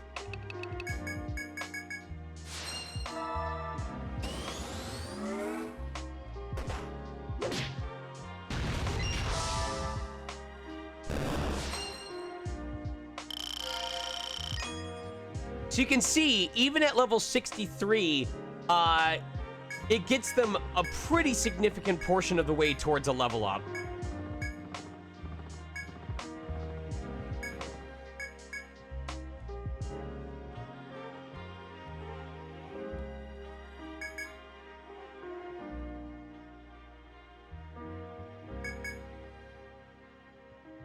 Yeah!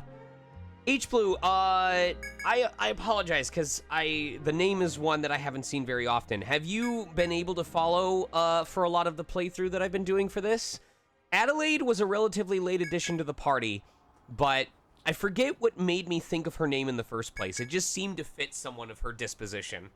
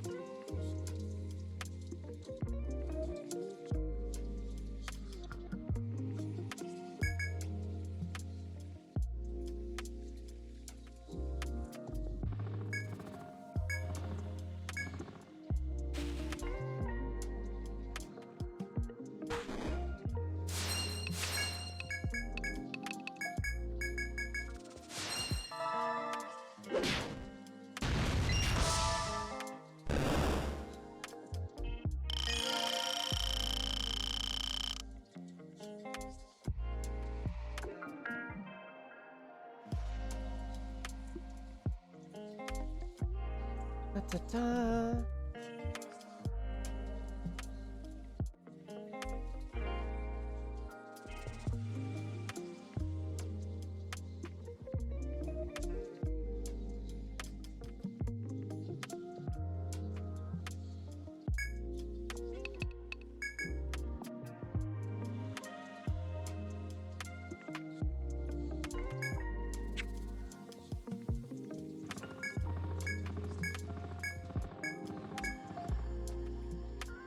Alright. So, Kate has ultimately decided that they're not going to go. I could, for the memes, level them up to 6-7 and then call it a day. But I think what I'm going to do is, if I want to leave myself time to get back from this party and do other things tonight, I think what we'll do is we will... There we go.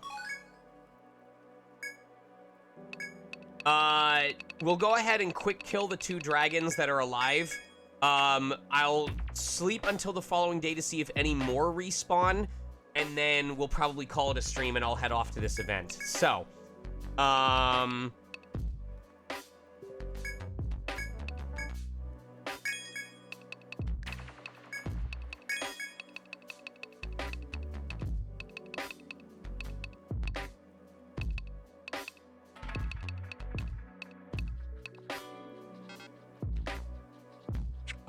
how many of the formaldehydes do I have on me?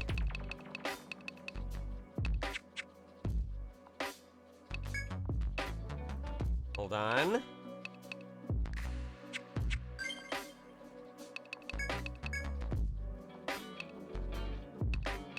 Okay.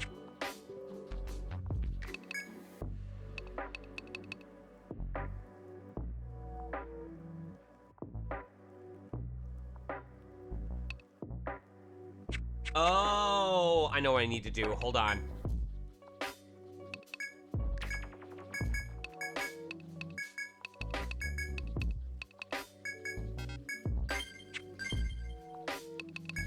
That might explain why they were having a harder time surviving. Oops.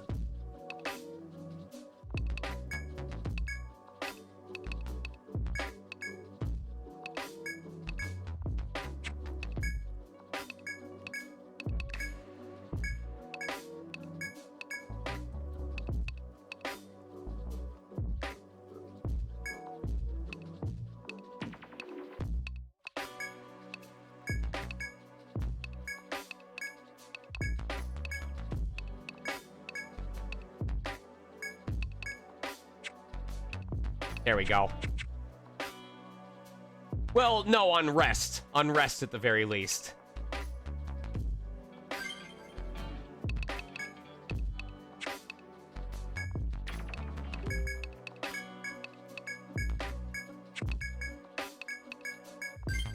All right.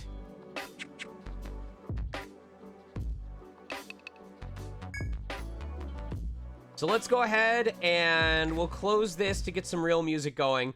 So if you all remember how tough those fights were, the first time that I fought those dragons and how they kicked my ass at first, let's now see what those fights are like when everyone's at 99.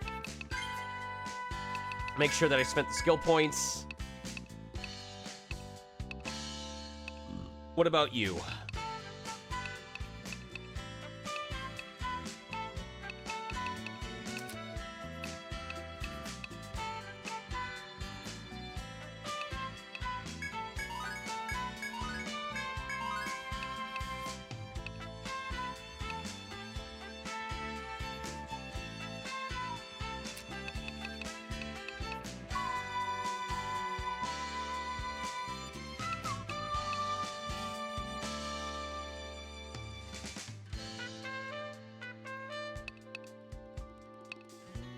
Okay, if I do 1 point in TP return, and then I do 1 point in TP boost,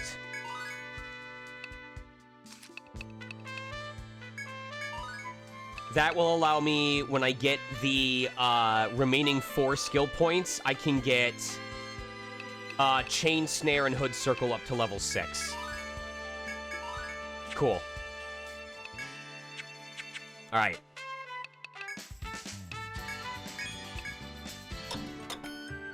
Yes, yes. Everyone at this point, after the climax cutscenes that happened last week, we retired at 99, so everyone is leveling themselves back up to 99 at this point.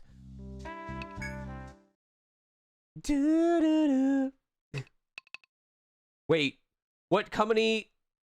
Shit. not Bob Evans. What company has the theme song, the tagline that goes ba ba da? That was so bad. I did that awful. Bob Evans? Fuddruckers, Bob Evans. Oh, I feel so dumb right now.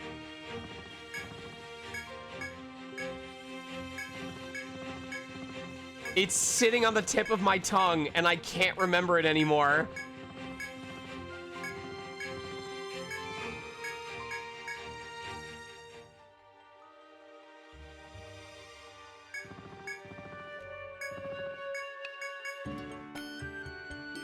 Da, da, da. Shit, I can't think of it anymore. All right.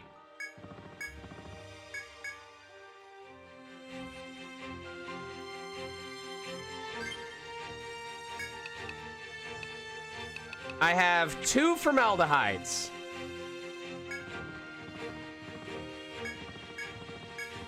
And I need to hope I do this correctly.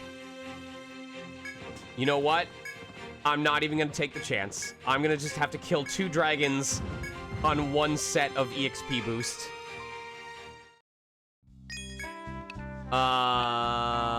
There we go.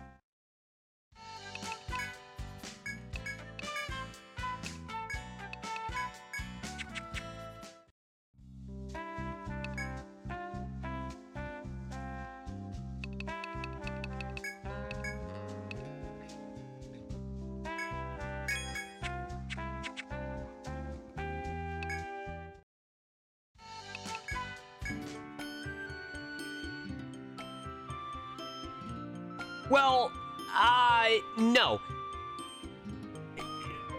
University applications are definitely a thing in the United States as well, and that sounds about the right price. I remember that when I applied to universities, it cost me between $30 to $50.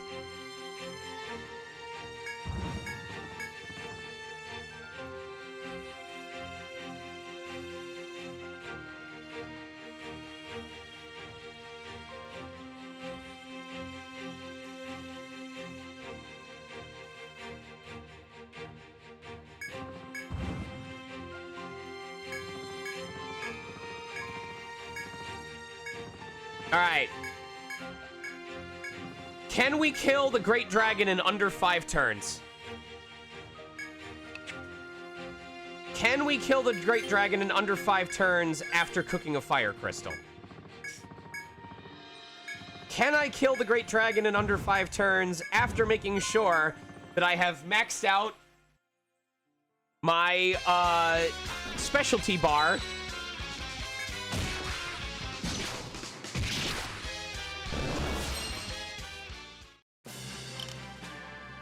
So that I am able to use Holy Gift.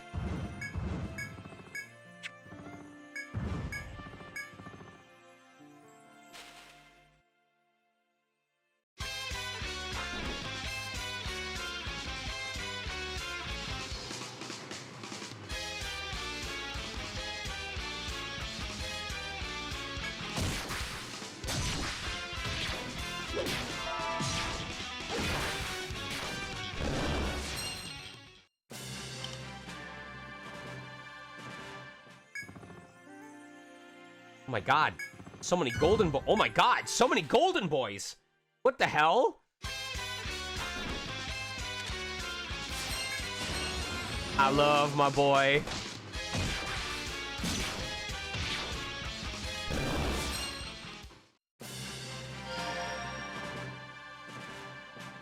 Hola, you're just in time, Kate. We're gonna go kill 2 dragons. All right, here we go. We managed to get Selene and Roland, or Roland and Dell up to like level 64, I think it was. And then we're gonna kill these 2 dragons and then call it a night, basically.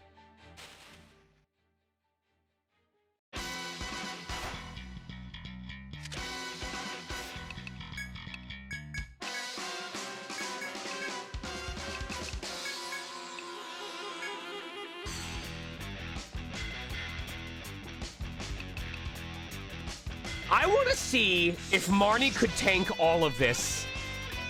If it fails, I want to see what happens.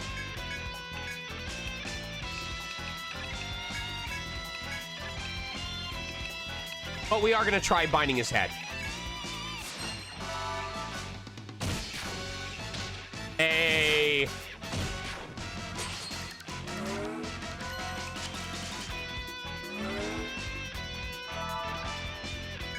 All right, improved Link. Hawkeye. Reduce their defense.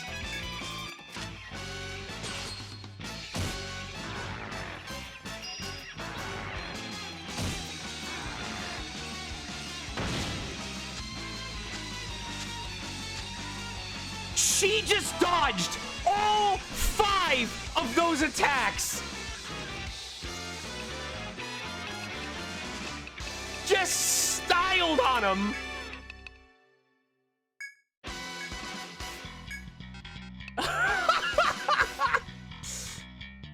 All right. Keep an eye out. Let's see how much damage this does. Pay attention to this health bar, okay? This is 30,000 health. I hope this activates. I hope we get the double squall volley.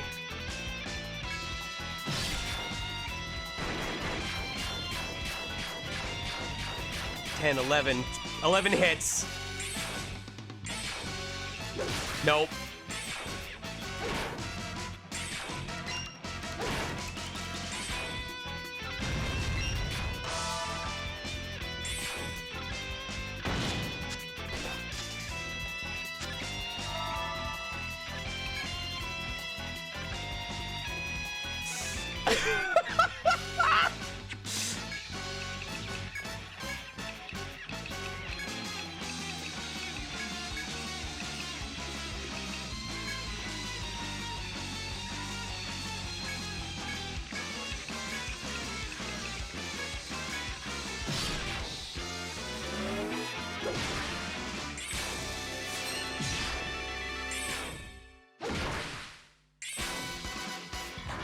Oh, damn it. We're gonna have to burn a second formaldehyde.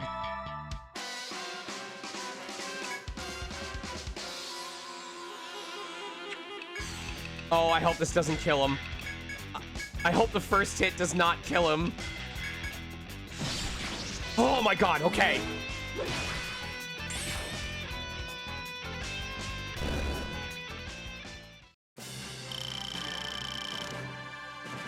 $424,000 experience.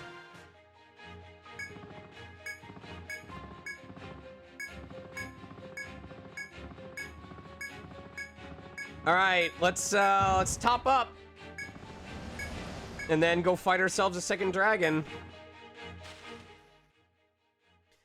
Dell and Roland are both at level 64.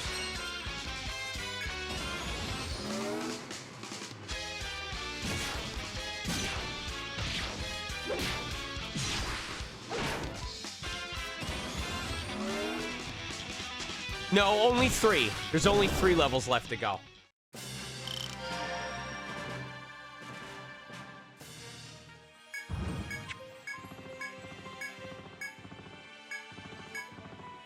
Have you all considered that we may be reaching a point where Gen Alpha says nice to 6-7 the same way we say nice to 6-9? Like, they don't even consider 6-9 a thing anymore. It's just 6-7.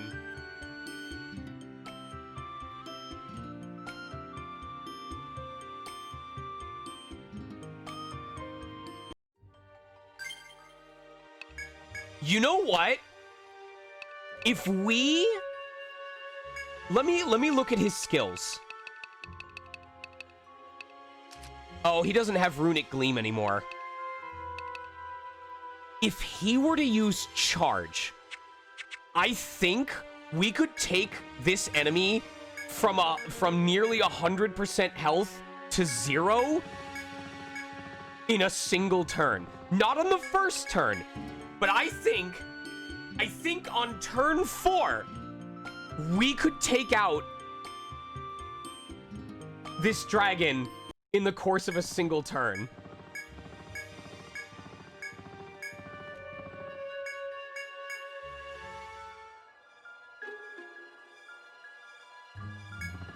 I still need to do it with formaldehyde, but I just want to see if it's possible.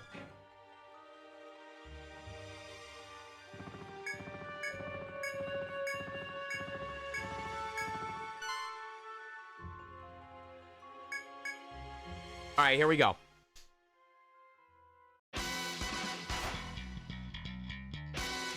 We're gonna try and bind his head to be sure.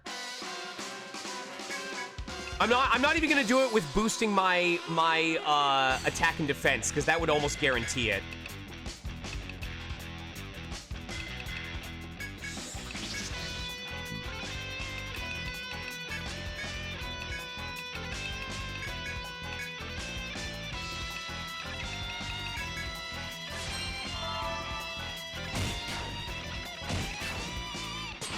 Oh boy. Marnie! Marnie! Oh, we're good! We're okay! We're good! Oh, this is good. We get such a free setup right now. Oh, this is so good.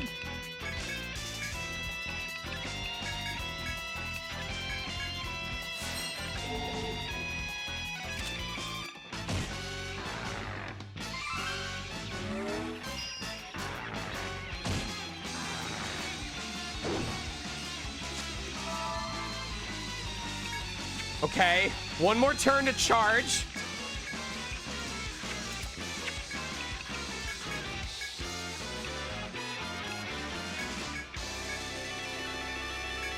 And then we'll do... Yes, we're going to increase our critical hit rate. No, wait. If we can snipe their legs, they can't dodge any of the next attacks. Oh, this is good. Every single strike of Squall Volley is going to hit. Here we go!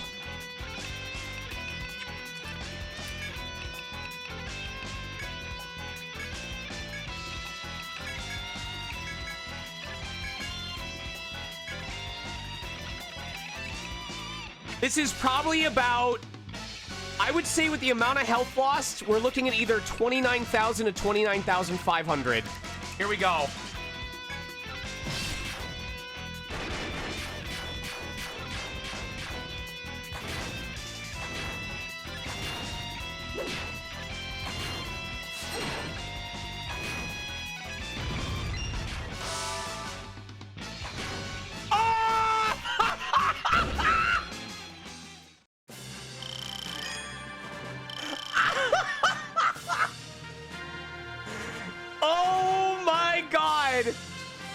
Every hit counted. Dude, how much damage? How much damage did Flo do in a single turn?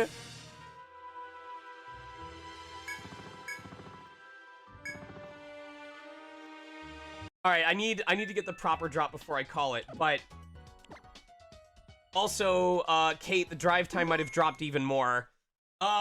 So his base hit was about 3,000 damage, and every follow-up strike was doing like 1,500 to 2,000. That was crazy.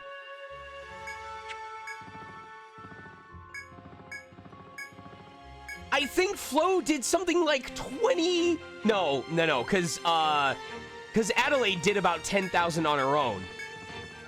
He did something like 14 to 15,000 damage in a single turn on his own.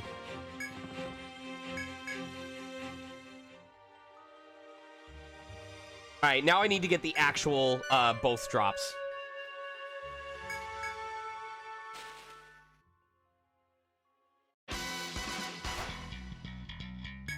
Oh, he didn't even have Blood Surge active. That's another thing he could have had going.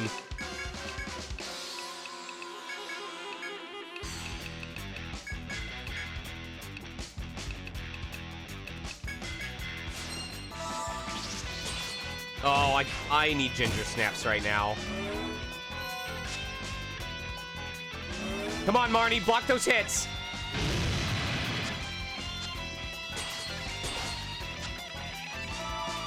Marnie just tanked 4 of the 5 hits.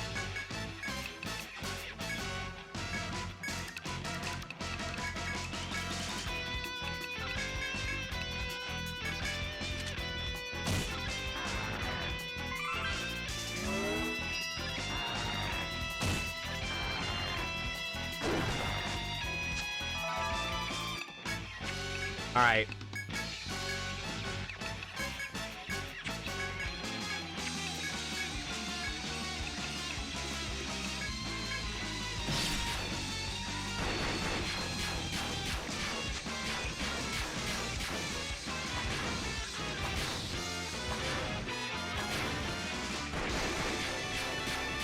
I say 7, 8, 9, 10, 11.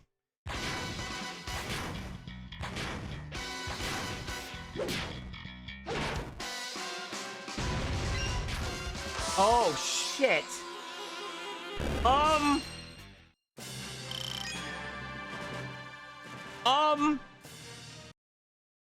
I have to do less damage, y'all. I needed to leave an opening so that I could use formaldehyde, and the extra damage that happened from Caliba Squall Volley activating a second time because of Follow Trace as a Night Seeker did just enough bonus damage that the extra Link attacks killed the Storm Emperor. I need to not do 30,000 damage on turn 3.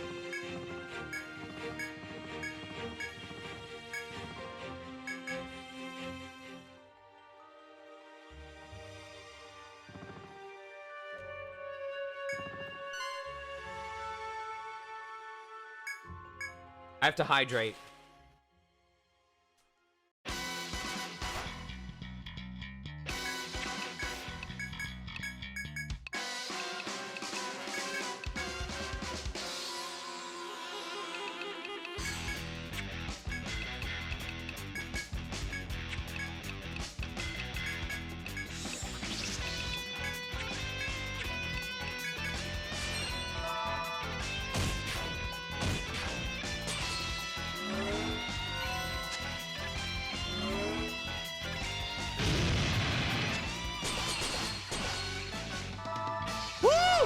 Marnie living.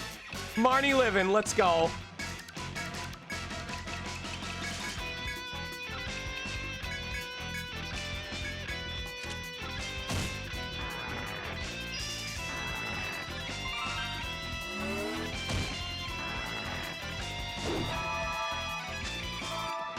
Okay.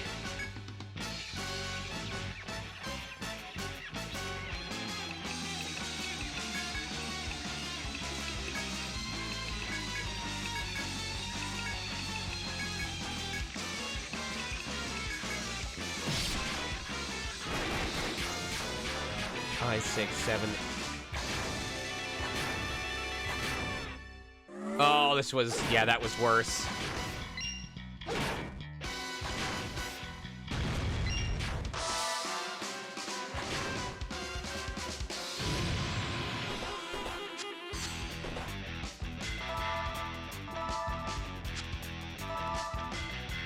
Whew!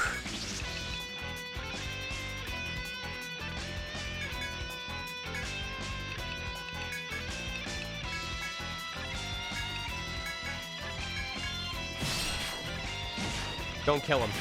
Don't kill him. Don't kill him right away. There we go. Okay, cool. Now you can kill him. Thank you.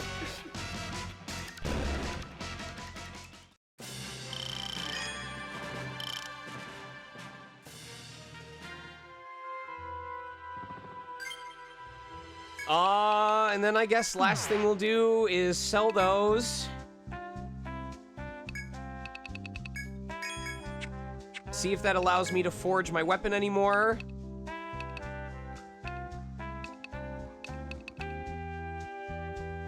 What is the other thing that he has? Hold on, am I stupid?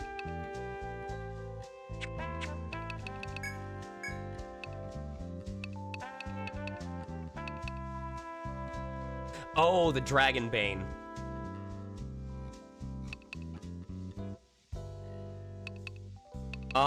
That might actually be stronger at this point. Yeah, we want to equip that on him. So 759. Reverse scale, thunder scale. Okay. And then if we forge 4 attack pieces onto it, or 3.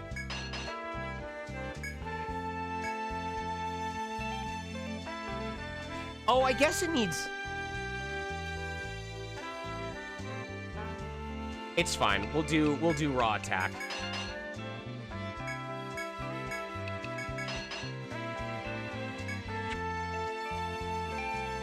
Elemental is better than attack, right? Like, if we're going to forge stuff onto weapons, it's better to do elemental attack versus other stuff.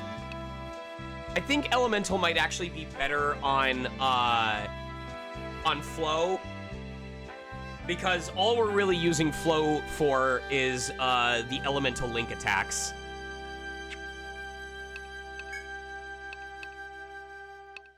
So, I think that's gonna be the case. Just gonna see what happens real quick. Stay until the morning. Do not save.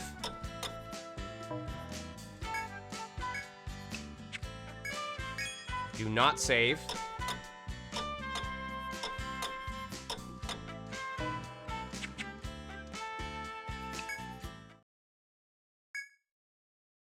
And...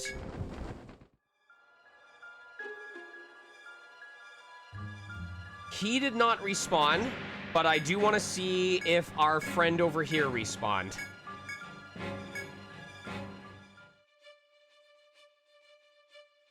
He did not.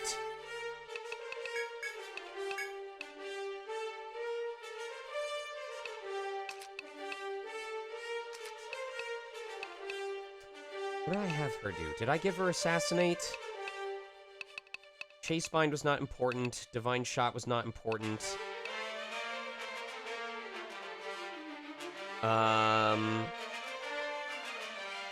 We don't need silver arrow, I don't think. As opposed to giving myself 5. We would be able, if we took away assassinate, we would be able to give her that instead. But I think we're gonna be okay for right now. Trying to remember if the true final boss has anything that, like, massively increases their defenses. But by then, we're probably gonna be focusing on other enemies as well.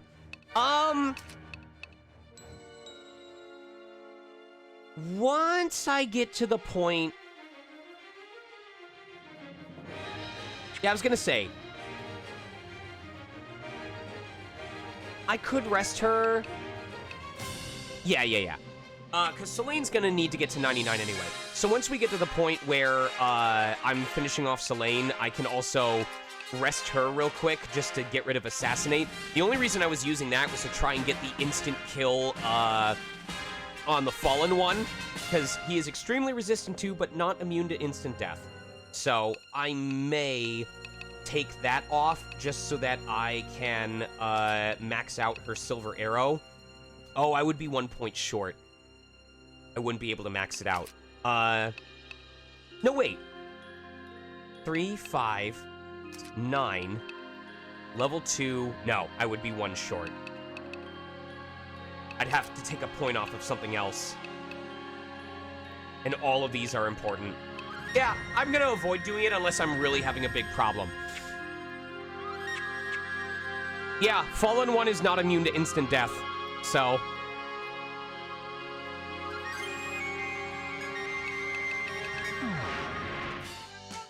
Alright, y'all. I have an event to go to that I hope I don't hate. I hate social engagements. I hope the food is good. I hope I get to talk to people. This would be so much easier if I had someone to go with. Oh my god, because now I have to do the mingling, and people are gonna ask me, where's your partner? And I'm gonna say they're not here, they couldn't make it. Oh, shit.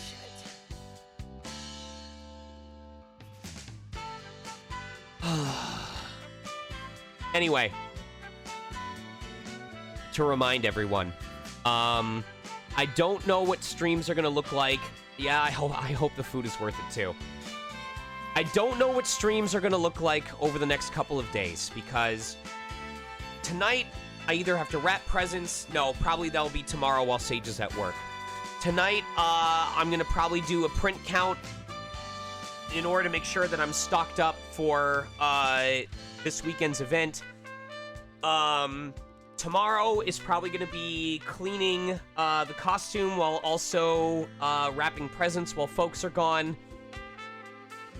And then that just means between Friday and Monday and Tuesday, I need to write the remaining cutscenes. If I leave myself enough time, I would like to stream something else on either Monday or Tuesday. I'd like to make more progress on Brothership. I really was enjoying Brothership. But if nothing else, please, please, please, please catch up on the cutscenes. Catch up on the story. It feels weird. This doesn't feel like a very high energy stream, but in a week at around 5 p.m., maybe a little bit earlier if I don't have anything else going on, we are going to have the finale episode of ETRIAN Odyssey 4. It's going to involve, we solved the puzzle. We obtained all the pieces we need to solve the puzzle. But we still need to go around the final floor, gather the ingredients, hope we got the right order of the concoction, fight the true final boss, beat it, read the cutscene that happens, assuming I did everything correctly, turn them in and get the true ending credits, and then we have our epilogues. All in all, I think the stream would last less than 3 hours. But I'll be honest, I don't know if it's going to be as big of an event as the climax scenes were. No, I don't want to shoot myself in the foot. I would really appreciate if people are there. It's the final stream. It's a good send-off. I will be able to release the lore Bible as soon as it's over. And if you have any interest in what happens with the party once the adventures are done, what their send-off, what their last moment is, I hope you'll tune in, because I promise that all of them are going to be accounted for. And what's even more interesting is, throughout the game, there have been cutscenes of all different kinds of pairings. There's been Adelaide and Flo, there's been Flo and X, there's been Marnie and Solane, there's been Marnie and Roland, there's been Del and Solane, and yet somehow the epilogue cutscenes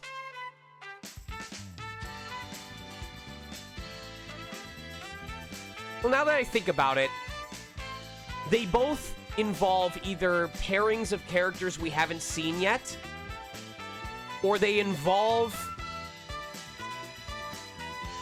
important moments of character story arcs that either hadn't been resolved or that we may have forgotten about in the time that has passed.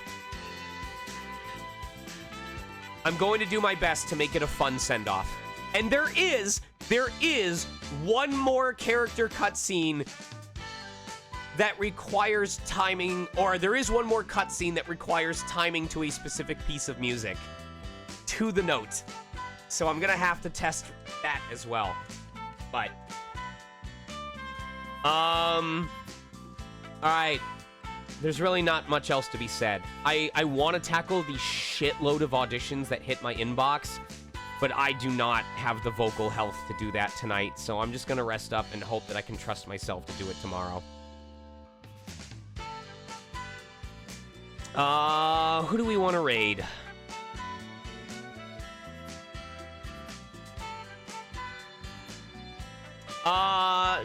Valgus Bryson is doing Chronos the New Dawn. Kizaron is doing Valorant. I Am Jeff is doing Disgaea 7. Allegra is doing Power Wash Simulator. Canadian Dragon is doing Hell Is Us.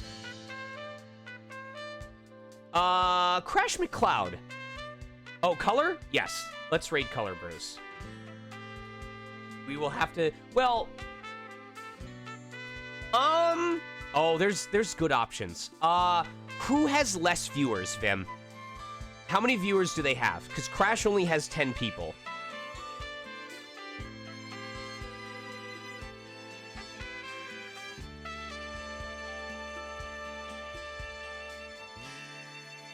And then, how about the other person? Sorry, I forgot whether you said 35 was from Red Muffler or 35 was for color.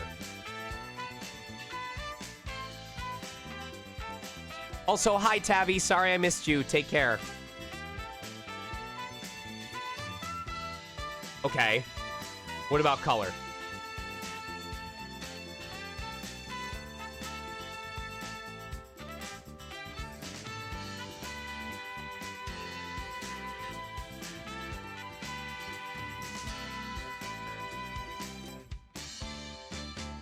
Oh! Okay. Sure.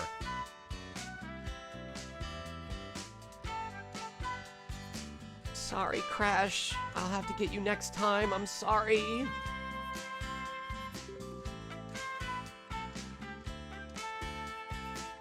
All right, let me check out...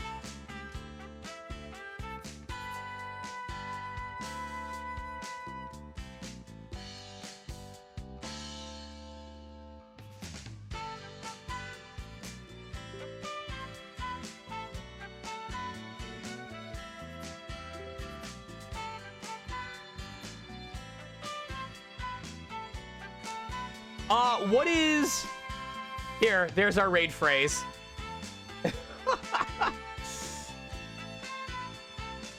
I hope Red Muffler Man gets this. Anyway, I appreciate you all very much. I'll try and keep in touch about if there's any bonus streams, or at least about the progress of the final cutscenes.